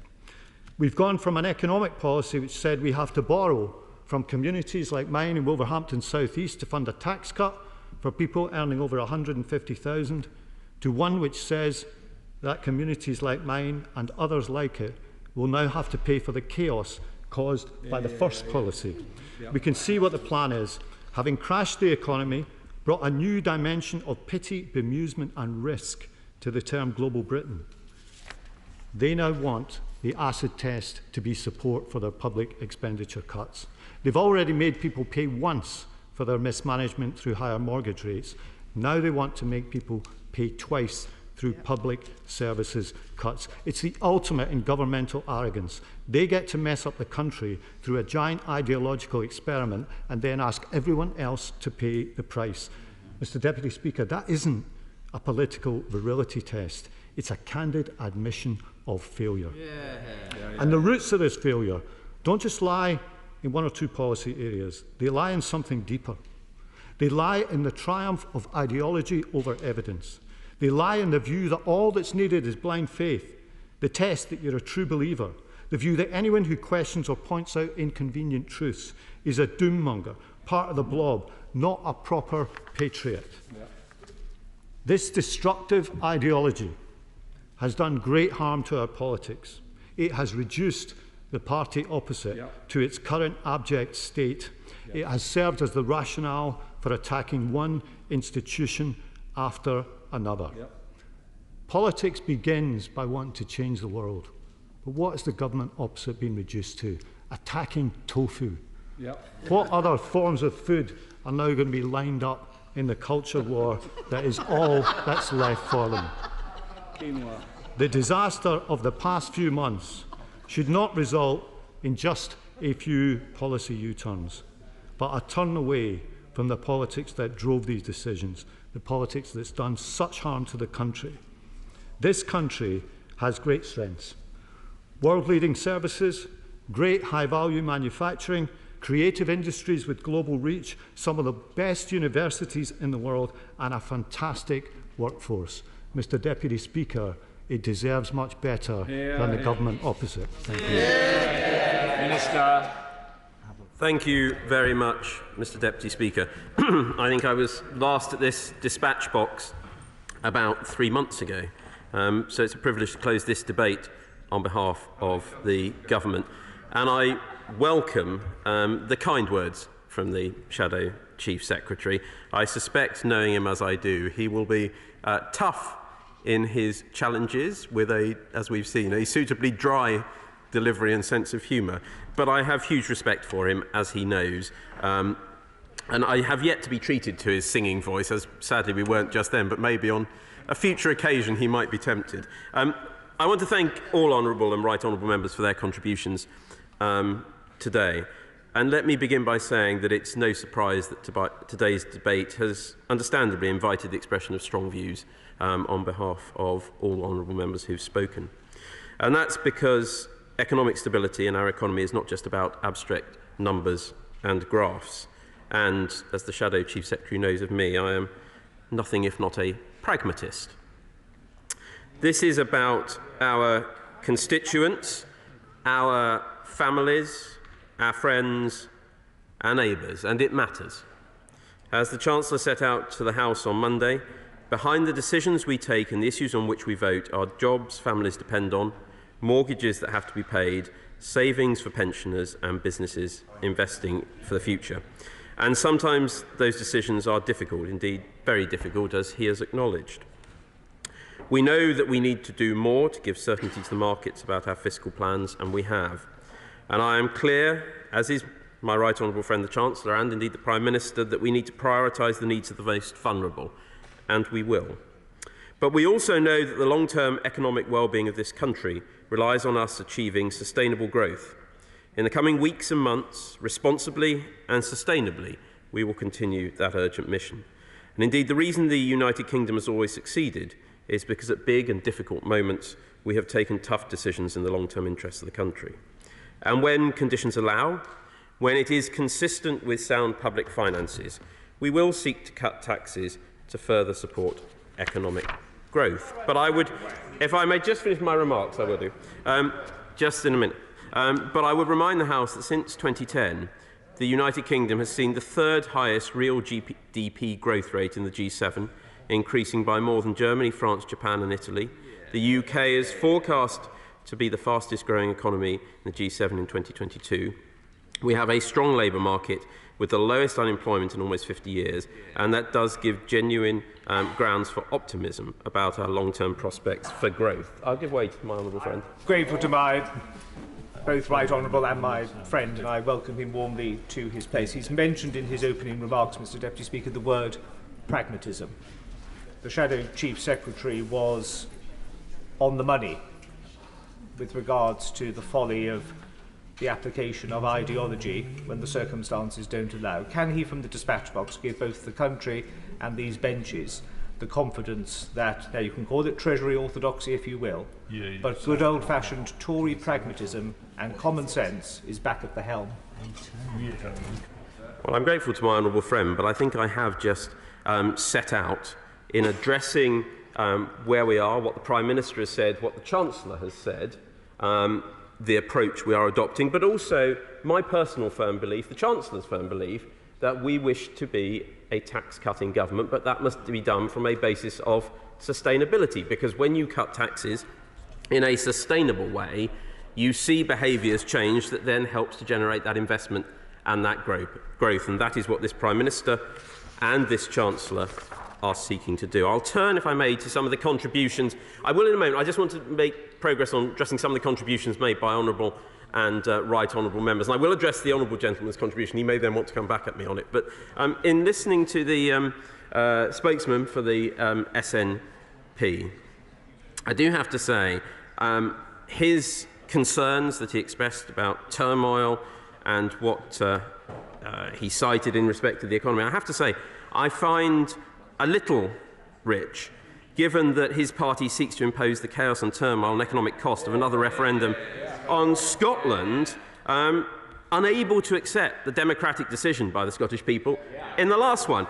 I would, on the point of the most vulnerable, highlight to him, and indeed to other honourable and right honourable members, the £37 billion of support that has been made available across the United Kingdom to support people with the cost of living. But I do have to say that the prospectus set out by the Honourable Gentleman's party a few days ago as to what independence would mean is a recipe for chaos and turmoil for the people of Scotland. Now, Mr Deputy Speaker, my honourable friend, the member for Hazel Grove, I am extremely pleased to see him in his place. I have to pay tribute to his courage for speaking out so openly about his own challenges, and in so doing a huge service to many, many people up and down this country. He is a man of great integrity and, as I say, great courage for doing that, and I pay tribute to him. While I don't always agree with my honourable friend, I do always believe that it is the case that this chamber is always wise to listen to him, and he represents his constituents passionately and well in this place. He touched on a number of things, but he specifically touched on institutions, as did the Shadow Chief Secretary to the Treasury about institutions, the Bank of England and the OBR. He knows me well. He knows I have huge respect for both those bodies. And indeed, before I knew that I would be occupying this post and that the Right Honourable Gentleman would be my shadow, he and I actually were on television. I paid tribute to him for his role in a previous Labour government for setting up the independence of the Bank of England, which I believe is important and needs to be respected. The Right Honourable Gentleman, the member for East Ham, is a distinguished former Chief Secretary to the Treasury. He highlighted a number of things, but he particularly highlighted the benefits question and the uprating of benefits. He will know, as did the Honourable Lady, I believe, the member for Richmond Park. They will both know, Mr Deputy Speaker, that there is an annual process by which this is done. That process requires the statistics that were made available for the first time today, the September statistics. And I think it's extremely important that that process is followed, and I do not intend from the dispatch box to preempt a process that should be followed properly. Turning to my right honourable friend, the member for St Austell and Newquay, I listened very carefully, as I always do, to the comments he made. He raised a particular point, which was about stamp duty land tax thresholds and second homes. The increase in stamp duty land tax threshold that was implemented on 23rd of September will remain, supporting first-time buyers and making home ownership more accessible. No one purchasing a second home or buy-to-let property will be taken out of paying stamp duty land tax entirely, following the government's changes. The higher rates for additional dwellings introduced by the government in April 2016 will continue to apply at 3% above the standard rate, but I know that the Chancellor will have listened carefully to the points my honourable friend made. In respect of the Honourable Lady Member for Liverpool Wavertree, she raised a number of points, but she did raise a particular point and touched on this about the NHS and my right honourable friend the Chancellor's role in this. I have to say, this government has invested record amounts in our NHS, and I was the minister who took through in early 2020 the legislation that increased by £33.9 billion the funding for the NHS. So this party has a strong track record of funding our NHS. The honourable member for Broadlands was right to highlight, as I think others have across this chamber, the broader context with which we are faced in the global economy. The legacy of COVID, the challenges in Ukraine. And during COVID, we did the right thing, supported by both sides of this House, to protect lives and livelihoods. But we should not pretend that did not come at a significant cost. I'm very conscious, I've only got about 2 minutes left, and there's a few other colleagues on his side of the House that I'd like to address the points they made. The Honourable Gentleman, the member for Weaver Vale, he knows I am fond of him. I don't know whether that will harm my career or his career, but nonetheless, he is someone of whom I'm fond. But I would just highlight to him the challenges that have driven the headline inflation rates we are seeing, higher in the Eurozone than here at the moment. But these are not government driven. These are energy costs. These are supply chain challenges. These are, if the honourable member looks at the ONS's analysis of these figures, particularly driven by food costs and supply chains around food. And of course, we've got to look more broadly at the geopolitical context. My honourable friend, the member for South Suffolk, is a gentleman who genuinely understands business and knows what it takes. He highlighted the need to support the most vulnerable. That is something my right honourable friend, the Chancellor, has been very clear will be at the forefront of his announcements. He also touched on the social care levy and social care cap. And I know that my honourable friend has views on that. I know that my right honourable friend, the Chancellor, will have heard that I'm afraid my honourable friend will have to wait until the 31st of October for announcements from the Chancellor, which I won't pre-empt. Mr Deputy Speaker, there have been significant contributions made from both sides of this House. These are challenging times, and this government will take the difficult decisions necessary to ensure there is trust in our national finances. We will also remain completely committed to our mission to go for growth, rooted in economic stability and confidence. But let us not forget our economic foundations remain strong. We are a government with a record of action. We acted to support families and businesses on energy costs. We have acted to bring stability, and we will act to grow the economy. As the Chancellor said to the House on Monday, despite all the adversity and challenge we face, there is enormous potential in this country. Our job, now and always, is to fulfil that potential.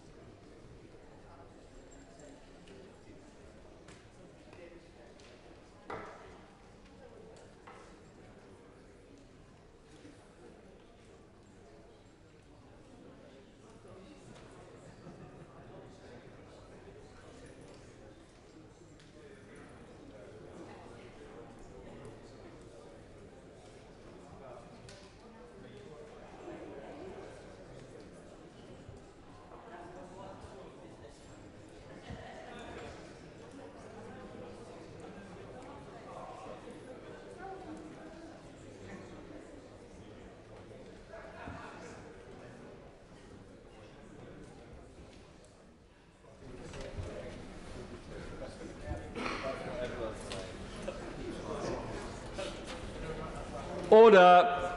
Order.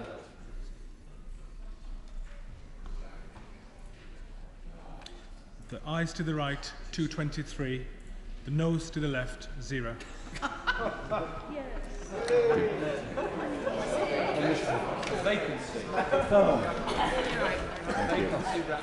The ayes to the right were 223. The noes to the left were 0.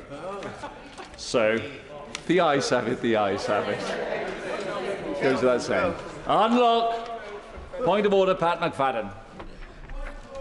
Thank you, Mr. Deputy Speaker. The motion that the House has just passed, with no opposition from the Government, calls on the Government to publish the Office for Budget Responsibility forecasts immediately, alongside Government estimates of windfall profits for the next 2 years from energy producers in the UK. Mr. Deputy Speaker, both of these pieces of information are very important.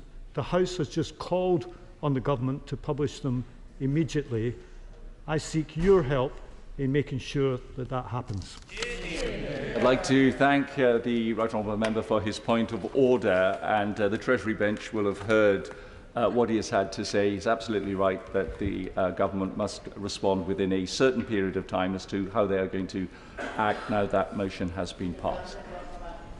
We're now going to move on to the second Opposition Day debate, and that is on the motion on the ban on fracking for shale gas.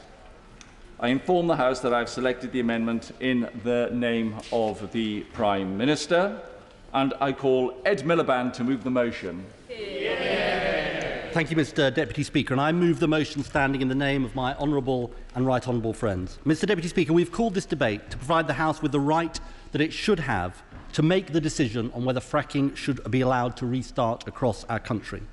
The Business Secretary made clear last week that he will not give the House a binding vote on the principle of the fracking ban, despite them overturning their manifesto promise to keep the ban in place, despite the concern on all sides of this House, despite the concerns of the public.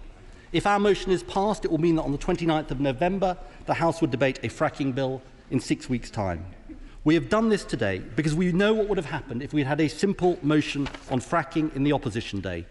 The Government would simply have abstained and ignored the vote, as they have in votes on the windfall tax, fire and rehire, the cut to universal credit, and no doubt they will try and do so with the motion that was just passed. Mr. Deputy Speaker, this is about faith in politics. The Government is seeking to break its manifesto promise without even getting the consent of this House. Today, we give all members a chance to make this crucial decision on fracking. Now let me go through the substantive arguments against fracking. There are 4 key questions for the House and the country. Will it make a difference to the price of energy? The answer is no. Is there categorical evidence that it is safe? The answer is no. Is it consistent with any remotely serious response to the climate crisis? The answer is no. And crucially, do people want it? The answer is no. I will give way, yeah. Would he also accept there's another question to be asked? Namely, since we require to have gas to at least 2050, £1 trillion worth of gas to be imported, well, a vital question is, where are we going to get that gas from? Speaker, I do say to him, we can have a debate about North Sea oil and gas, for example. Fracking is in a wholly different category. It is dangerous, it is expensive, and it is not supported by the public. Now, first, price. Let me just make a bit more I will give way, yeah. The honourable gentleman. He knows that I, like many of my colleagues, are not in favour of fracking and would like us to maintain a manifesto commitment. But he also knows that by playing party political games this afternoon, there is no way that we could vote for his motion. Is he more interested in genuinely opposing fracking, or is he actually more interested in playing party political games and trying to score points on this really important issue of great importance to our constituents? Well, I'm glad we've got a member on the opposite side who wants to uphold their manifesto. It's a refreshing change, I have to say, Mr. Deputy Speaker. But here's the thing, he should be directing his point to the Right Honourable Gentleman, the Secretary of State. He was explicitly asked on the radio last week, will he give the House a binding vote on this issue? And I think the case for it is massively strengthened by the fact that the party opposite is breaking its manifesto promise. He said no. And we are forcing this debate because it is the only way we can give the House a binding vote on this issue. I want to talk about... I will in a moment, but let me make some progress. I want to talk about price, first of all. I know he's not exactly flavour of the month, but the recently departed Chancellor of the Exchequer said this in February. Even if we lifted the fracking moratorium tomorrow, no amount of shale gas from hundreds of wells dotted across rural England would be enough to lower the European price. Private companies are not going to sell the shale gas they produce to UK consumers below the market price. They are not charities, after all. The Climate Change Committee, Mr Deputy Speaker, says the same. Even the founder of Quadrilla, Chris Cornelius, says, even if the UK were to generate significant gas, we are not likely to see lower gas prices, any more than living next to a farm would mean paying less for milk. And the reason, I will in a moment, and the reason is that prices are set in the European market. And the best evidence from the British Geological Survey says that fracking can meet less than 1% of European gas demand. And even that, I will in a moment, and even that in a number of years' time. Hence, it will make no difference to price. No amount of hand-waving from the Secretary of State will change that fact. I give way to the Honourable Lady. Right honourable gentleman giving way. Is it not true that he said at the Labour Party conference on the 24th of September 2013 that of course there could be a role for fracking if it can meet safety concerns? Well, I'm very glad she's done her research about what I said on the 24th of September 2013, because so have I. This is what This is what I think she should listen. This is what I said. I believe when George Osborne says fracking is a panacea, he is totally misguided. The notion it can solve Britain's energy problems is just nonsense. And I went on to say it needed to meet safety concerns and the needs of local residents. Since then, no, I won't. Since then, Mr.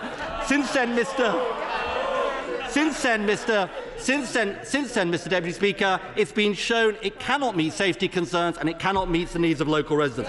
Second, I want to come to the question of whether it is safe, because. Second, I want to come to the question of safety, because that has been the long-standing debate, a debate which we led in 2013 about fracking. Now, the Conservative manifesto said we will not support fracking unless the science shows categorically it can be done safely. It is very important to go back to what happened in 2019 and why the government introduced the moratorium. The then Business Secretary, the member for South Northamptonshire, hardly, Mr Deputy Speaker, a tofu-eating woke lefty, said this: it is clear we cannot rule out future unacceptable impacts on the local community. Now, Mr Deputy Speaker, it's not surprising she concluded that. I wonder if the right honourable gentleman has read the official report from the time. I have, because I'm a nerd, Mr Deputy Speaker. And they said they could not rule out an event of 4.5 on the Richter scale, having already seen a 2.9 Richter scale event at Preston New Road. I want to tell the House what the impact of such an event would be by reading from the report. Such a scenario would, and I quote, be widely felt. There could be widespread building damage in the study area, with cracked plasterwork affecting approximately 10% of buildings, more serious structural damage of varying degrees affecting 5.4% of buildings, including chimney failure. Some damage will be caused to buildings outside of the study area. Mr Deputy Speaker, that is why the government banned fracking and why they said they would not restart it unless the British Geological Survey said it was safe. In the words of the then Business Secretary in April of this year, unless the latest scientific evidence demonstrates that shale gas extraction is safe, sustainable, and of minimal disturbance to those living and working nearby, the pause in England will remain in place. No ifs, no buts. And I just want to make the progress on this point. And in their report published last month, the Geological Survey said they could not provide that assurance. Instead, they said hydraulic fracturing can trigger earthquakes large enough to cause structural damage. These events were not predicted in advance of operations. So here is the key point for the whole House. There certainly is not the compelling evidence about safety that the government promised would be the basis of any lifting of the ban. Mr. Deputy Speaker, this is as clear an example of a broken manifesto promise as you're ever likely to see. I give way to the honourable gentleman. I'm grateful to the right honourable gentleman, and he's making a compelling case against fracking, with which I fully agree. Would he also agree with me that for all of those potential downsides which he's referenced, there is absolutely no guarantee that any shale gas extracted would be sold in the national domestic market? It would go to the highest bidder. There could be real downsides for our communities with no obvious uplift in supply. The gentleman puts it incredibly well. That is why this is such a nonsense idea that the government is coming up with. And so the government is not just breaking a manifesto promise, because no doubt they're going to say, yes, the manifesto was before the Russian invasion of Ukraine, but a promise made in April of this year by government ministers. And his response, Mr. Deputy Speaker, is not to abide by the promise, but to seek to shift the goalposts. In his immortal words, which I hope MPs will take back to their constituencies, tolerating a higher degree of risk and disturbance appears to be in the national interest. I think that could be a description of the government, Mr. Deputy Speaker.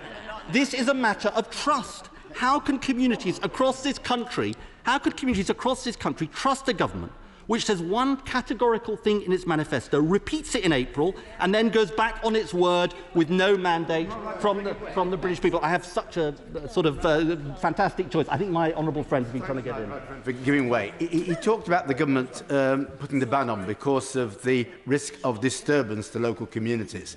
There was a proposal to frack in Marsh Lane, which happens to be in the neighbouring constituency of North East Derbyshire, and I think the honourable member there is now the planning minister, perhaps dealing with fracking. The reality is there were going to be dozens, if not hundreds, of lorry movements a day down rural lanes. This is what the disturbance could be, and lots of wells drilled, which were going to despoil the local environment. Isn't this the reality of fracking, which every member there opposite ought to think about if they were prepared to accept in their local communities? I think my honourable friend puts it incredibly well, and I do agree with him. So fracking will... Yes, I will give way. He's very kind. I'm grateful. In terms of trust, he will know that the government set up this new consultation to determine what public consent is. Would you agree with me that it is a monstrous waste of time and money to try to determine something that doesn't exist? There is no local consent for this. The government itself, plenty of them don't actually want it. If he really wants to know what consent is, why doesn't he have a general election? The honourable lady makes a point very well, and she anticipates the issue I'm going to come on to shortly. So fracking will not make a difference to bills, Mr. Deputy Speaker. We cannot be assured of its safety, and is a disastrous response to the climate crisis. The decision, I won't give way for the moment. The decision on fracking is particularly environmentally damaging, with emissions from fracking up to 50% higher than from conventional gas. And here is the point, Mr. Deputy Speaker. If every country follows the lead he suggests of extracting every last drop of their fossil fuel reserves, global temperatures to rise to over 3 degrees centigrade, spelling catastrophe for our children and grandchildren. I have to say, this should be patently obvious to anyone, not least the person in charge of fighting against the climate crisis. I won't give way. I want to make some progress, because there are many people who want to speak. I want to come on to Mr. Deputy Speaker, to the crucial issue of what the public think. I suggest that the Business Secretary looks at the surveys conducted by his own department. 78% of the public support onshore wind, 83% tidal and offshore wind, 87% solar, but just 17% of people support fracking. Now suddenly, in a sign of desperation about how grossly unpopular and unwanted this policy is, they say they want to design a system of local consent. I don't know, I'm not going to give way for the moment. I don't know why he wants further evidence about what communities think. We already have the answer from the public. Fracking is deeply unpopular and communities don't want it. Indeed, Fylde Council, controlled by his party, at the centre of the main UK experiment in fracking, just passed a unanimous motion saying the ban should remain and saying he should honour his manifesto commitment. I will give way, yeah. I'm very grateful to my right honourable friend. He knows how the planning system works as well as I do. Councils can refuse planning permission. They can support their local communities. But those fracking companies have the ability to appeal that decision to the planning inspectorate. And he knows public opinion is not a material planning consideration for the planning inspectorate. Isn't this just a smoke and mirrors to get these unpopular proposals through the Tory benches when everybody knows the public opinion counts for nothing? My honourable friend is absolutely right, and you know, there's more sort of weasel words in relation to this issue of local consent. I think the honourable gentleman has been desperate to get in. I find myself in strange agreement with many of the arguments being made from the opposition dispatch box. However, will he be clear that the vote that we're having tonight is not on banning fracking, but is on a procedural matter for the House of Commons? And will he square up to the public and be truthful to the public about what it is that we are voting on tonight? We are voting on our proposal to bring in a bill to ban fracking. And I say to the honourable gentleman, of whom I have a large amount of respect, I do say to him, we are not going to get a vote on the principle of fracking, because the Business Secretary has said that in terms. This is his chance. I know he's against fracking. This is his chance to stand up for his constituents and say no to fracking. Now, I want to say something more about the issue of consent and their amendment. And to say something to the House as a whole, to his backbenchers, and it goes to the honourable gentleman. Don't fall for the government's weasel words in this debate. The way to stop fracking is to vote for our motion, and if they do not, their constituents will know they had the chance to stop fracking and refuse to do so. And I have to say, Mr. Deputy Speaker, we now discover this is not all they'll be voting for tonight, because the genius minds of the Government Whip's office are now seeking to turn a vote on this important issue into a vote of confidence in the current Prime Minister. Mr. Deputy Speaker, picture the scene. The Government Whip's office, confronted with a vote on fracking, one of the least popular causes in the country, the government falling apart around them, they could decide to retreat, but that will be yet another U-turn.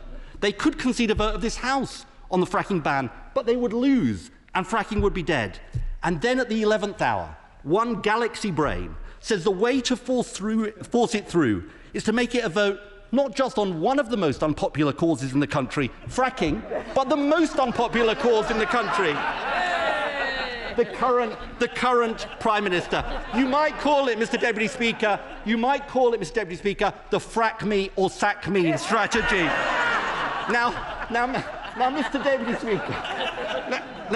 Speaker, in normal times, such an idiotic idea would have been dismissed out of hands, but these are not normal times.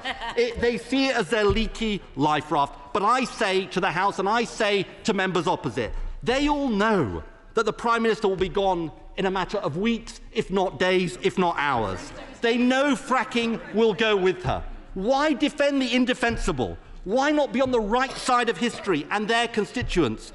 Just like this government, fracking is a dangerous, extreme idea which the British people do not support. And I appeal to all members of the House, particularly members opposite, to today have the courage of their convictions. Today is a day when they can put their constituents before their party and vote to give this House the decision on a fracking ban. It's time to consign fracking to the dustbin of history. The question is, as on the order paper, and I now call Jacob Rees-Mogg to move the amendment. Thank you, Mr. Deputy Speaker, and may I thank the right honourable gentleman for raising this important topic. I recognise that many members and their constituents have concerns about shale gas, and that is why we will consult on the system of local consent and provide clear advice on seismicity and safety before any hydraulic fracturing for shale gas takes place. We are committed. Yes, of course I'll give way. Sorry to intervene so soon in his speech, and I'm grateful to him. My right honourable friend will be aware of deep concerns in Sussex about fracking. They're concerns that I share, not least because our 2019 manifesto said we will not support fracking unless the science shows categorically it is safe, which I don't think it does. So can my right honourable friend assure me that in the government's consultation paper that he's just referred to on local consent, they will include an option for local referenda arranged by local authorities and overseen by the Electoral Commission. Mr. Deputy Speaker, my right honourable friend has preempted a couple of paragraphs of my speech because I was going to say that the consultation should consider the use of local referendums. I think that is one of the ways in which local consent could be indicated.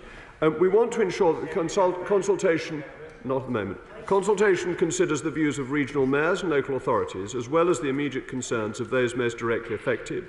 And I also want it to consider the views of MPs, as well as I said to my right honourable friend, local referendums. We will consult on the mechanism, but I can assure the House that any process of evidencing local support must be independent rather than directly by the companies themselves, and if evidence of the appropriate local support for any development is insufficient, that development should not proceed. Local communities will have a veto. So I can assure my honourable friend, the member for Rother Valley, that if people in his constituency do not want fracking, they will not have it. Of course I'll give way to my honourable friend. I'm very grateful to my right honourable friends for giving way. Could he just confirm, for clarity's sake, that the moratorium will remain in place whilst his process of consultation is agreed, and it will remain in place until it is approved by a positive vote in this place following a debate and a vote on the floor of the House? And can he also confirm that the government will indeed move its amendment today to a division if time allows and the circumstances are created? I'm grateful to my honourable friend, and I would like to make it absolutely clear that we need local consent before anything happens. Let me be clear to my honourable friend from Dorset that once the consultation on the mechanism for ascertaining a community's view has been completed, the results will be brought to the House for approval, which I think he was also asking. If the House does not approve, does not approve, fracking could not go ahead. Even if the House were to approve a mechanism, local communities would still have to consent in accordance with the mechanism. So I reiterate, local communities will have a veto, and I give way to my honourable friend. Grateful to the Secretary of State. I want to take him back to the word unless in our manifesto, in where we said that we won't support fracking unless the science shows categorically it can be done safely. Will the Secretary of State confirm that the sense of that word is that we would need, at the very least, a new rapid evidence review about safety? So would the Secretary of State commit to that for the manifesto on which he and I were elected on?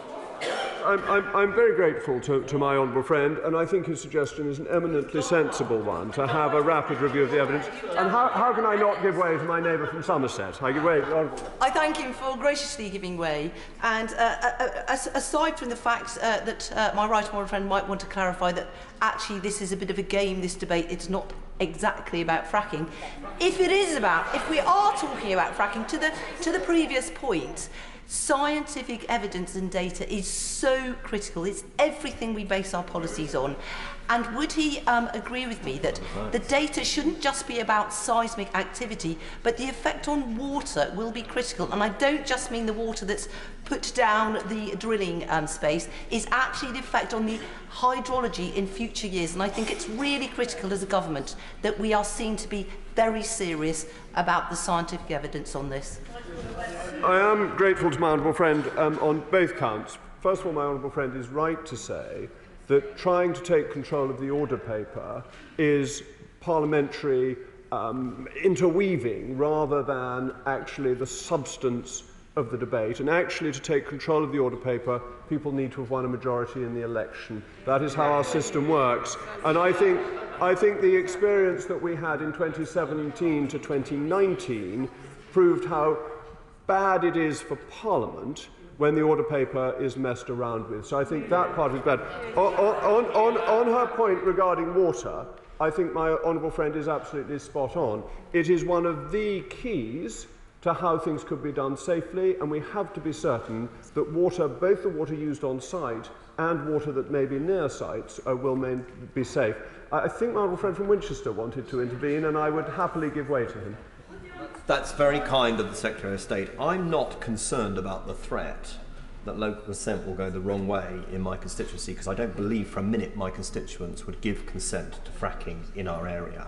But just further to an intervention that the Secretary of State had from the other side, well, the Shadow Secretary of State had from his own side, around the planning inspectorate. The Secretary of State says local people will have a veto over this. Can he just be clear, the planning inspectorate will not have a veto over local people? Yeah. Let me be absolutely clear. Local communities will have a veto. If it does not get local consent, then, and that will be consulted on as to what local consent form must be, but if it, and that could be, as my honourable friend from Sussex asked, it may be by local referendum. That's what the consultation will be about. But if local consent is withheld, that is a veto, and it won't be overruled by national government. I'll give way once again to my... I'm grateful to the Secretary of State, who, in fairness to him, is trying to address the serious concerns that he knows exist on these benches, and I think many of us are grateful to him for that. What I think I heard him say in response, Mr. Deputy Speaker, to my earlier intervention, but I'd just like him to clarify, which is when he brings back this local consent process, tick box programme, if the House votes against it, the moratorium on fracking, by its very definition, remains in place. Can he just confirm that for absolute clarity? I.e., today is not the end of the matter. My honourable friend is right, today is not the end of the matter, and that if the House were not to accept the local consent mechanism, then there would not be an ability for local communities to give consent, and that would mean the veto were in place. I see my right honourable friend from East Yorkshire wishes to intervene. To my right honourable friend for giving way, he's being very generous. Isn't the neatest way of assessing local consent to take away the right of appeal to a planning inspector in these matters? And so the decision of the local planning authority is to be deemed the expression of local consent and is the final decision. I'm grateful to my right honourable friend. That's absolutely the purpose of the consultation, to see what form local consent ought to take. I'll give way to my honourable friend from Gloucester. I'm grateful to him, and it is absolutely true that the motion brought forward by the opposition, of course, does not reflect what's in our manifesto, because it calls on the government to introduce a ban on hydraulic fracking, followed by 3.5 pages of procedural stuff, which is what it's really about, whereas what our manifesto says is to introduce a moratorium. The question for the Secretary of State, however, is that in his letter to us, he says, with time, we will gain more understanding of how we can best develop this potentially very substantial UK asset. Can I put it to him that the question is, with time, we will gain more understanding of whether we should best develop this potential asset? Does he agree with me, and would he accept that? I'm grateful to my honourable friend. We are not preempting local consent in the letter that I sent out, so he is right. I think the time has come for me to return to my text, at least for a moment or two.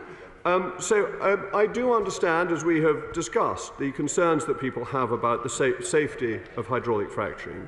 And the excellent report by the Royal Society and the Royal Academy of Engineering from 2012 suggests that shale gas extraction can be managed safely and effectively in the United Kingdom, owing to our high regulatory standards and many decades' experience of extracting oil and gas both on and offshore. And I would like to go back to the quotation from the right honourable gentleman from Doncaster North, who said, and it was reported in Wales Online on the 25th of December 2013, of course there could be a role for it if it can meet safety concerns and the needs of local residents. So the right honourable gentleman actually should be voting against his own motion, because he accepted there should be a role for it. Now, the government is absolutely determined to build our energy security. At a time where energy costs are a worry for many, I can say that we are starting from a tolerably good place. The United Kingdom is blessed with a healthy mix of different sources of energy, including a strong wind resource, one of the few significant oil and gas reserves in Europe, several gas import terminals, and a well-managed electricity network. We have also made strong progress in building new renewable electricity generation, like offshore wind, and a plan to accelerate this further, while also developing new nuclear capacity. However, we cannot escape the fact that we are a nation with a structural reliance on gas. Even though we will be reducing our reliance on gas on the way to net zero, Indeed, we may be using just a quarter of the gas we now use by 2050. Gas will remain the essential transition fuel. And this may have been out of sight and out of mind for some years. Maybe we were not sufficiently prepared, but we must not take our local gas supplies for granted, because this year the energy world changed. Putin's war against Ukraine and the weaponizing of gas supply to Europe has cut off a major source of supply to the European markets that we are connected to and has ignited a global rush for gas resources. So while there is no immediate threat to UK supply, we cannot let our domestic production fade away and end up ever more reliant on imports. No responsible government would gamble with the gas supply. This is why, in the near term, our priority is keeping our domestic production online. The North Sea Transition Authority has launched the 33rd oil and gas licensing round, which is expected to deliver over 100 new licenses and put more UK gas on the grid. And this is why what we're discussing to make the most of our shale gas resources. Of course, I can wait, honourable gentleman. Mr. Deputy Speaker, I always try to be helpful in this place. The way out of this dilemma, if you like, is of course green hydrogen. And I repeat what I said some days ago in this place. There are advanced plans in my constituency, the north of Scotland, to generate 50 megawatts of energy, and shortly they'll go up to 300 megawatts. I again invite Her Majesty's Government to come and see our plans. It will be helpful to all concerned. Mr. Deputy Speaker, the honourable gentleman's intervention is indeed helpful. I think green hydrogen is one of the most exciting technologies, and I am very enthusiastic about the opportunities there. I'll give way to the honourable gentleman. Does the Minister share my bemusement at some of the arguments we've made here today, that we know we're going to need gas, we know we're going to spend billions of pounds importing gas from regimes which we can't depend upon, and we know that we have gas in the north of England which could generate thousands of jobs and give us the security of our own supply. What's not to like about that? I'm grateful to the honourable gentleman who puts his thoughts with classic cogency. Not at the moment. The government remains committed to net zero by 2050. It is how we reach it without putting our energy security at risk. The honourable gentleman always wants to intervene on every point, and he always says on this point, so it's hard to believe that he really is on this point. But let me say it makes no sense to become more reliant on shale gas produced overseas. Indeed, the Climate Change Committee's analysis notes that while current evidence on the emission footprint of UK shale gas and liquefied gas is not yet definitive, available estimates indicate that emissions from those imports could be higher than those that would arise from commercial UK shale gas production by between 2 and 63 grams of carbon dioxide per kilowatt hour of gas consumed. So using our own resources is more environmentally friendly and will help us to get to net zero. And I will give way on that point to my right honourable friend.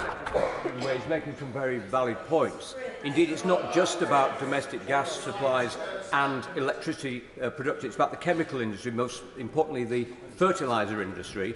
One of our plants has already shut down. The other plant is now switching from natural gas from UK sources to ammonia brought in from the United States because they have cheap shale gas to enable that industry to keep going. And if we can't produce our own fertiliser, then food production in this country is under great threat. I am grateful to my right honourable friend who puts it very clearly. It is using our own resources is environmentally friendly, but we have to make sure there is popular consent for it. And I feel that the British public would not welcome the disruption and shortages that would be caused by Labour's policy of taking gas out of the network on 2030. And I'll give way to the honourable gentleman on that point. I thank the Secretary of State for giving way and been so generous in giving way to people, particularly on his own side. In my constituency of Weaver Vale, indeed in Ellesmere Port and Neston and Chester, we had a public inquiry only recently, and our communities rejected shale extraction. We rejected that, and it cost hundreds of thousands of pounds. That's local consent. Why do we again have to jump through hoops to go through the same process? Mr. Deputy Speaker, I think the honourable gentleman should be supporting what I'm saying. He shows the value of local consent and the reality of it, that it will not always be given, and I'm very well aware of that. So let me move on to seismic limits, because we have been clear that any future exploration or development of shale gas will need to meet rigorous safety and environmental standards. Drawing on lessons from around the world, we will make sure hydraulic fracturing for shale gas is done safely. Last month, the British Geological Survey published its report, and this is a really important way of looking at what the seismic experience has been and comparing it to other forms of production, both of energy but also other forms of manufacturing industry. And the report makes clear that the forecasting the occurrence of felt seismic events remains a scientific challenge for the geoscience community. However, it also makes clear that to improve our understanding, we need more exploratory sites to gather the necessary data. We think this is a sensible thing to look at, and that it would be unwise not to look at it, but it must have community support. Mr. Deputy Speaker, I'm almost coming to an end, and lots of people want to speak. I have taken a vast number of interventions, including three from the opposition. But I will give way to the honourable lady. Thank the Right Honourable Gentleman for giving way, and I would ask him to seriously consider the two aspects of this fracking. One is that it is unsafe in a country like United Kingdom, which has a very small landmass and much population. And it might be safe somewhere where there's thousands and thousands of miles of barren land, but not in a country like ours. And secondly, does he really want to see these hydraulic disgusting applications and buildings across our beautiful country? I'm grateful to the Honourable Lady, and she is always a great contributor to this House, and she is right to raise the issue of safety, which will be fundamental to any proposal for the extraction of shale gas. So, Mr. Deputy Speaker, the world has changed, and our energy policy needs to recognise this. This government will make the difficult but necessary decisions to secure the nation's energy supply. Exploring our potentially substantial shale gas reserves is potentially an important part of this. But this must not be looked at in isolation. This is why we are exploring all avenues available to us, including solar, wind and nuclear. But we cannot ignore the importance of local gas production. However, Mr. Deputy Speaker, let me reiterate the commitment, and I reiterate this particularly to my honourable and right honourable friends, that there is an absolute local consent lock. Any process to determine local consent must be run independently, and this House will vote on any scheme that we bring forward. The original question was as on the order paper, since when Amendment A has been proposed as on the order paper. The question is that the original words stand part of the question. Alan Brown. Thank you, Mr. Deputy Speaker.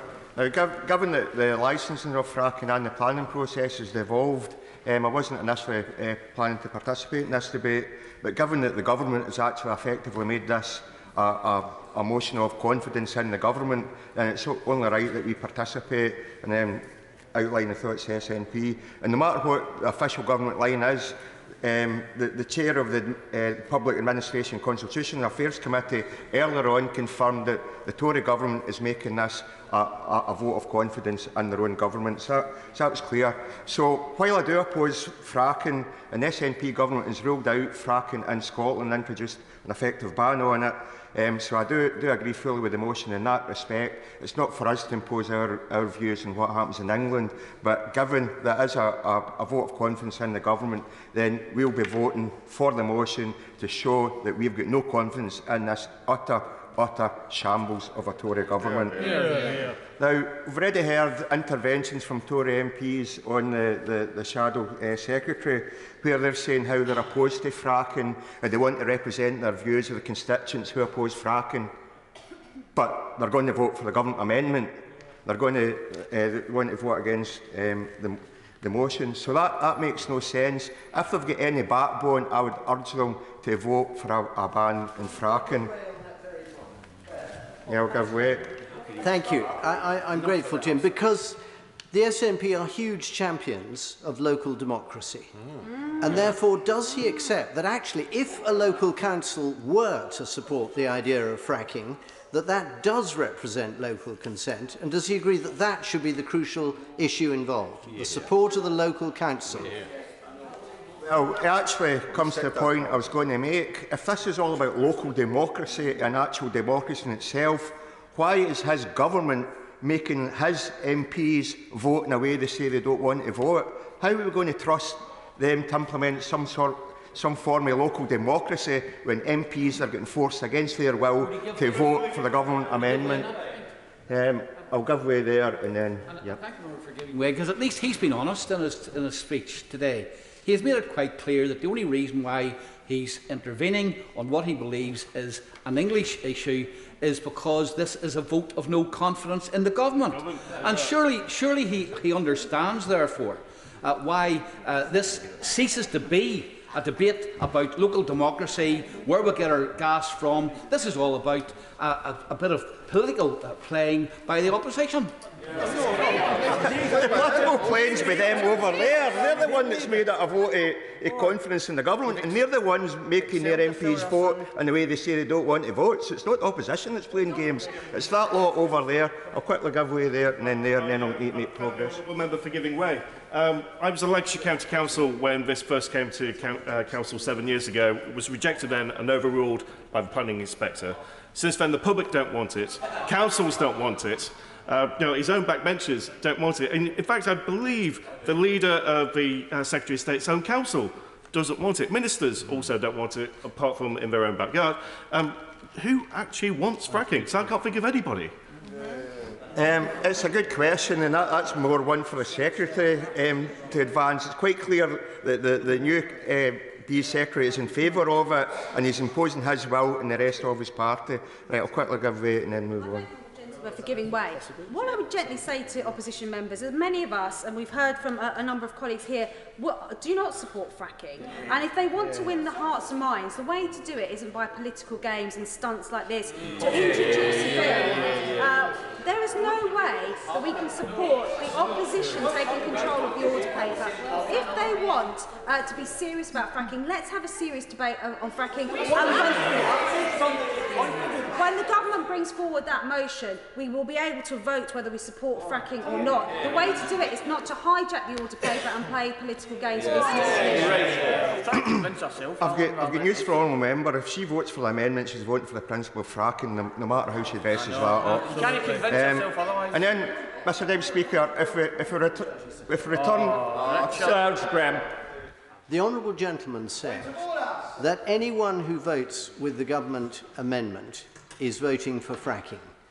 That is not correct. As he and as you know, Mr. Deputy Speaker, a vote for the government amendment is to vote for the Secretary of State to bring back a definition of local consent for this House to vote on before any fracking can conceivably move forward.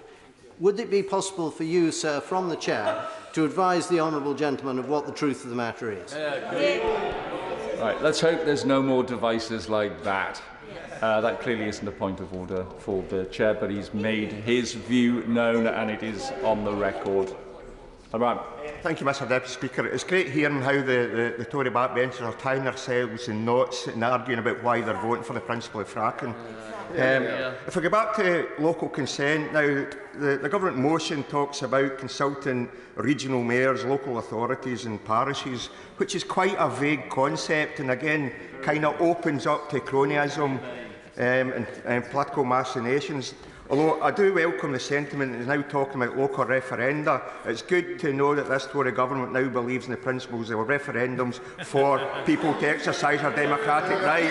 And I look forward to Scotland being able to implement that next year. So I do welcome that Damascus conversion. Now, Mr. Deputy Speaker, the Tory government's newfound enthusiasm for shale gas, of course, isn't actually based on credible evidence. Now, they put forward arguments that it will increase energy security and it's also required because of the illegal Russian invasion of Ukraine and the need to move away from reliance on Russian oil and gas imports. But really, they've arrived at a solution to a problem that doesn't exist.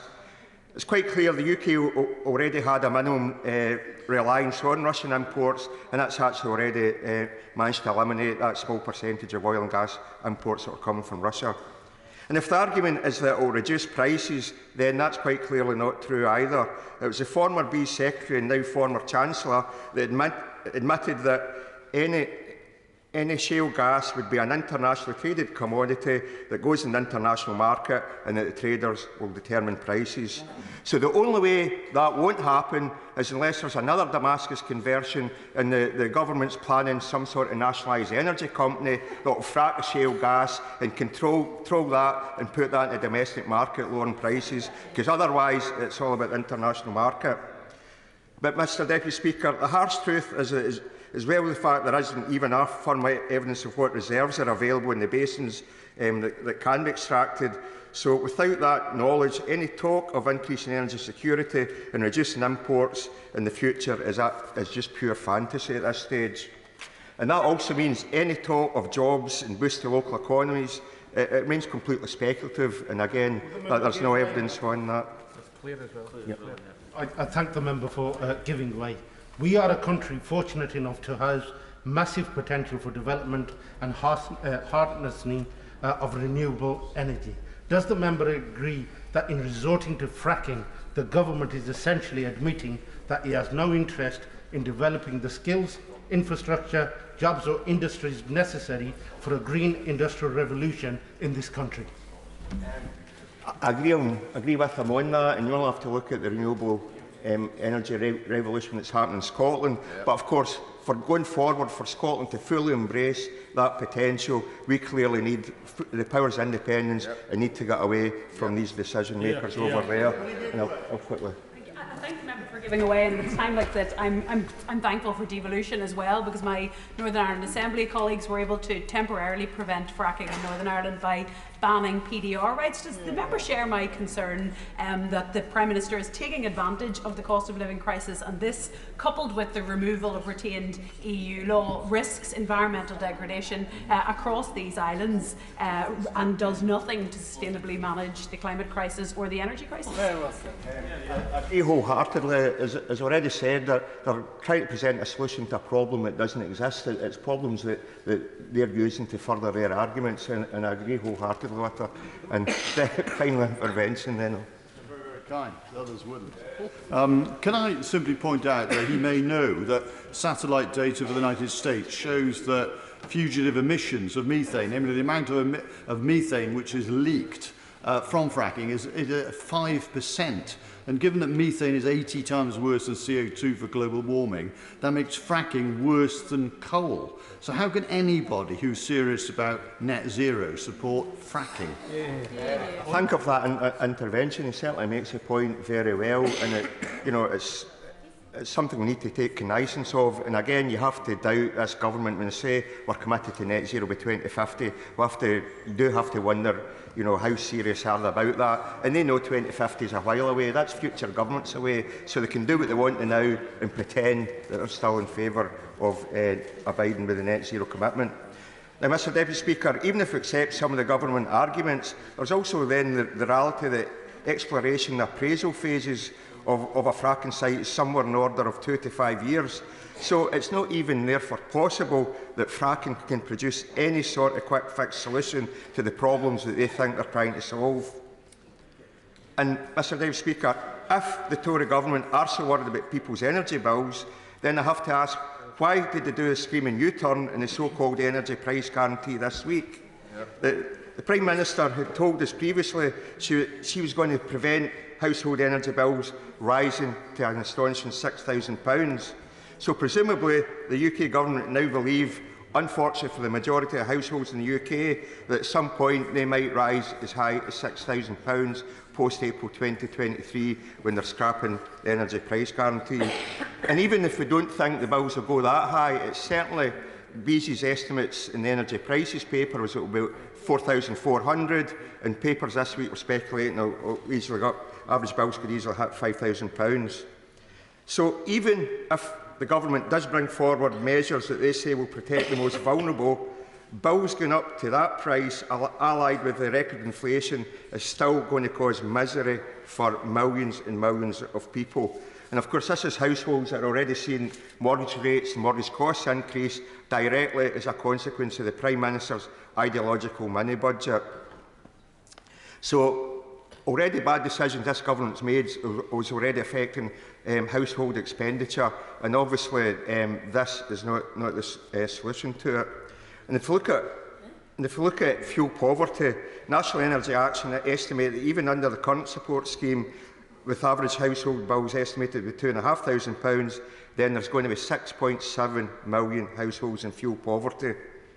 And if bills got way higher than that, then we're looking at literally millions more in fuel poverty. And Mr Deputy Speaker, I had constituents that even a year and a half ago, when the average price cap, or the price cap was saying that bills sat at an average of £1,100, they were struggling then, and some were in fuel poverty. So when we're looking at bills going up much more, there's going to be misery for many. So fracking does nothing to help them in the here and now, and I'd urge the government to start thinking about the support we're going to have to do to bring household energy bills down for people. And in that vein, other measures that should be taken, energy efficiency installation, they need to massively increase their commitment to upgrading homes to the target of EPC Band C. Energy efficiency installation, clearly it reduces energy demand, reduces a reliance on gas anyway for energy generation, it brings down household bills, and it creates jobs. In the past, or if we're looking at energy security, it's not that long ago that the UK government blocked the development of onshore wind. 6 years of onshore wind development that was blocked. Given that onshore wind is the cheapest form of energy generation, then it's quite clear, arguably, they've added cost to consumers' bills by blocking onshore wind.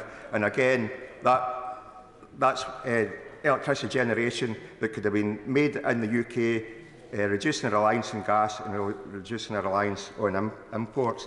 And why was onshore wind development banned? Well, that was because there were some loud Tory backbenchers who were against wind turbines, and they used that and some voices in the community to argue that local consent was not there for the provision of wind turbines.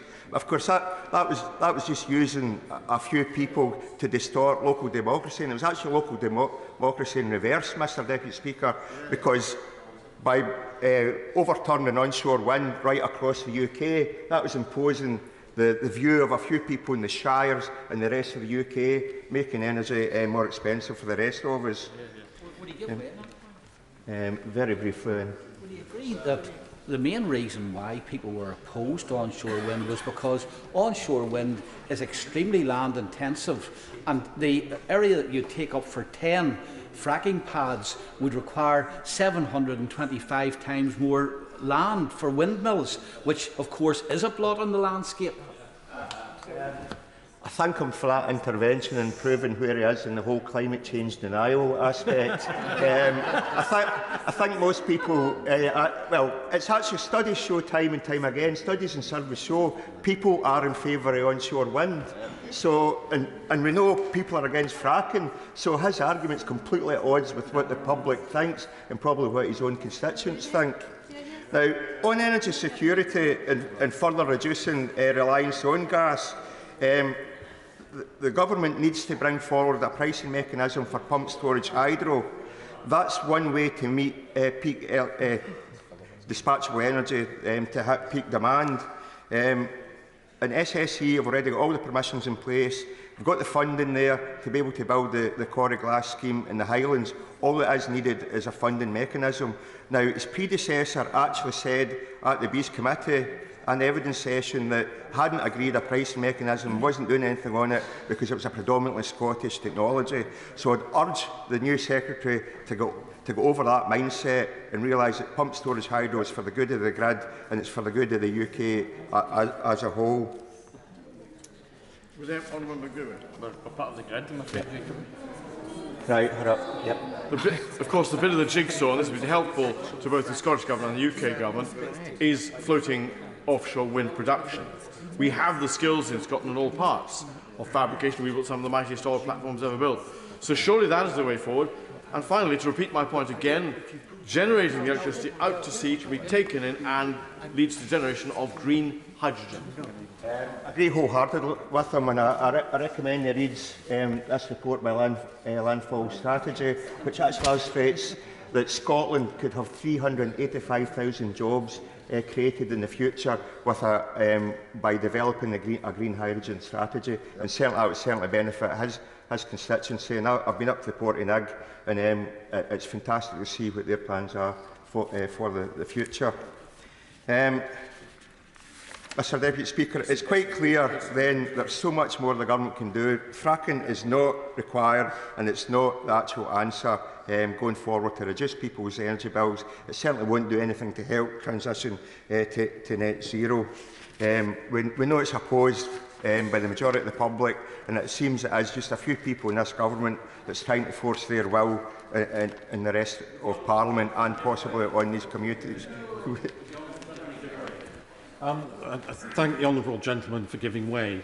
The right honourable member for North East Somerset has brought to the House a proposal.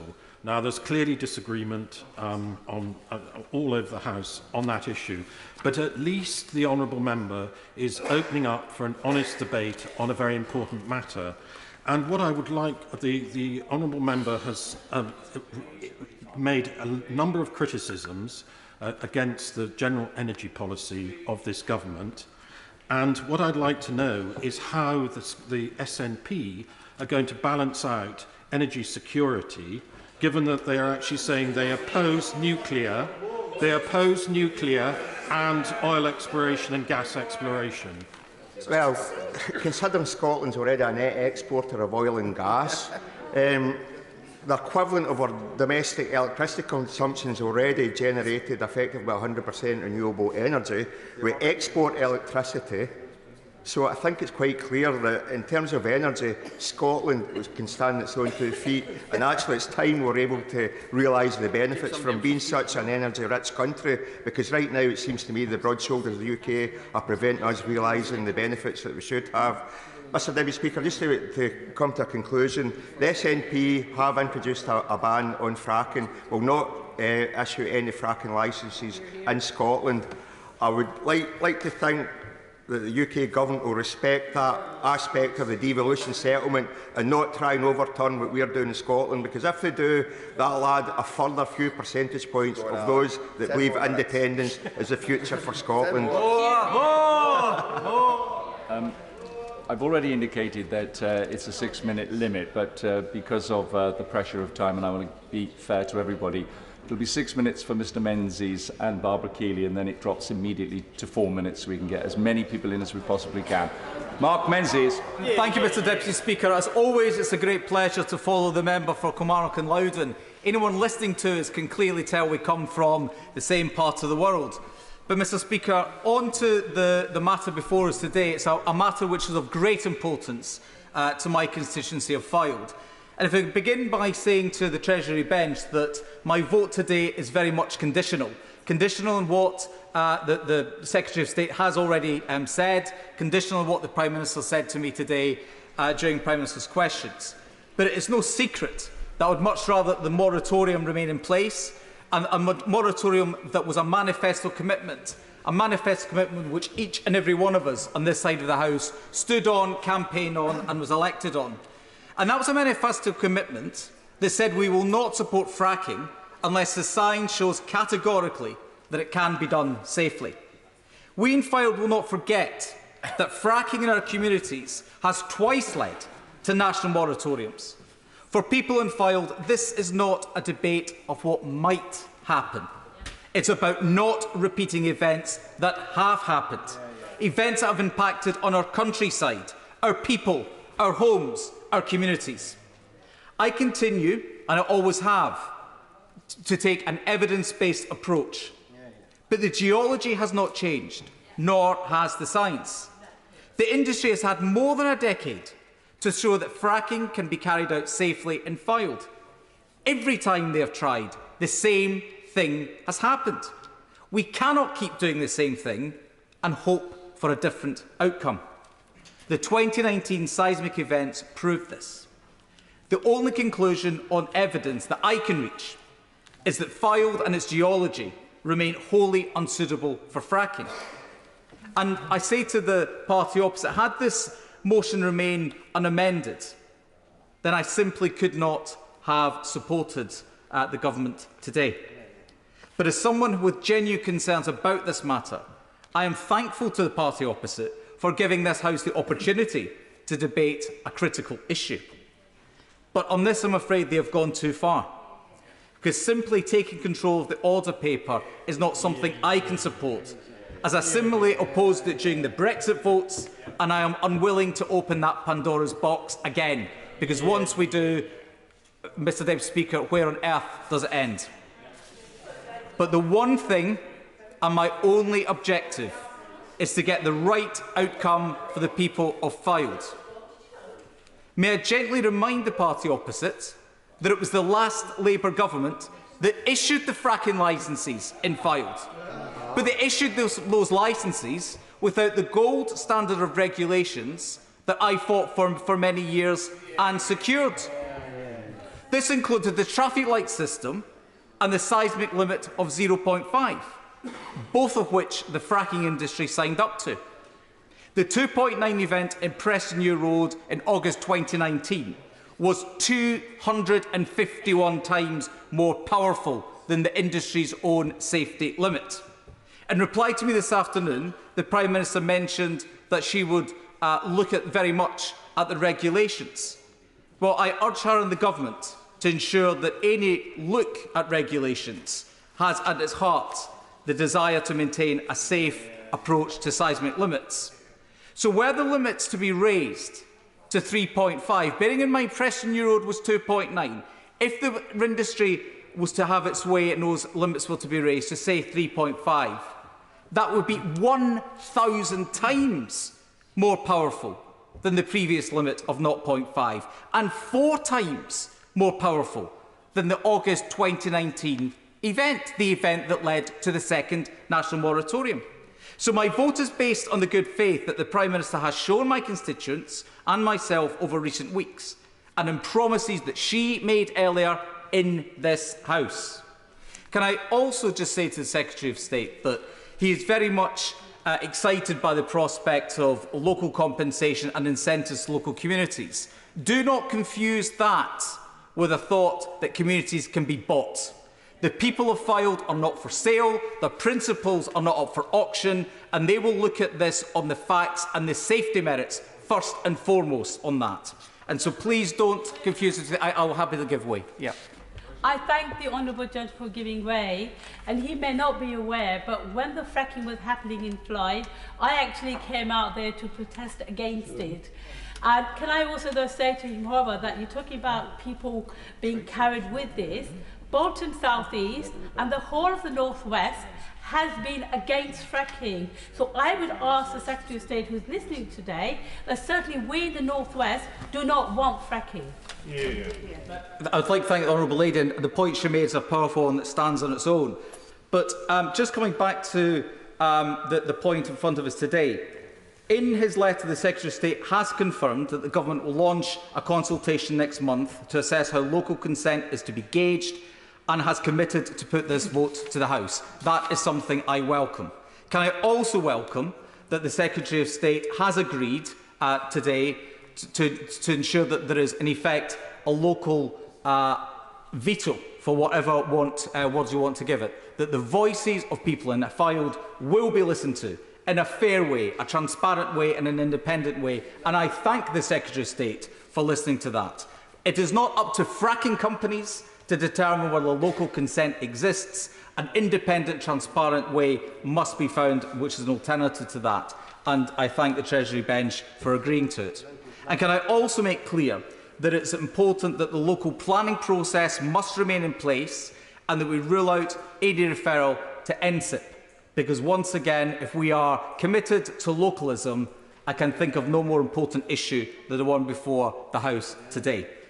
But ultimately, I am able to vote for this amendment because I believe that people of Fylde share my conviction that the answer for our communities is no to fracking.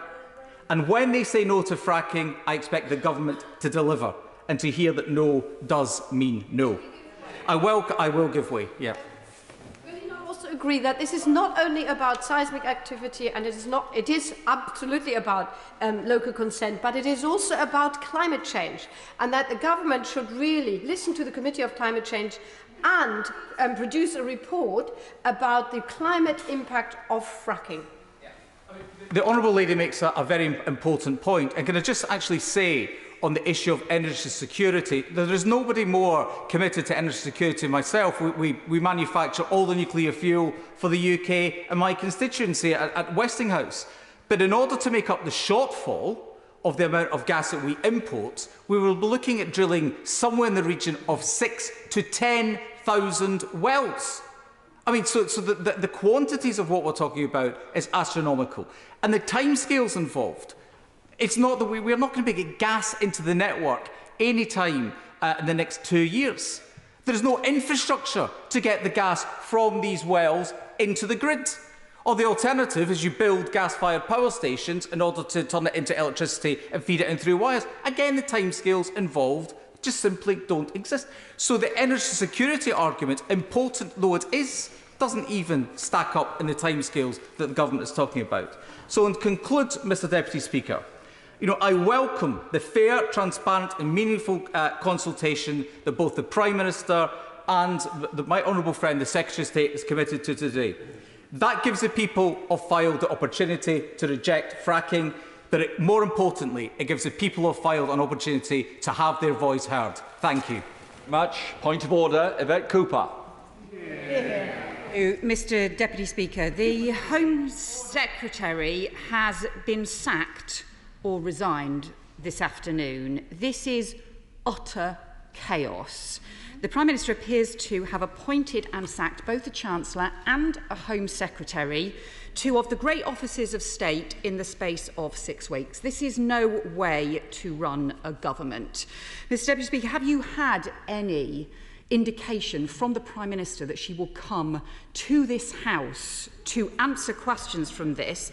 The Home Secretary, the former Home Secretary, the Right Honourable Member for Fareham, says in her resignation letter that she sent an official document draft written ministerial statement on migration from her personal email, which she says was due for publication and was against the rules. It raises huge questions about why a Home Secretary who was responsible for security was breaching basic rules. There are also rumours that, in fact, this statement on migration she refers to had not been agreed across the government, that there were major disagreements and that this had been blocked by the Chancellor.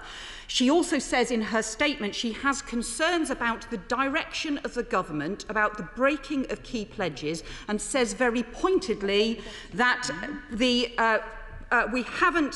when we have made mistakes and hoping things will magically come right is not serious politics. There is clearly a huge chaos at the heart of the government, Mr Deputy Speaker.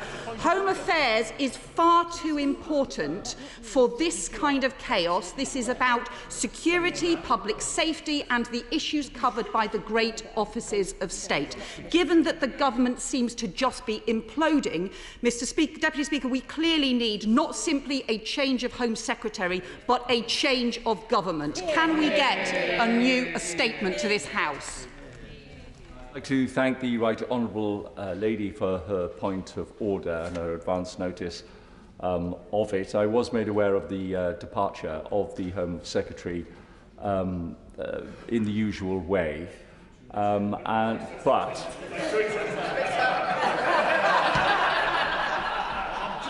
but she is asking the question as to whether I have been notified in a usual way as to whether there would then be a statement. I have not been notified as such, but should the situation change, then members will be notified via the Annunciator and other means. So, as it stands at this moment, there are no statements to be made today. Should just do We're still on the 6-minute limit, and then we drop to 4 minutes. Barbara Keeley. Thank you, Mr Deputy Speaker. Fracking is an outdated, dangerous and expensive way to produce energy. It causes disruption and distress to local communities, and crucially, it will not provide the clean, secure energy that our country needs. And that was laid out, I think, very effectively by my right honourable friend on the front bench when he opened the debate earlier. I have a former exploratory site for fracking at Barton Moss in my constituency. The energy company iGas drilled the site to a depth of about 10,000 feet in an exploratory exercise over the course of 6 months between 2013 and 2014. During that time, there was much local opposition and a fierce protest, which resulted in months of demonstrations. 150 police officers were involved in policing the protest every day, and a total of 120 people were detained. Greater Manchester Police had to pay £1.7 million for the cost of policing the protest, which came out of our local policing budget. At the time, the Manchester Evening News ran a survey of 2,500 local residents. This showed that over 3/4 of local people were opposed to fracking. I want to explain why I have always opposed fracking and why the reasons for my constituents' opposition are so justified. Some of the issues are local to Barton Moss. The exploratory fracking site is close to an area of raised peat bog, which is a rare and precious resource where it hasn't been ruined by over-extraction. There are real concerns among my constituents about dewatering those precious mosslands and the harmful effects of pumping water into underground rock to force out the shale gas in this mosslands area. People are also very concerned about air pollution, which is particularly worrying at Barton Moss because the site is next to the M62 motorway, itself a cause of high levels of pollution. Other environmental risks are not specific to Barton Moss, but they do have an extensive evidence base.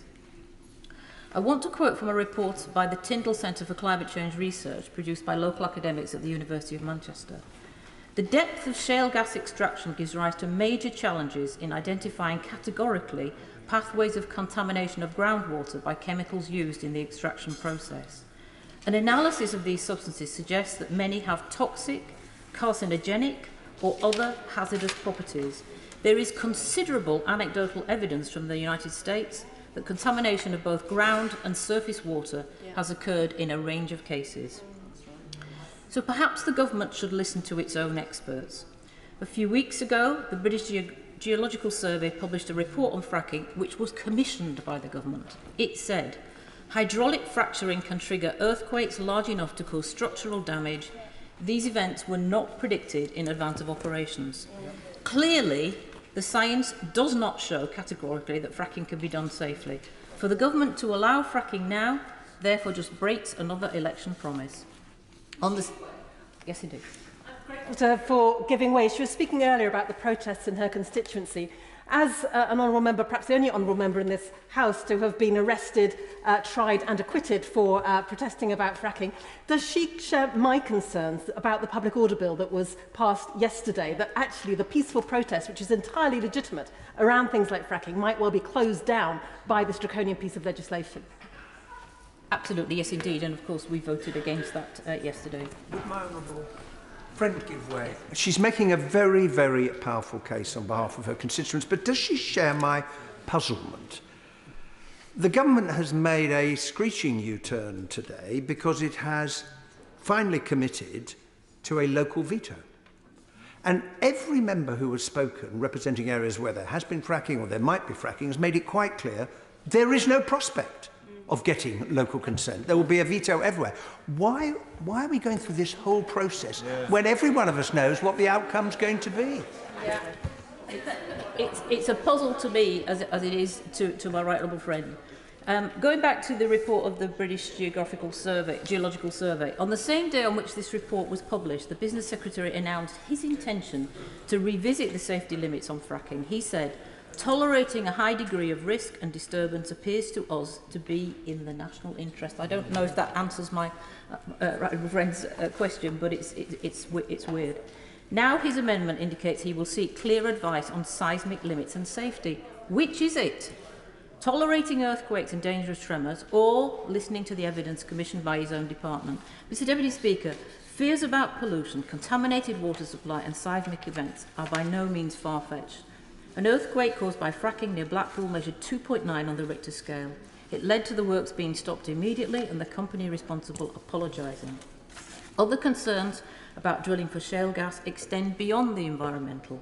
In 2014, a DEFRA report forecast that house prices were likely to fall by up to 7% within a mile of fracking wells, and that the price of house insurance would also rise within 5 miles of fracking wells.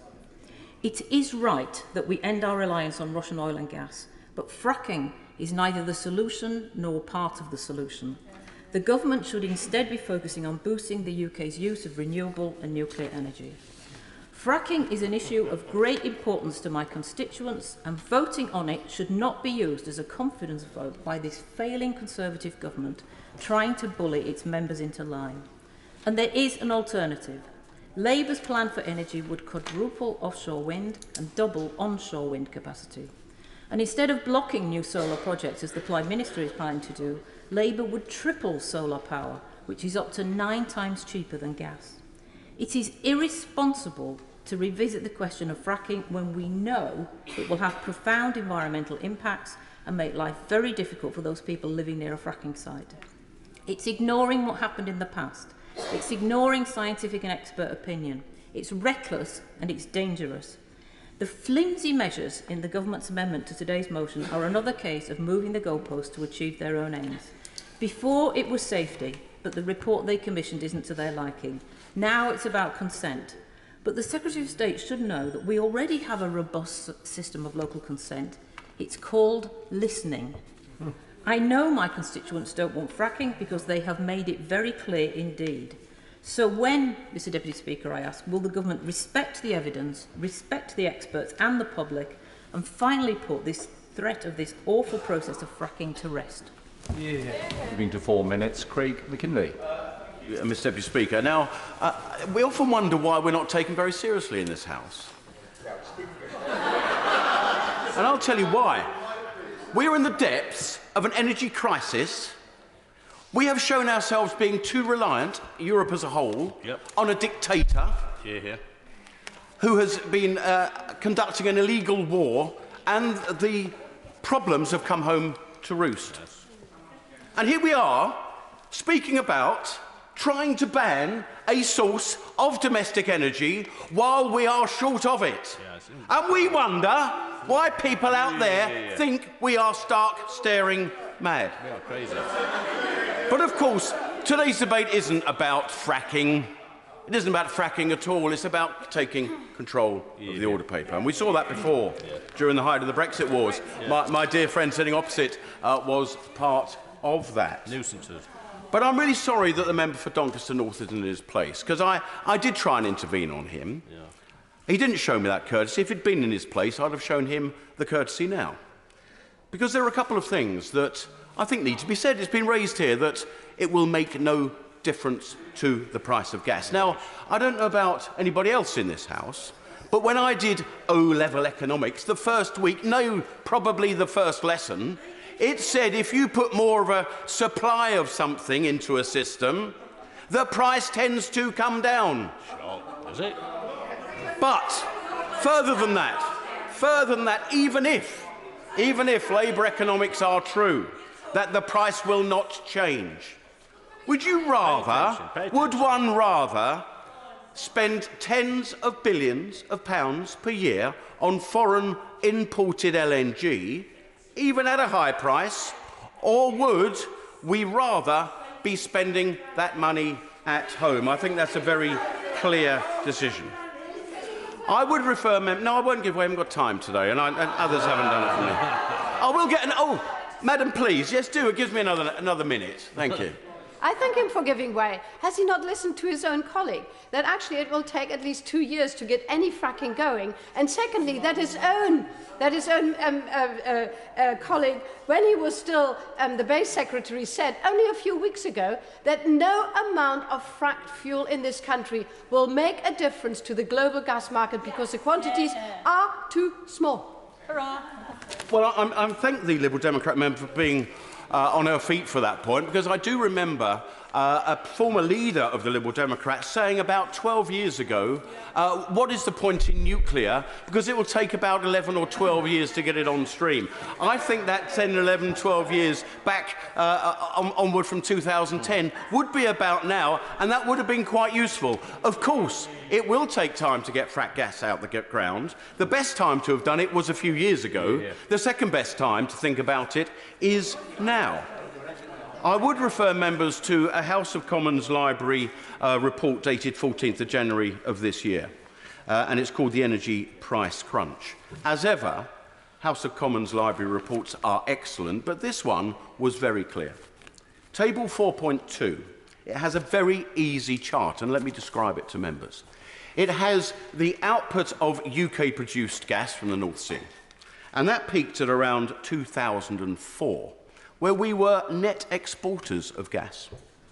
Since then to now, we are actually using only about 75% of that peak use that we once used in the country. That may be for many reasons. We may have better insulated houses. That's to the good. I feel pretty sure one of the main reasons is that any high energy intensive business has simply offshored somewhere else, but let's just put that aside. What has happened really distinctly is we are now only producing a third of what we did at peak. So we're using 25% less, and we are producing only a third of what we once did. Where do you think that gap is coming from? That gap is coming from international resources. I mean, there are 3 countries alone, forgetting Norway, £64 billion we've spent over the last 10 years on importing LNG from Russia, Qatar, and the US. Now, surely it's got to be better to have those jobs at home, tens of thousands of them, that investment at home, many billions, tax revenues, do you remember that? Profits and tax revenues, pretty helpful, you know, that pays for things. The NHS, perhaps for the insulation that we'd all very much support. Your wages. And do you know what would be quite useful? Balance of payments, because we're always running a pretty bad show on that. But if CO2 is your thing, and it's certainly my thing, why are we importing LNG, 5 million tonnes of extra CO2 just in the process of importing it, rather than doing it domestically? Yeah. So anyway, this debate is a valid one. It's for other reasons that we're very aware of, because shown by Labour, but I support fracking. Let's give it a go. There is no government money involved, all private. Thank you very much. Bill Esterson. Lancashire County Council's ecology advisor described Aurora's assessment of earthquake risk at the Altcar-Moss fracking site as superficial, outdated and not justified. Well, my constituents nearby in Formby agree with the ecology advisor because their houses shook when tests were carried out. And my constituents have been saying for years that the Conservative plan is a charter for earthquakes, because that's been their experience as elsewhere nearby in Lancashire. Conservative MPs stood on a manifesto which said, "We will not support fracking unless the science shows categorically it is safe." Changing the safety threshold doesn't change the level of risk, and changing the safety threshold when the science hasn't changed won't convince my constituents or people across the country either. I can tell the government that people in Sefton and in West Lancashire are not going to support fracking, and if the government think they can manipulate fake consent, people simply won't be fooled. And as for the impact on the environment, the Environment Agency says contamination of groundwater has not been addressed by fracking companies. Natural England say that fracking applicants haven't produced evidence that their plans would have no significant effect on wildlife either. Turning then to the government's claims. First, the gas price. Fracking won't help because the price is set by on the European market. Second, the immediate challenge of supply. Fracking will take time to produce gas even if the government chooses to ignore local people. It won't deliver in the short term. Third, climate. Producing more fossil fuels is just going to make the climate crisis worse. Haven't we seen enough evidence of the acceleration of the climate crisis, with storms, floods, and extreme heat in this country, let alone around the world, we need to do everything we can to end our reliance on greenhouse gas-producing fuel. Introducing fracking will add carbon emissions to our atmosphere. Fracking is climate action delay, and to delay is to deny the reality that we face a climate disaster and all its consequences unless we act with all speed. The only sensible way forward is to invest in wind and solar to deliver renewable electricity self-sufficiency, as we on this side of the House will do by 2030, to invest in insulating 19 million homes, to invest in new nuclear, in tidal, in hydrogen, in carbon capture and storage, to create a publicly owned great British energy company we can be proud of and which will deliver in the national interest. There are 1 million jobs in Labour's energy plan. There are lower bills. There is energy security. Labour's long-term plan will create a world-leading renewable energy industry where we can export our technology around the world. Our plan is the right way to address the energy challenge. Fracking is completely the wrong way, whether it's in Formby or anywhere else in Britain.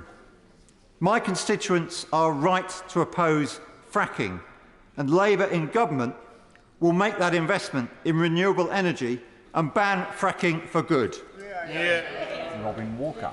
Mr Deputy Speaker, I do not support ending the moratorium on fracking, as I don't believe that new scientific evidence has yet emerged which would justify this. It has been welcome to hear in recent days the Prime Minister and the Chancellor talking about the importance of our 2019 manifesto, and I agree with both when it comes to the triple lock on pensions and the moratorium on fracking. I do suggest I do support the UK, as the Secretary of State has said, maximising its domestic supply of gas to support transition to net zero. The production of the support for new technologies for heating, including hydrogen for heating, and the importance of our supplies for our energy security. But we should do so in ways that are proven to be safe. I will not vote for the opposition motion today, and I urge all colleagues on our side of the House not to do so, as it is a blatant attempt to seize control of the order paper, as they tried to do so many times in their efforts to thwart Brexit.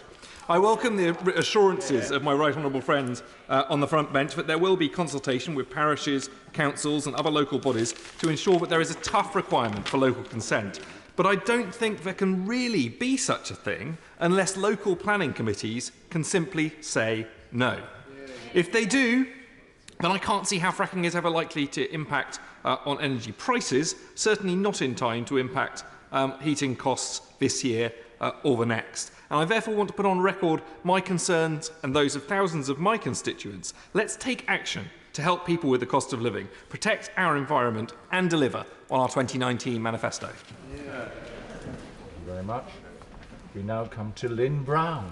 Mr Speaker, frankly it's becoming difficult to adequately express my horror at the state of this government. Every single decision seems calculated to destroy our economy, our public services, our international reputation and our environment too. This utter nonsense about fracking is another example. Truth is, there's very little prospect of fracking in West Ham, and I don't think our communities are going to be affected by consequent earthquakes or polluted water supplies. But over recent weeks, I've had loads of emails from constituents extremely concerned about the direction that the government's taking. They're worried about how the communities that could be affected, because they know how the local consent can be and is manipulated to suit agendas of the powerful. My constituents point to the constant Tory failure to prevent vile sewage pollution, and they ask why anybody would trust a government if it says that fracking wells won't destroy local water supplies. The party opposite has proven time and time again they're simply not willing or capable to stop greedy companies, whether they're privatised water utilities or frackers, from destroying our environment in the pursuit of profit. The issue of fracking is about the safety of our world and the future of our children, and so of course the people of West Ham want to have their say. They don't want us to respond to the cost of living crisis by simply increasing our dependence on the exact same technologies that destroyed it. They don't want to pretend that fracking can make a difference to energy costs, blighting our lives, because it won't. So my constituents want us to get to work on speeding up the green transition that they've been promised.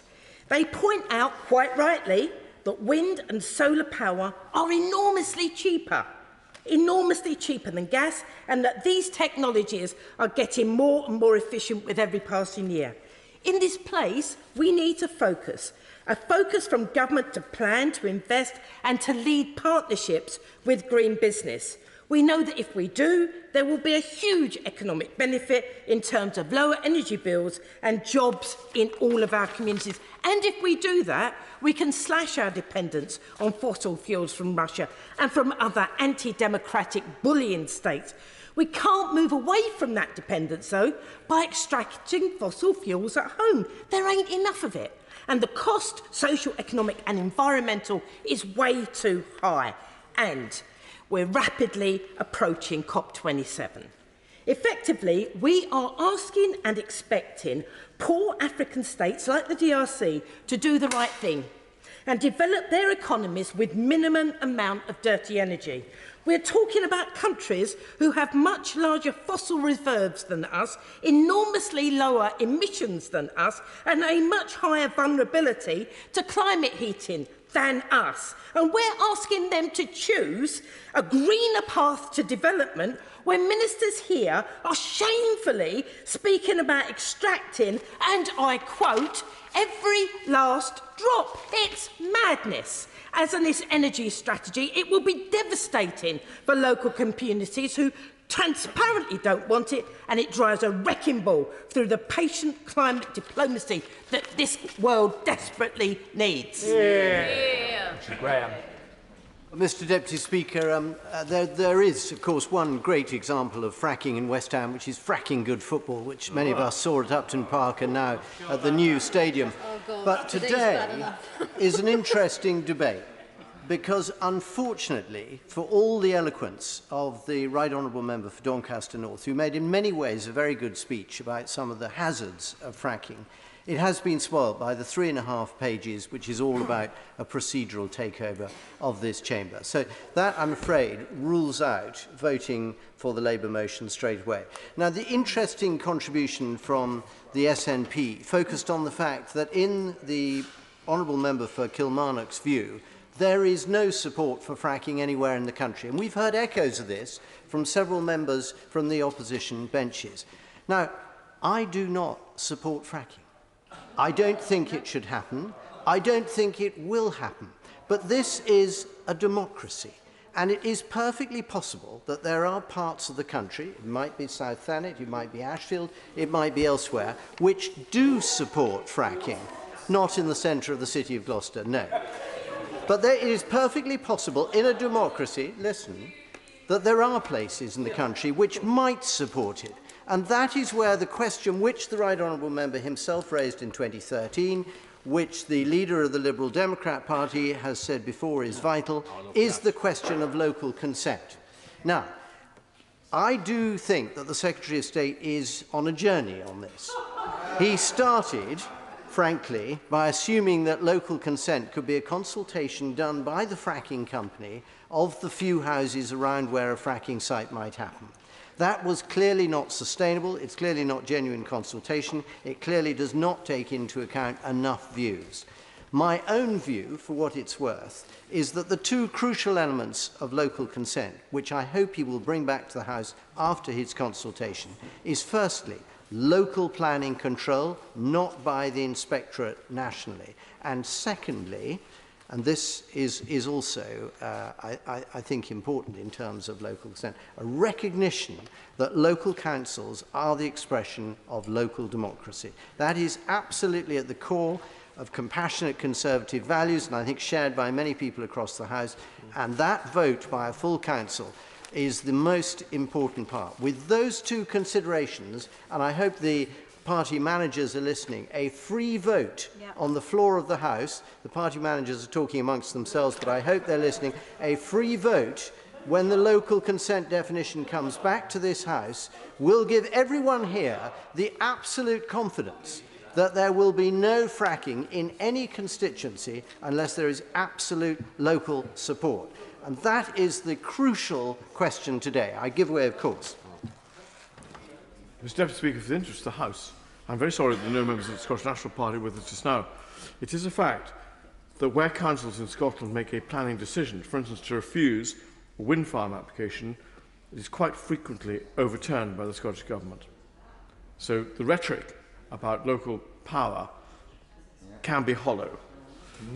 The honourable member makes a very good point, and it's disappointing in a way that members of this House from the SNP are not here to hear that point, because they're huge supporters in theory of renewable energy. And can I just very quickly answer the point on renewable energy, because there is a great deal that the Secretary of State has said and written, not least in a very good article in The Guardian a week ago, about renewable energy, which is excellent. And we would all get behind. So would all, I suspect, members of the opposition parties. I would love him to do more. Hold on one second. I'd love him to do more on supporting tidal lagoons, which could have been done by now in Swansea. They seemed expensive at the time. They seem very good value now. There is a lot more that can be done on marine energy, which contributes to base load.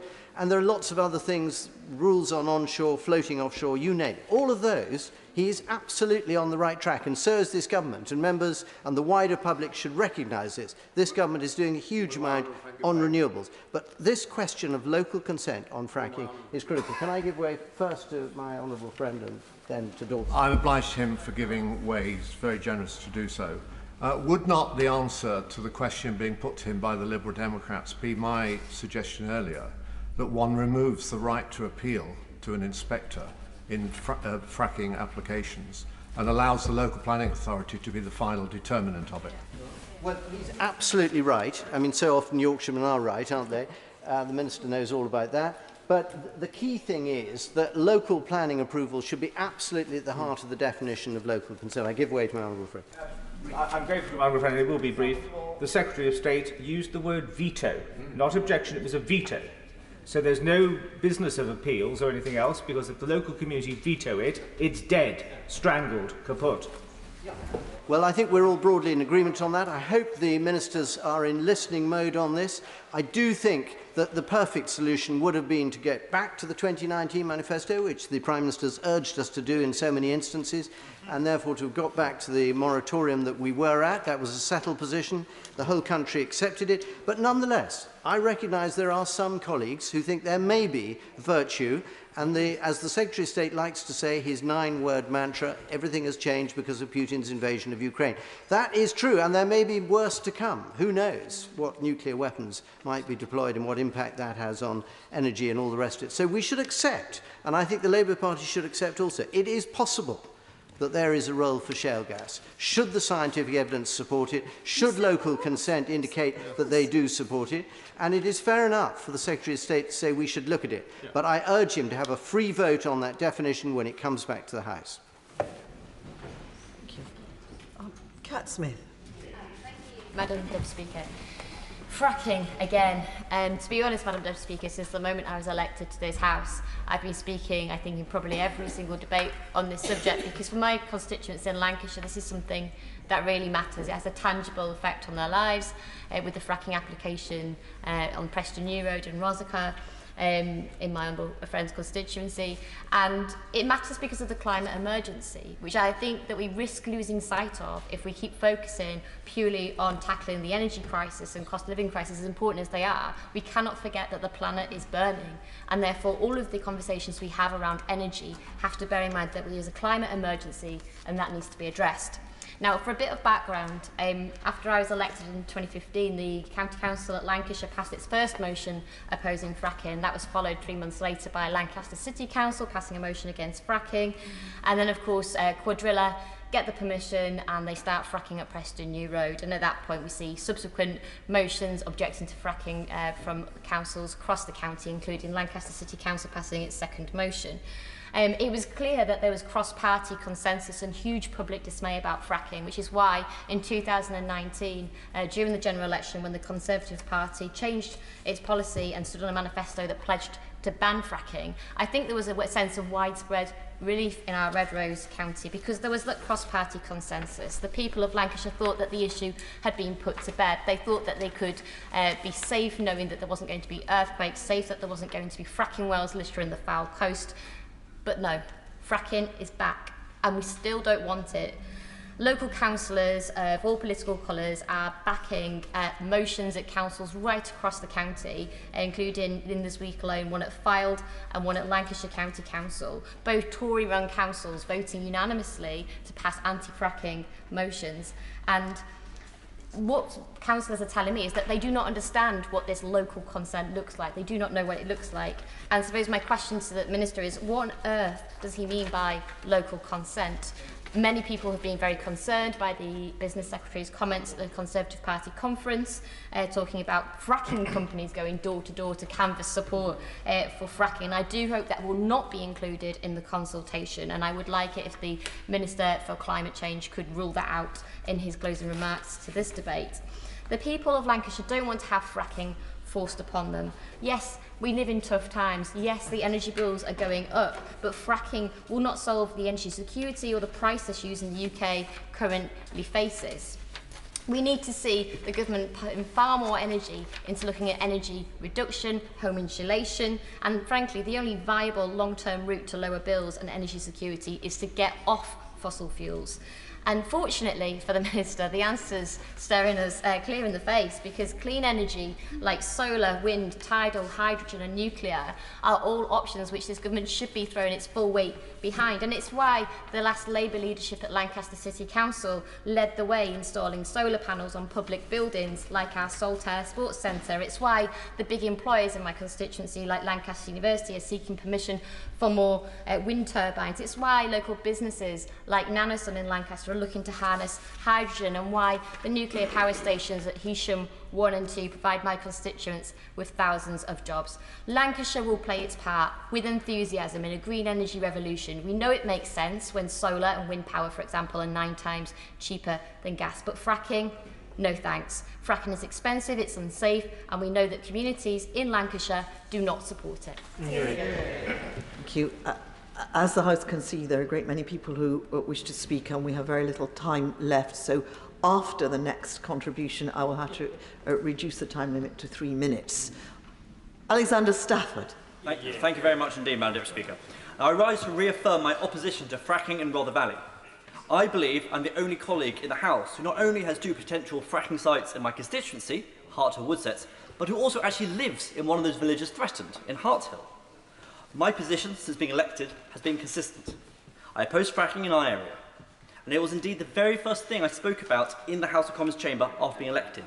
And indeed, I rebelled against the government on the issue in May 2021, being the only Conservative to actually vote to ban all fracking, including exploration. Therefore, I was looking forward to reconfirming this in the House today. But the motion before us is not about fracking. It's about confidence in this government. It is about who runs the country, the elected party, the Conservatives, or Labour, who lost the general election. This, unfortunately, is a cynical attempt by Labour to play party political games. This is not a game. These are people's lives. These are people's communities. It's a dastardly, cynical move to create division, to weaponise this issue, rather than working together on a cross-party basis to put a ban on fracking. And this, Madam Deputy Speaker, is what's wrong with the state of our politics. All that matters is cheap. They're laughing at Centre, they're laughing at the people of Hart Hill, they're laughing at the people of Woodsets, because these are cheap point scoring, ultimately chasing misleading headlines, rather than working with us on this side of the House to make better policy for our communities. Let me get clear, fracking is unnecessary, it's harmful to the environment, and will have no impact on international gas prices. It is yesterday's technology, and not an answer to today's problems. Now, I've had several meetings with the Business Secretary on this matter, and we have heard him today at this chamber, and he has made it crystal clear that there must be a majority of local, independent, he said, community support in order for fracking to proceed. He used the words a veto. But let's be honest, in some parts of the country, there may indeed be that support. Now let me make this clear. I am the elected Member of Parliament for Rother Valley. I'm not the member for Rhondda. I represent Harthill, not Hartlepool, Woodset, not Woking. Who am I to dictate the rest of the UK what other communities want? That is undemocratic. What is clear, though, in my local villages is there is no community support for fracking. And we have today been given a cast-iron guarantee that these changes will at last put communities, even down to the parish level, at the heart of any future decision. No more worries about the changing nature of government, and those that are directly affected by this will ultimately have the last say, and that is correct. Now, Harthill and Woodset are riddled with old mine workings, and the fault lines are already severely weakened by coal extraction, right beneath where companies wish to frack. My constituents do not wish to live next to an industrial site. The traffic movement associated with fracking presents a huge risk to pedestrian safety and could destroy local flora and fauna and ruin the unspoilt countrysides. However, and even the proposed site in Woodset is only yards from a residential home of the elderly and vulnerable, which is deeply depressing. Now let me make this clear again. I am against fracking in Rother Valley, but I'm also against the disgraceful attempt by Labour to overturn the government. The government policy today is announced gives more power to local residents to reject fracking, and I want them to reject fracking. And I can reassure this House that when there is that local community vote, the vote that actually matters to communities, and as a resident of Harthill, I'll be getting a vote on this, I will not only be voting against fracking in Rother Valley, I will be leading the charge on this issue. Great speech. Now, on a time limit of 3 minutes, Tim Farron. Okay, I'm very grateful.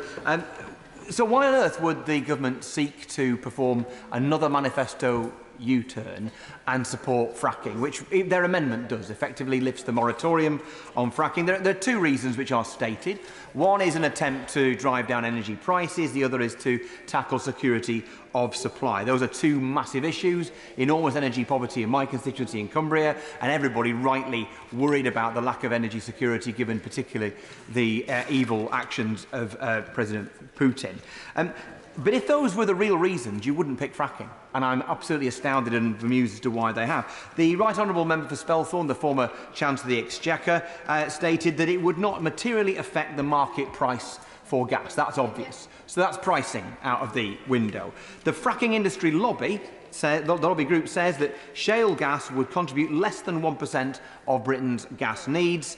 And the British Geological Survey says that shale gas under the United Kingdom contributes 15 times less in volume than was originally thought. So it will have no impact on price, and it will do nothing meaningful when it comes to volume. So what it will do is add another fossil fuel into the mix at a time when we should be keeping all the fossil fuels in the ground because of all the threats that we face as a country and as a community. Climate change is undoubtedly the greatest. Fossil fuels should be kept in the ground. It will also create massive seismic risks. The northwest of England, Cumbria and Lancashire, two of the most geologically active places in the country, fracking is madness. Using and opting for fracking is divisive and expensive, whereas renewables are popular and cheap. On that point, happily, yeah. I've again and again, Madam Speaker, gone on about green energy and hydrogen creation. Hydrogen is green and clean. We've got to get serious about this. And would the amendment agree with me that it's vital that all the governments in the United Kingdom work together fast and now? I think green hydrogen is absolutely an essential part of the mix, and I agree with my honourable friend that if the government was trying to change policy quickly in order to do something that would radically make a difference quickly, then they will be opting for renewables. The United Kingdom after Canada, has the highest tidal range on planet Earth, and yet we are tapping nearly none of it. Why are we not investing in wind, in solar, allowing farmers to diversify it and to be part of the happily give way? Yes. Popped up. It's very generous with your time, by the way, but I wonder if you can recall when your leader says, "I love shale gas. It is much cleaner than coal, and we need more gas. I hope we get loads of it." Yes. My leader, when he was, of course, Secretary of State for Energy and Climate Change, was responsible for the United Kingdom increasing renewables by 20% every year, which dropped by 3% when he left office. And if he's concerned about leaders changing their mind, the party opposite is led by someone with more flip-flops than Benidorm. So we are not going to take any lessons from that side of the House. So renewables are the answer. They are quick and they are popular. My concern is that why on earth would a government, why on earth, no, there are other people who need to get in, and the Minister needs to be patient and wait his turn. Because my concern in all this is, what does this say about the government? It is not rational to choose shale gas and fracking at a time when it is obvious it will not have an impact on reducing prices or improve energy security, when instead the government could be moving towards tidal, marine, hydro, wind and solar. Not rational. But what is also not rational is the fact that earlier this day, the Right Honourable Member for Calder Valley, the Government Chief Whip, wrote to every Conservative MP saying that this matter is not about fracking, it is a matter of confidence. And this causes a great problem for members opposite. They either have to vote to end the moratorium on fracking, which is enormously unpopular. Only 19% of the British people support fracking. The overwhelming majority are opposed to it, including in my constituency. So they've either got to support fracking or they've got to vote to bring down the government. That is an irrational thing for the government to seek to put before this House. And the difficulty is we're beginning to see a pattern of irrational behaviour at the centre of our government. That if we care about our energy supplies, the cost of energy, the enormously painful cost of living that is a threat to every single family in this country, if we care about those things, our economy, we cannot have people in high office and leading the government party who are acting consistently, illogically and irrationally. And this is an irrational proposal, and that is why it is right the government should give way and why we should be opposing fracking, and it's why I will be voting to oppose fracking today. I challenge members opposite to ignore their whips and vote to end fracking. Maria Caulfield. Thank you, Madam Deputy Speaker. Let me be clear for my constituents. I do not support fracking and will not be voting for it in the future. But and it's very clear from my constituents of their concerns. I am encouraged, and the Honourable Member for North Dorset is quite right, that the Secretary of State has given a commitment that the local residents will have a veto over any plans for fracking. So the moratorium stays in Sussex, because I'm pretty confident my residents will not be supporting it. But can I just echo the concerns around planning, where we are seeing on a daily basis our refusals for planning being overturned by the planning inspector, and I want reassurance from the Minister that that will not happen in cases of fracking. And maybe this is an opportunity to look at the role of the planning inspector overall, as well as looking at how we can respect the wishes locally when it comes to fracking. But let's also be clear that this motion today is to agree on the date when there will be a vote on a bill to ban fracking. It's not actually a vote on banning fracking today. And what I'm amazed at the sheer brass neck of the opposition is they are often criticising this government for having a legislation rushed through, having all stages on one day, and yet that's exactly what they're proposing in their order paper. They often say these issues are too important, too many colleagues want to speak, there's not enough time to debate amendments. That is what is in their motion today. All stages of a bill in one day. Is that the indication of this government in waiting that they so-called claim to be? And just while I have time, Madam Deputy Speaker, I pointed out to the Shadow Secretary of State his hypocrisy in saying that he did, and he said this at the Labour Party conference, there was a role for fracking when he was leader of the Labour Party, but it bears no resemblance to the brass neck of the Liberal Democrats, who, as usual, when they were in government, say one thing, and then when they're in opposition, say another. I will not give way. There's not enough time to give way. When the leader of the Liberal Democrats was the Energy Secretary, not only did he lift restrictions on fracking, he also voted against a ban on fracking in 2015. And as my honourable friend said, was quoted in 2013 in saying, "There's an awful lot of nonsense talked about fracking. I love shale gas. It's much cleaner than coal. We need more gas. I hope we get loads of it."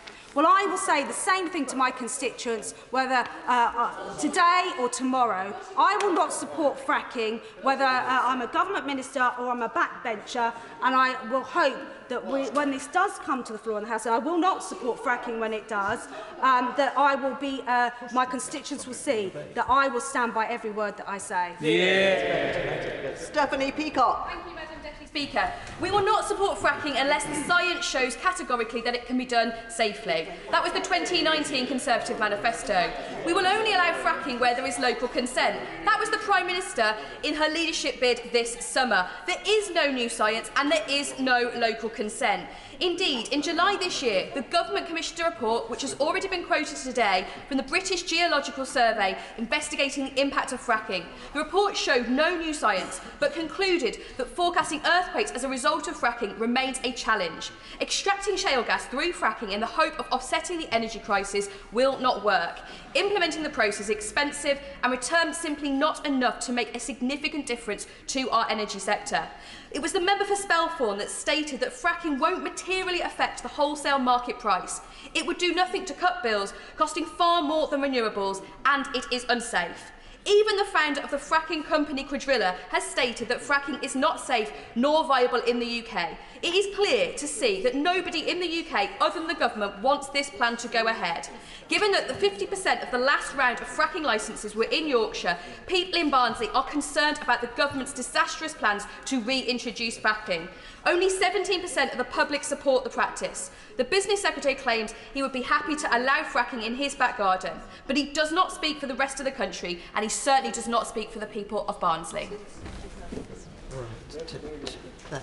Simon Hall. Thank you very much indeed, Madam Deputy Speaker. First of all, can I just thank my right honourable friend, the Secretary of State. He's a long-standing friend for how he's approached today. I think the assurances he has given to the House should be taken seriously and with the sincerity with which he made them, and I think certainly have been enormously helpful.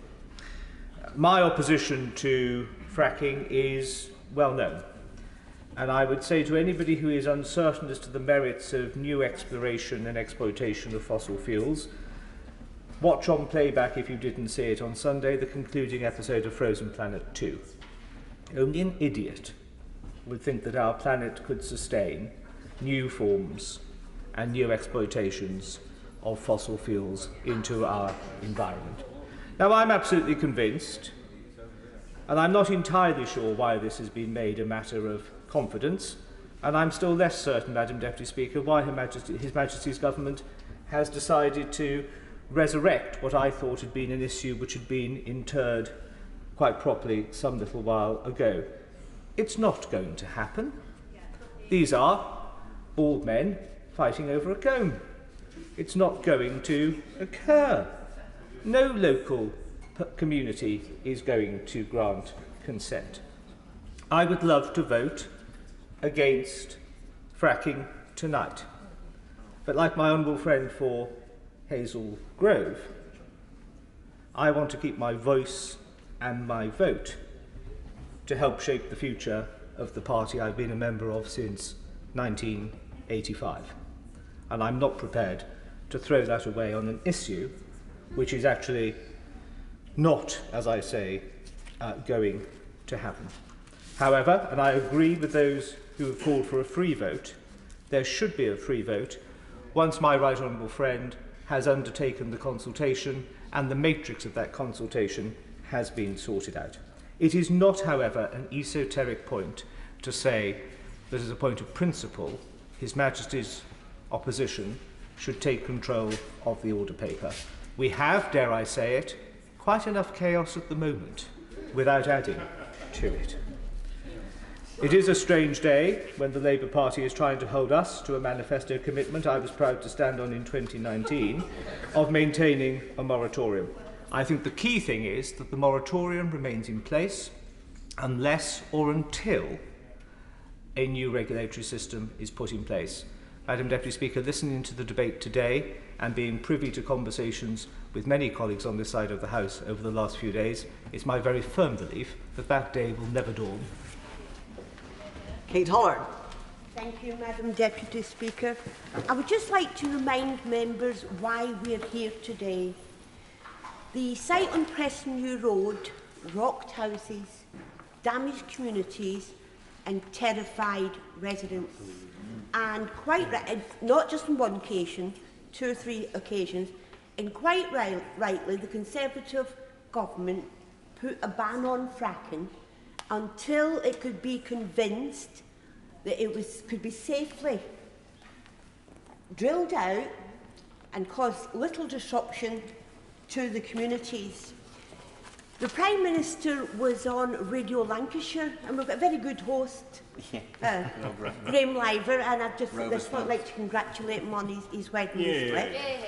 But Graham cornered the Prime Minister with the first 30 seconds when he said, "What has changed?" She did not have an answer. And he asked 3 or 4 times, and she still couldn't answer. She just kept saying she was very clear that people would be consulted. He asked her, what does that consultation look like? She didn't know. So members on the opposite side to accuse this side of taking the order paper is an absolute joke. Your government put in the ban. Your government says the ban would not be lifted. Order. It's not your government, it's their government. Their government. The government put in the ban. The government said it would lift that ban when there was safety assured. That's not happened. So you can play politics and find an excuse to vote against your conscience, but don't blame people on this side. I do not support fracking. Lancashire does not support fracking, and the government has failed to deliver any assurance that it was safe. Thank you, Madam Deputy Speaker. Lee Anderson. Mr. Speaker, now then, I love shale gas. Hope we get loads of it. Well, we've certainly had loads of it today coming from the opposition benches. But it's not up to me, and it shouldn't be up to people in this place to decide whether or not they want fracking to go ahead in the country. And the Prime Minister has been very consistent to say that local people will have the final say on whether or not fracking goes ahead. And we've learnt today that the local people will also get a veto, and that's the right thing. Yeah, here we have in this place. I keep coming to this place just to remind myself most of the time how out of touch a lot of MPs are in this place, because how many people in this place, Madam Deputy Speaker, actually worry about what it's like in bed at night to pay their gas bill or their electric bill? Nobody in this place worries about how to pay the next bill that drops through the door. They would sooner side with the people we've seen out on Downing Street today gluing themselves to the pavement again, rather than think about the hard-working taxpayer in places like Ashford. Not once today has anybody in opposition benches mentioned fuel poverty at all, not once. All they've banged on about is fracking in order to possibly to save their own skin at a general election. Let's be clear, nobody would support fracking in their area if it was dangerous and it didn't provide a cheaper supply of gas or there were incentives to local communities. We all know that, we're not daft. But the GMB Union, who are Labour Party's biggest funder, as I believe, they support the idea of fracking. And they say, and I quote, if it can be shown to be safe for workers and communities, fracking offers part of the solution to the energy crisis.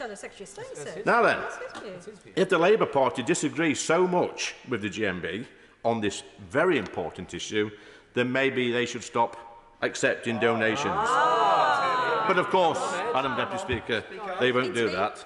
Let's be honest, most people don't think twice about when the energy comes from, when they switch the kettle on in the morning. They expect electricity and gas to come to their house.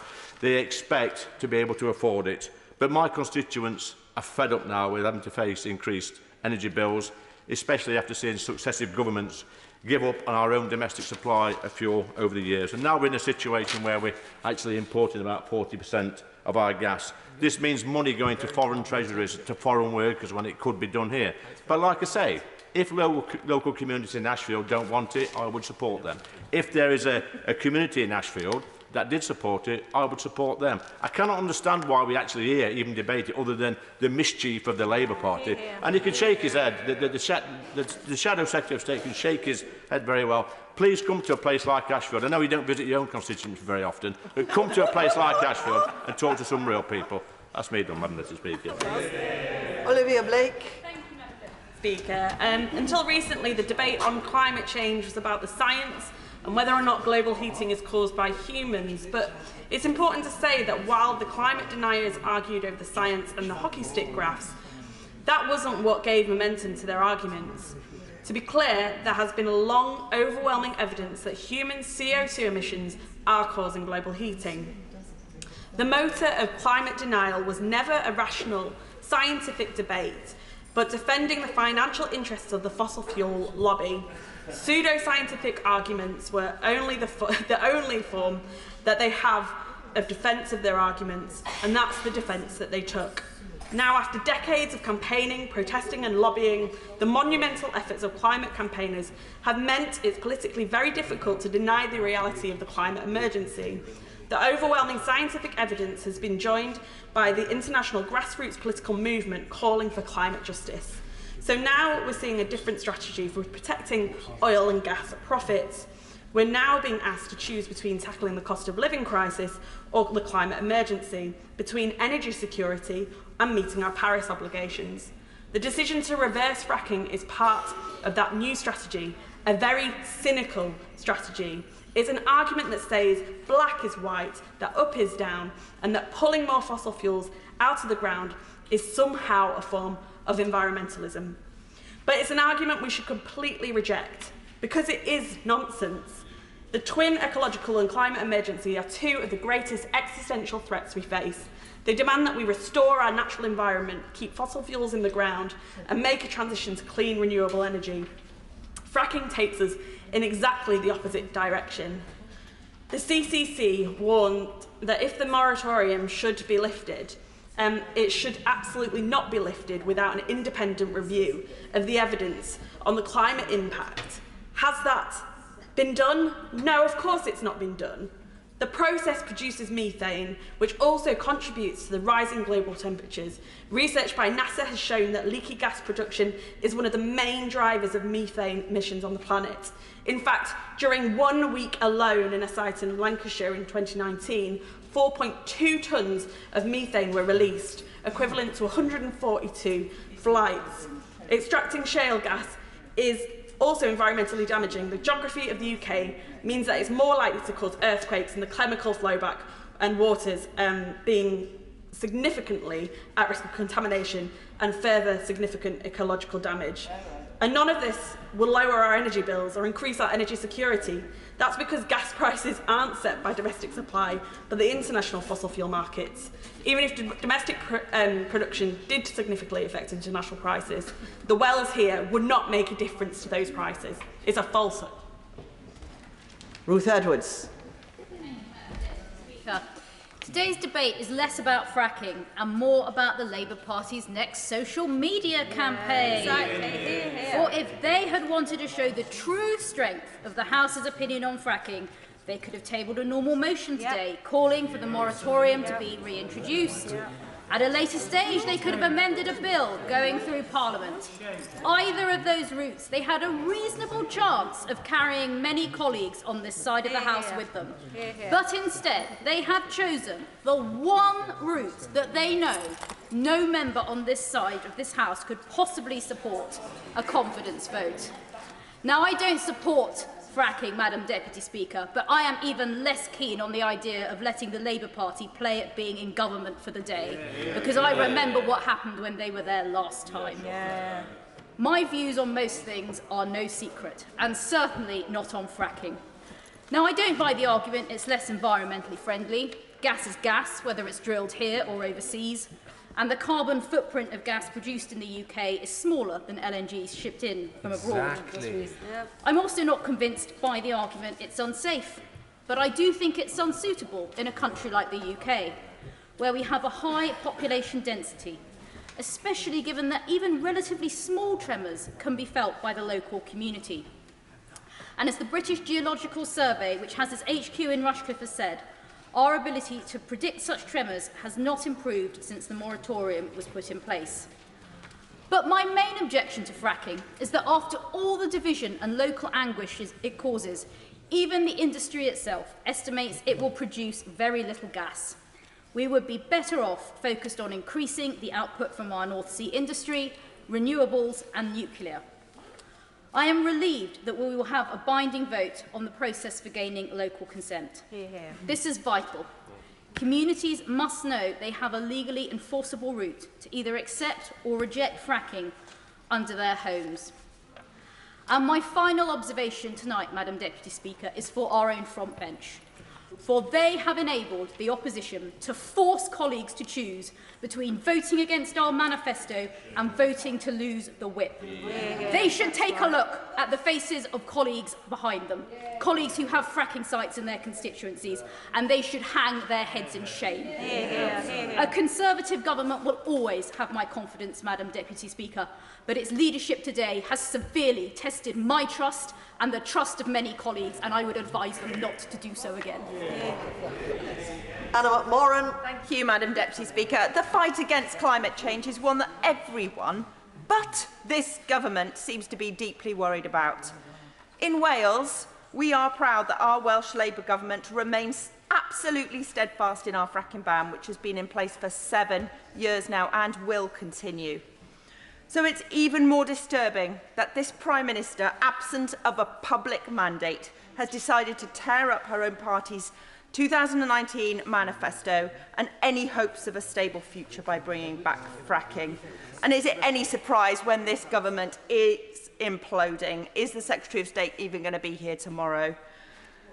It is heartening, though, to see members on the opposite side publicly declare their support for us and against this government's option on Twitter, coming out one at a time, particularly the member for Kingswood, who is also chair of the government's Net Zero review. I think that is quite telling. This energy crisis is costing lives. Action absolutely needs to be taken to curb more suffering, but fracking is not the answer. It makes it worse. And this crisis has been created by an over-reliance on oil and gas. We can't increase it, and this government refuses to understand that. You can't tackle one crisis without tackling the other, but instead, this government has chosen to ignore the warnings, the science and pleas, making a deliberate attack, not only on the environment, but public health too. In England alone, 1/3 of drinking water is supplied by groundwater. The British Geological Survey stated that groundwater can be contaminated by fracking. One concerning risk is from flow-back water coming from fracking itself. Water that flows back contains high concentration of saline, known to cause hypertension, which can lead to pregnant women developing preeclampsia, exposing the mother to potential stroke risk, organ failure, with some babies being stillborn. Medical experts have written to the British Medical Journal stating these arguments. And in complete contrast, this government's own climate minister has claimed it's good for the environment. But that same minister publicly published his support for the ban of March this year. Fracking won't solve any of our energy problems, and it won't provide the essential support the country needs right now. Drilling is irrelevant to this energy crisis, let alone being a complete abdication of duty to the environment, local communities and the climate. This latest move drives a cart and horses through any chance of credibility on global leadership on climate. They must keep that ban now. Yeah. Paul Maynard. Deputy Speaker, I may I start by praising the member for Rushcliffe, who has spoken so eloquently, and I endorse every word she has said about how the government has handled this matter. And I share her sense of despair, frustration and infuriation by it. But as I find myself saying so frequently at the moment, we are where we are, and we have to get on with it. And I would much rather the moratorium that I stood on a manifesto commitment to implement could endure. But I have to welcome the commitment from the Secretary of State to hold a substantive vote on the process by which consent will be determined. But I echo those who have said that this should be a free vote. This is a polarising issue in my constituency. Opinion locally has always been broadly opposed to fracking, which I've always respected and taken note of. that there has always also been a vocal, supportive minority, whose voices have become louder as higher energy costs have begun to be felt, even if fracking is not a solution to the problem of higher energy prices. And everyone in my constituency deserves to have their say. So my aim over recent weeks has been to ensure that the government's commitment to local consent was a meaningful one, and not one placed in the hands of companies such as Quadrilla. Any process should be independent. Indeed, a local referendum would be my preference, because all areas of the Foul Coast should be able to participate in the discussions as they will feel the consequences. Blackpool, as a unitary authority, has no involvement in Lancashire's planning decisions, but it would bear the seismological consequences just as much as the parish of Rotherham would. And I am particularly annoyed by suggestions of financial inducements that will be proffered by the shale gas companies to try to influence the decision making. They must not form part of the decision over consent. Getting the consent system right, and that means it needs to be in a broad area, not a narrow parish within 50 metres of some pad. Getting that right would allow all my constituents, either in favour or against, to feel that they had had their voice listened to. Perhaps fundamentally, carried out under my principles, any rejection of fracking locally would be a permanent people's no, on the record. Not some temporary politicians maybe, that could be reversed by yet another U-turn or yet another new government, which is what Labour's ban, I'm afraid, offers us. Let the people of this country put on record their views about fracking in their local area, and then we as politicians should pay attention to that and act accordingly. Grant Davis.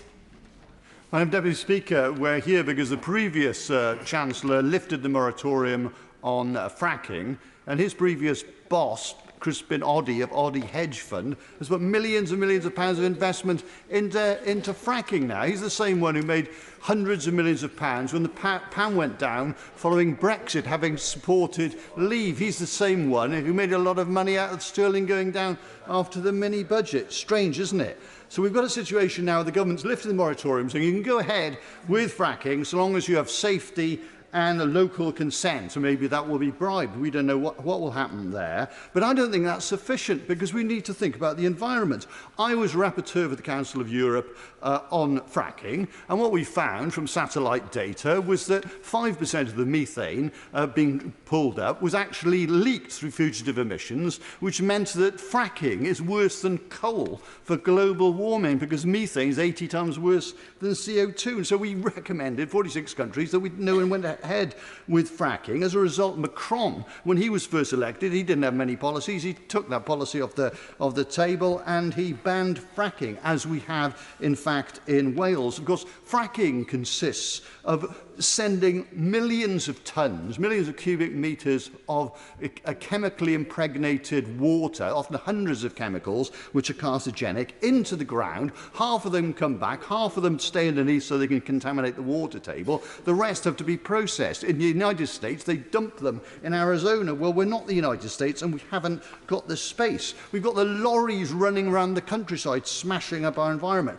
We've got mini earthquakes causing disturbances. We've got air quality data for the United States showing local people have all runny eyes, all sorts of problems. And as I say, that's why in Wales we've also banned it. We're focusing on tidal lagoons, wind farms, solar energy, spatial planning. There is a way forward for a sustainable green energy future. The answer is not fracking. It's environmentally unsound. We should dismiss it even if there was consent, even if there was safety concerns were alleviated, which they won't be. This is absolutely appalling. This is Tory fracking, and people should vote Labour because of this appalling decision to lift the moratorium. Scott Benton. Thank you, Madam Deputy Speaker. Fracking is an issue which ignites very strong feelings among my constituents. Since the government announced a change in direction on this issue, I've been very much looking forward to a genuinely free and fair debate in this place, where I could go on the record and outline my concerns and those of thousands of my constituents about fracking returning to the Foul Coast. However, Madam Deputy Speaker, this is most certainly not the free and fair debate that I had been hoping for. This Opposition Day debate is a very different beast altogether. This motion is not about fracking at all, but is an attempt by the Labour Party to take over the functions of government. This would overturn standing orders and the procedures of this House, which says that only the elected government of the day gets to decide on parliamentary business. It would allow Labour to legislate against the wishes of my constituents who elected a Conservative government at the last general election. We will not and cannot allow the Labour Party to seize control of the order paper. If they want to do so, they should do something they haven't done in 17 long years and win a general election. The opposition know fully well that members on this side who share their legitimate concerns regarding fracking cannot vote for their motion today. And so instead of engineering a constructive and fair debate on this issue, they have contrived to weaponise this issue. Truly shameful behaviour. However, Madam Deputy Speaker, whilst I do have the opportunity, I would like to state once again that the vast majority of my constituents do not support fracking returning to the Foul Coast. The environmental and safety thresholds and protections were breached when fracking previously took place at the Preston New Road site, only a few miles outside of my constituency, and as a result, fracking stopped in 2019.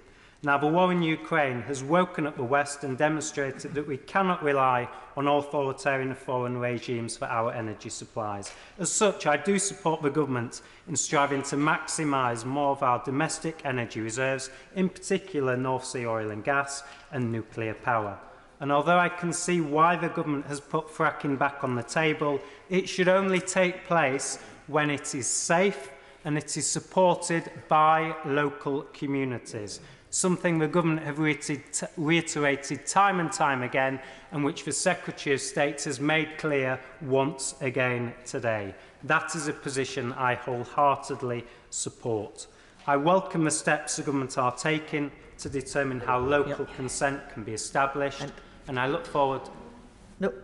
Rebecca Long-Bailey. Thank you, Madam Deputy Speaker. Fracking will not solve the energy crisis. Indeed, the shale gas extracted by fracking would make no difference to gas prices and is a more expensive alternative to renewables. Further, fracking would demonstrably increase the risk of local earth tremors, as recently confirmed by the British Geological Survey. And on the wider environmental impact, Greenpeace state that not only is fracking bad for our climate, it risks causing air, water and noise pollution. It uses toxic chemicals that may not be regulated well enough. An accident could mean that these chemicals leak into water supplies or cause pollution above ground. In fact, this has happened many times in the US. So why on earth, with all of this in mind, would the government pursue a strategy that poses such risks and flies in the face of efforts to tackle climate change?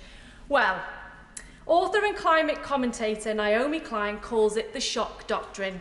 The exploitation of wrenching crises to smuggle through policies that devour the public sphere and further enrich a small elite. But the bandit capitalism extends beyond just fracking into the way the government approaches our whole energy system. The pursuit of markets at all costs with little state intervention keeps leading to the same problems. Complex, poorly designed mechanisms open to gaming and profiteering that deliver poor value for money if they deliver at all, and poor environmental outcomes. And when that system fails, as it is doing now, well, it's everybody else's problem. Now, there's a new generation calling for change, a Green New Deal, a green jobs revolution that would distribute costs and rewards progressively, deepen economic democracy and kickstart an industrial strategy to rebuild and light up Britain. On this side of the House, we get that. But I'm worried that we'll miss this chance. Worse though, I'm actually frightened. Frightened that whilst there are numerous colleagues on the benches opposite who may speak out against fracking, the fact remains that they are still in the government led by an environmental and economic vandal. And although the clock may well be ticking on the Prime Minister's days in office, as Naomi Klein sadly states, when powerful ideologies are challenged by hard evidence from the real world, they rarely die off completely. A few true believers always remain to tell one another that the problem wasn't the ideology, it was the weakness of the leaders who did not apply the rules with sufficient rigour. So that is why today is so important. That's why across this House we have a moral duty to vote in favour of this motion to introduce a bin to ban hydraulic fracking for shale gas once and for all. James Grundy. Thank you, Madam Deputy Speaker. I was very grateful that the Secretary of State today confirmed at the dispatch box about a local veto.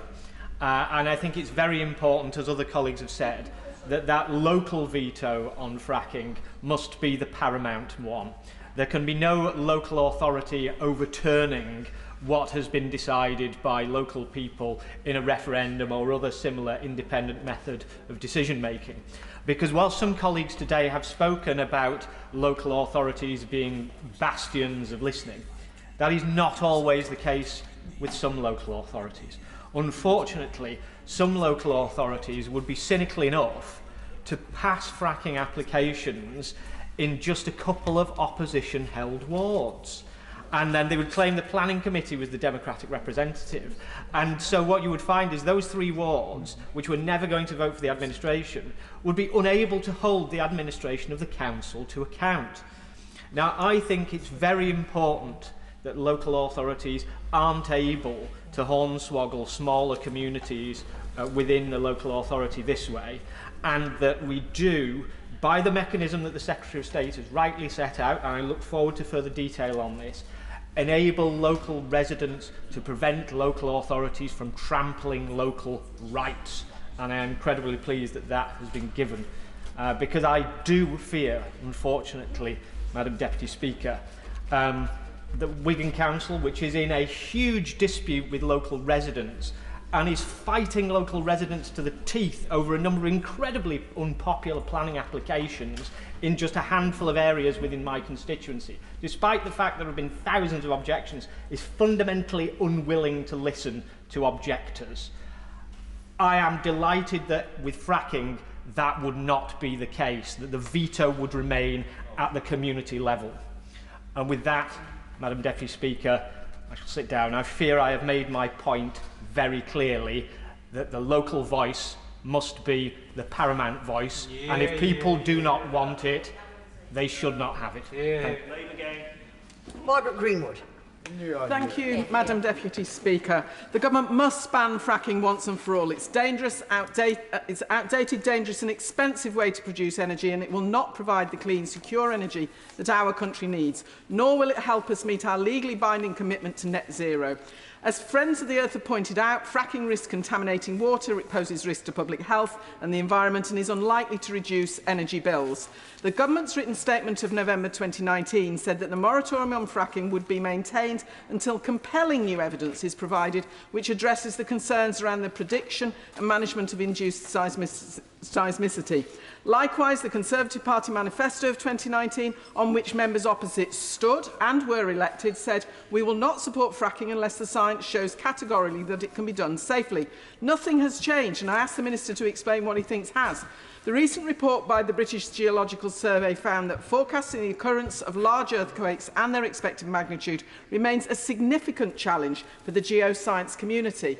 Recently, the Secretary of State said that tolerating a higher degree of risk and disturbance appears to us to be in the national interest. So it appears that we have, as well as being reckless with the economy, the government is being reckless with the environment and the health and safety of our communities.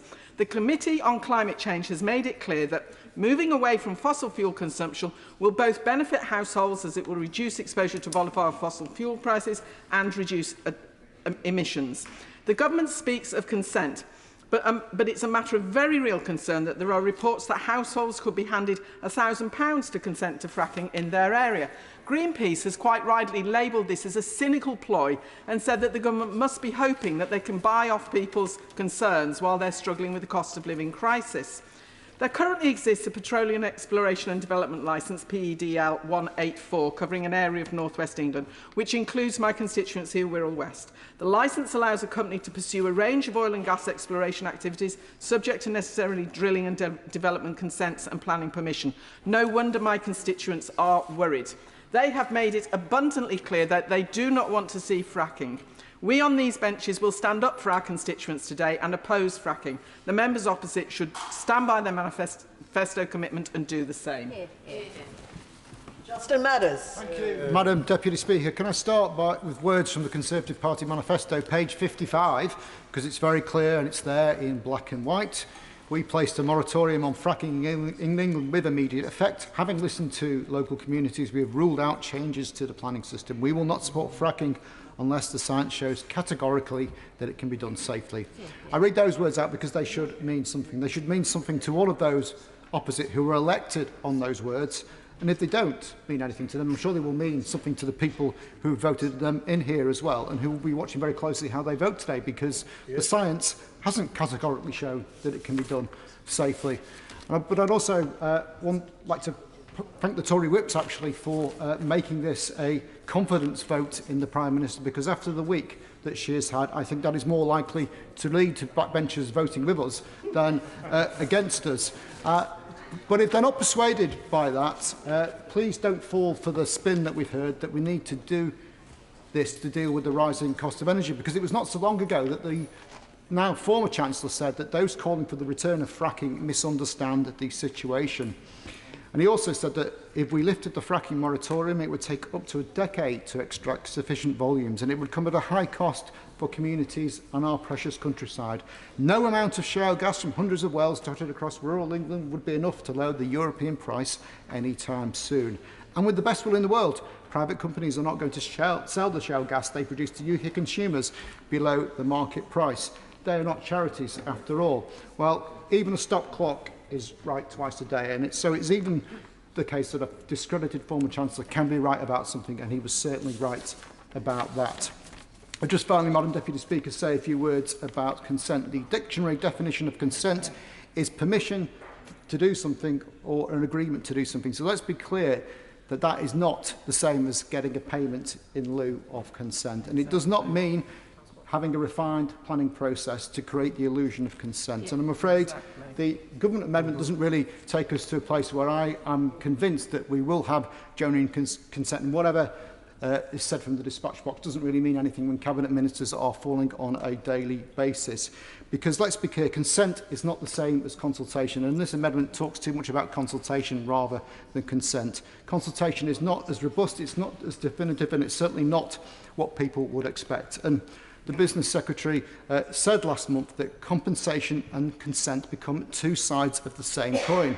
Well, I would say that they cannot possibly be two sides of the same coin. Compensation is payment in recognition of a loss. That does not in any way mean that people have agreed to suffer that loss. And if the government really do want to get consent for fracking the countryside, they should put it in their manifesto and call a general election, and we'll see whether they do get that consent. Christian Wakeford. Thank you, Madam Deputy Speaker. I'm pleased to be called to speak in this debate today, which I believe the whips opposite have called a confidence motion in the Prime Minister. I don't know which is more exciting for her to receive her P45. Is it our side or theirs which is more exciting? The Prime Minister promised that fracking will take place only in areas with a clear public consensus behind it. But the Business Secretary ruled out local referendums and suggested that fracking companies themselves could go around door to door and ask people if they will consent. Aside from this being a truly ridiculous idea, appointing fracking operators as the arbiters of local consent would create an obvious conflict of interest and would undermine the authority of democratically elected councils. If the Business Secretary is so keen to start digging up people's areas and causing earthquakes, I look forward to the government's newer site opening in North East Somerset in the coming weeks. It may surprise some, but I agree with many of the members opposite. The member for Fylde spoke passionately last week and again today in regards to constituents who were labelled as Luddites by the Business Secretary. When I was a county councillor in Lancashire, when this was actually debated over 7 years ago, and also now as the Member of Parliament for Bury South, I know the people of Radcliffe, Whitefield and Prestwich certainly aren't Luddites either, and neither are the people of Lancashire. I am against fracking, Madam Deputy Speaker. It's unpopular it industrialises the countryside, and it contributes to climate breakdown, and importantly, fails to address the energy crisis. But it's not just me who thinks that, Madam Deputy Speaker, it's the public too. You know, one person said it will take up to a decade to extract what we need by fracking, and that it was pointless. That was the Chancellor of last week. It will create enormous disruption for little economic gain. That was the Chancellor of this week, 4 months ago. The Defence Secretary opposed proposals for a fracking site in his constituency. The Tory party chair signed the Defence Secretary's letter opposing fracking. The Levelling Up Secretary said there isn't strong support for fracking, and I agree. The Secretary of State for DCMS didn't want it in her backyard, and I don't blame her. So now we know that her cabinet don't have faith in fracking, or her. I look forward to many of the members opposite joining me in the lobbies today. Kerry McCarthy. Thank you, Madam Deputy Speaker. Today we've heard from colleagues across the House making clear their opposition to fracking. It was particularly powerful hearing from MPs from the Lancashire area, which has already been affected by the seismic shocks of previous drilling, and their constituents live in fear of that happening again. Fracking is dangerous, polluting, and will not provide energy security for this country, and it is deeply unpopular. The government finally seemed to get that in 2019 with its manifesto commitment to a fracking ban, and as it's been said, everyone on that side of the House stood on that manifesto and made that promise to their constituents. Yet it's only taken a matter of days for this new administration to bring fracking back. And not through a vote or a consultation or a debate in this House. It was a decision taken just by the Secretary of State alone, who's not even turned up to hear the winding up speeches. No scrutiny, the Secretary of State, no scrutiny and no accountability. Oh, sorry, I didn't see him there. Their manifesto promised the ban on fracking would remain in place until evidence categorically proved it was safe. But the recent report from the British Geological Survey commissioned by the government has offered no new evidence whatsoever to suggest the situation has changed. As the Honourable Member for Fylde said, the geology hasn't changed. How could it? The science hasn't changed either. So what did the Secretary of State do when he couldn't find the evidence he wanted? He decided to change the rules on how big an earthquake can be considered safe. I would laugh, Madam Deputy Speaker, but there's nothing funny about this. Labour has been absolutely clear that we will always oppose fracking, whether in opposition or in government. And I'm proud that the Labour government in Wales is keeping the ban. And let us not forget, Madam Deputy Speaker, that this reckless decision comes in the middle of a climate emergency. At COP26, this government made a commitment on the world stage to prioritise the clean energy transition and end public support for the fossil fuel sector by the end of 2022. So how's that going? A year on, and they're not just bringing back fracking for gas, they're also issuing hundreds of new licences for fossil fuel extraction. No wonder the Prime Minister is trying to wriggle out of attending COP in Egypt next month. Let's call this what it is. It's climate vandalism. The decisions of this government are undermining our climate targets and trashing our reputation on the global stage. As the Honourable Member for West Ham said, it's taken a wrecking ball to years of patient climate diplomacy, and I'm sure the COP President would have something to say about that. The Minister for Climate Change, who's replying to the debate today, may be willing to swallow his pride and to claim that fracking is green in exchange for a seat down the far end of the cabinet table. But on this side of the House, we will be honest about fossil fuels. They are expensive, they're polluting our air and they're destroying our planet. As my right honourable friend, the member for Doncaster North, made clear earlier, the only solution to the energy crisis is a green one. Madam Deputy Speaker, removing a ban on fracking shows that we cannot trust a Tory promise, even if it was embedded in their manifesto. So how can we trust what is being said today about ensuring local consent? And let's be clear, the amendment doesn't say there will be a veto. It doesn't explain how that consent would be obtained. It's very weak on the detail, and it doesn't promise a binding vote on this House on what that consent would look like. And as my right honourable friend, the member for Leeds Central, said, why do we even need to do this? We know that polling, the government's own polling, shows that only 17% of people support fracking. And I would imagine a large proportion of those that will say, but not in my backyard. We're quite happy for it to, I think a Lords Minister once said, in the desolate north, that's where you would frack. I'm sure that the government committing to a ban on fracking today and committing to bringing forward their own bill if they don't want Labour to put the seize control of the order paper would come as a great relief to many of the government's own MPs. Our message to colleagues on the opposite benches is this. Fracking is not necessary, it is not wanted, and it is not inevitable. Each of you there today on the opposition benches have a chance to, on the opposite benches, I should say, have a chance to, yeah, I'm forward thinking on my part. Each of you have a chance today to ensure the voices of your constituents are heard and that our planet is protected. If you support our motion today, we will secure a binding vote on a bill to ban fracking on the 29th of November, in the absence of any willingness from the government to bring that forward itself. You will all have the opportunity to ban fracking before a single drill starts up in your constituencies. You know that's what your constituents want you to do. That's your only problem, is it? They know that there's no excuse for doing it. So do the right thing and support the Labour motion today. Minister Graham Stewart. Thank you, Madam Deputy Speaker. And it's a great pleasure to wind up this debate, which has had so many excellent contributions from across the House. And it perhaps is not for the first time that the Right Honourable Gentleman for Doncaster North, who is an extremely clever man, whom I have a great deal of respect, has been a little bit too clever by half. And perhaps if more drafting had gone into this, then instead of seizing the order paper, we could have had a different style, an attempt to seize the order paper. Because quite clearly, Madam Deputy Speaker, this is not a confidence vote, but it is an attempt by Her Majesty's. It is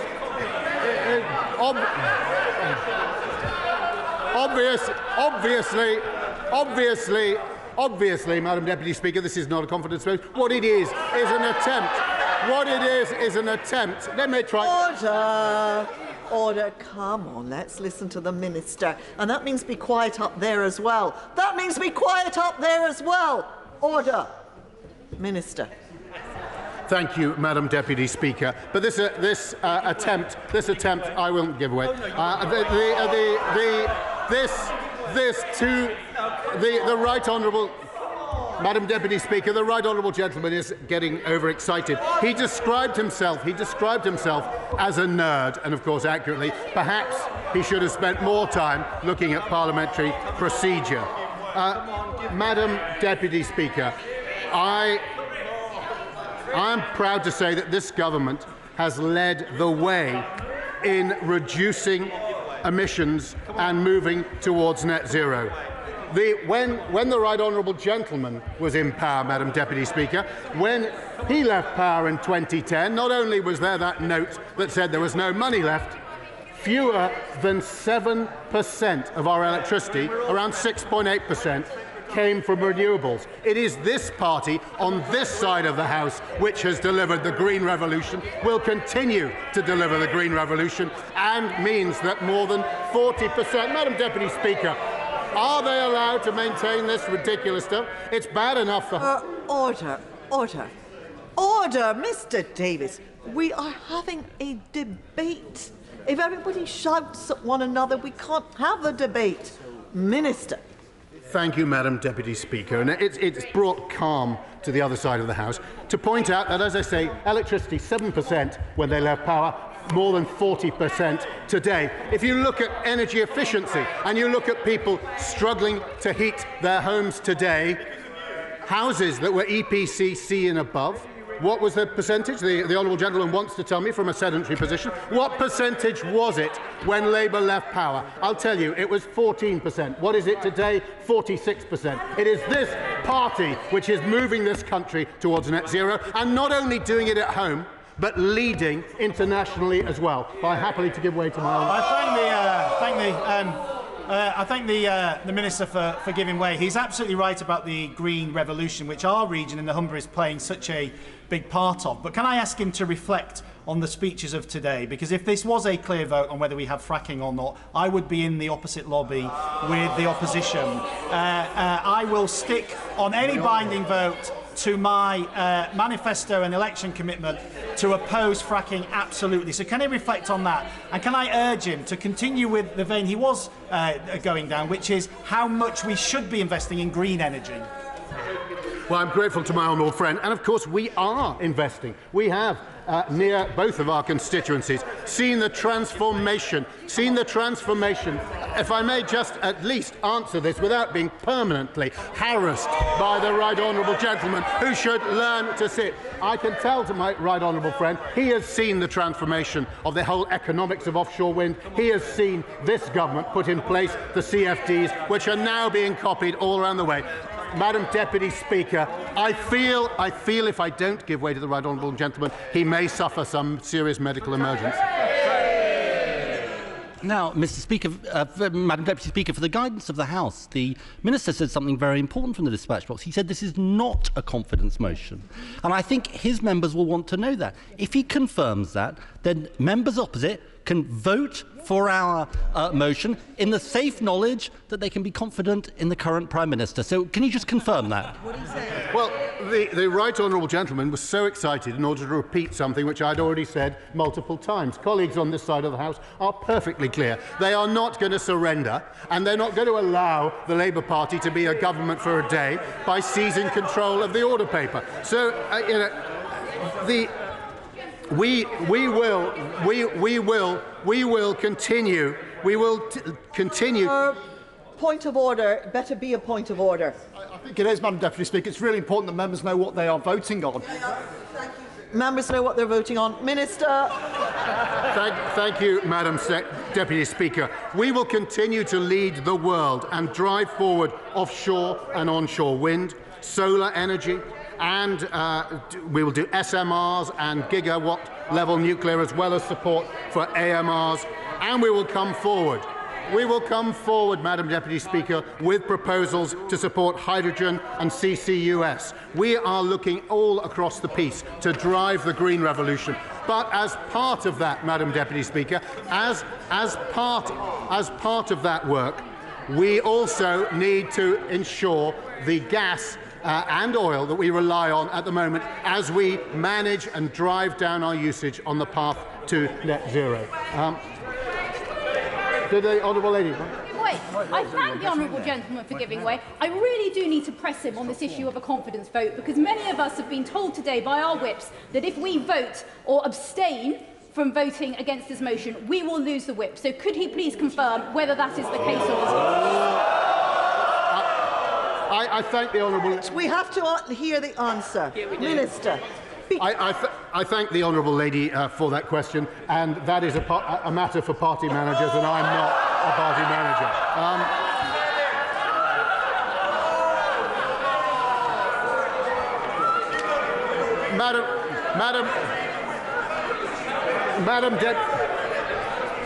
Madam Deputy Speaker, community support is so important, and that is why we have, as we've heard from the Secretary of State today, pledged to colleagues to ensure that that community support, there will be that community veto that we've heard so much about from colleagues from East Sussex, North Dorset, Bognor Regis and Littlehampton, South West Bedfordshire, Taunton Deane, Winchester, East Yorkshire, my neighbour, Gloucester, Bolsover, Scarborough and Whitby, up the coast from me, South Thanet, Worcester, Gloucester, Rother Valley, North Dorset, Ashfield, Rushcliffe, Blackpool South and Lee.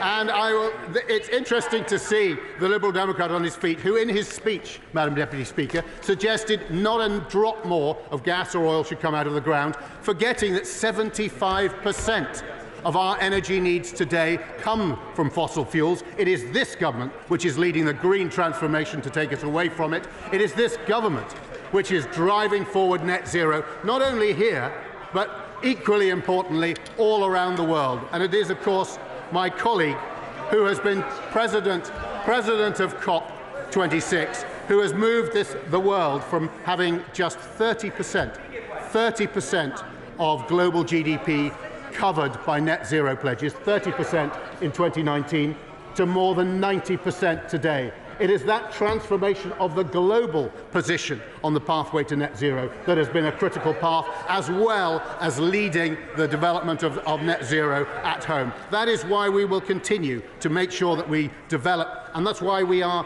issuing licenses or issuing blocks in the North Sea, so that we can produce domestic oil and gas as we manage that pathway down. We will manage it down. The question is that the question be now put. As many as that opinion say aye. Aye. Of the contrary, no. I think the ayes have it. The ayes have it. The question is that the original words stand part of the question. As many as that opinion say aye. Aye. Of the contrary, no. Aye. Division. Clear the lobby.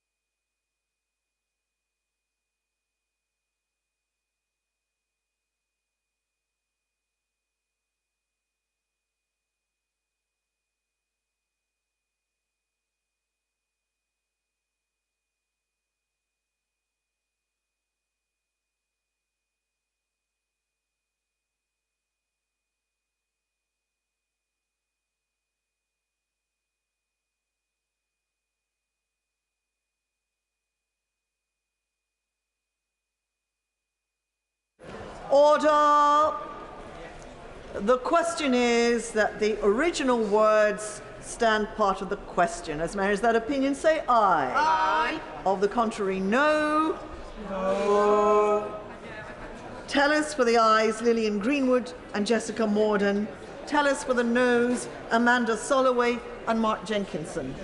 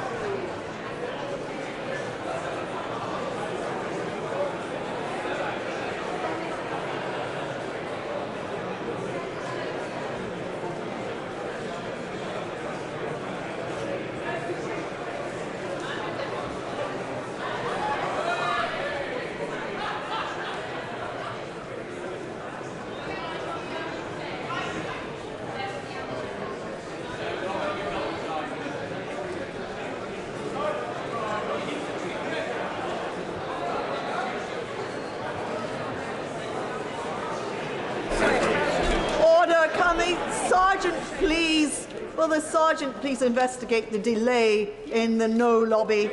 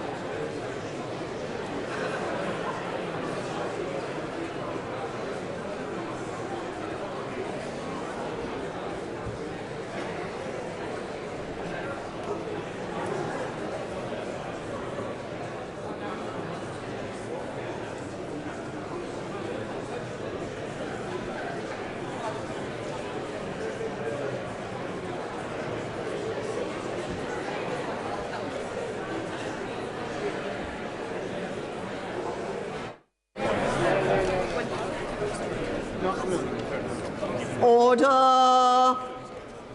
Order!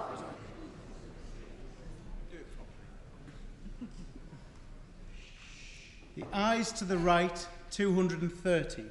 The noes to the left, 326.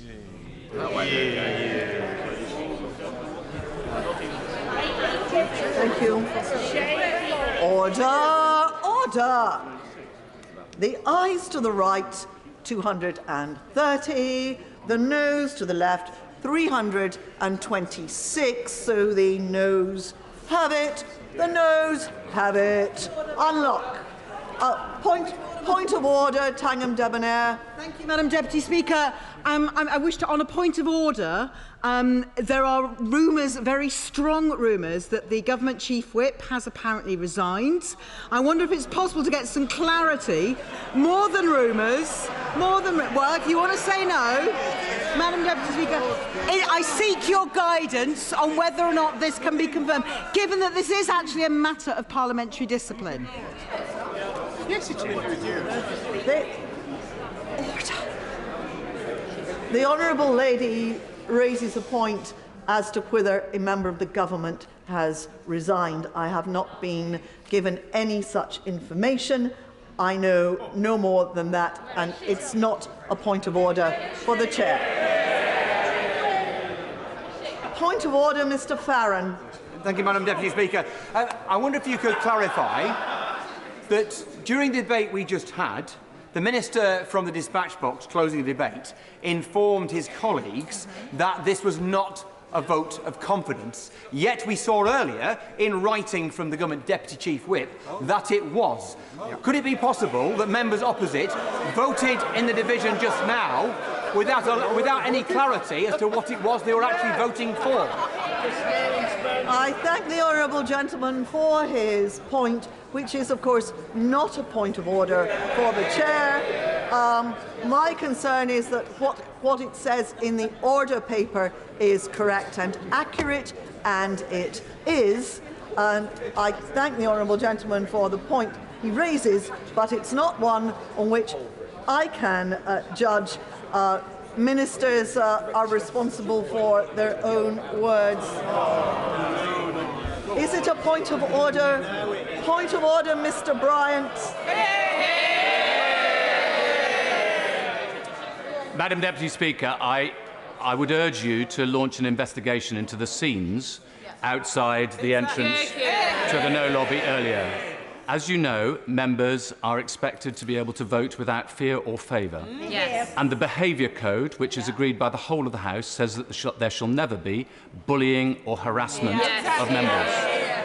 I saw members being physically manhandled into another lobby and being bullied.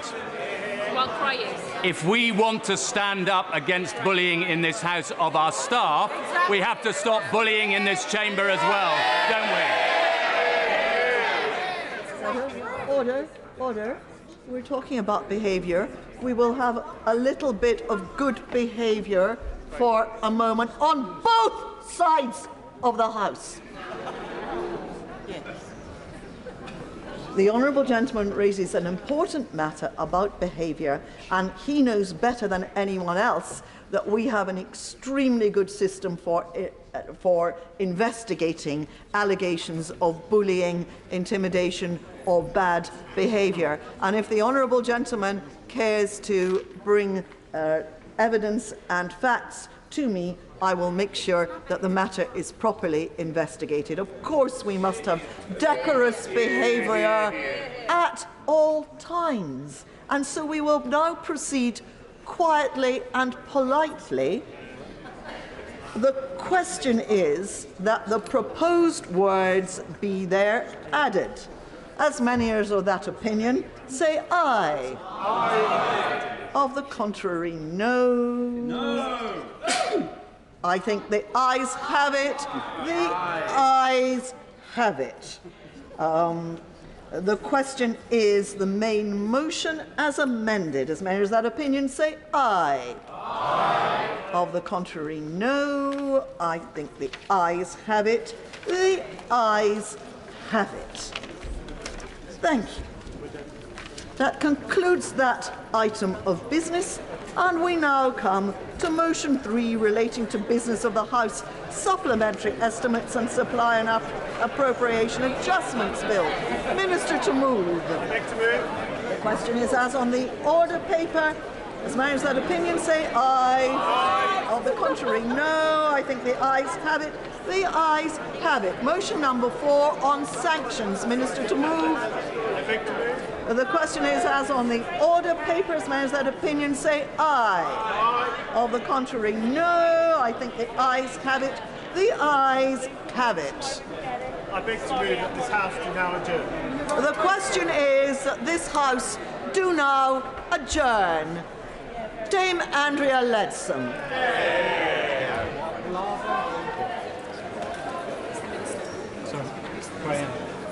Order! Order! Surely honourable members will show some dignity and respect for the lady who's about to propose the adjournment debate. Leave quietly and quickly.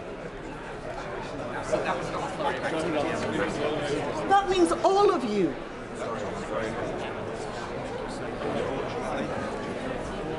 Dame Andrea Leadsom. Thank you, Madam Deputy Speaker. I'm grateful to you for granting this important adjournment debate this evening. Picture the scene, Madam Deputy Speaker. A beautiful historic town whose origins date back to the Roman days. Small businesses lining both sides of the street. Traditional architecture providing a link to the area's local history. This is Towcester, at the heart of my South Northamptonshire constituency. It is an idyllic scene until the traffic starts. Madam Deputy Speaker, I'm sitting not 6 feet from the Right Honourable Lady, and I'm unable to hear what she's saying to the House. The Right Honourable Gentleman is absolutely correct. I have asked for members to behave in a decent and respectful way.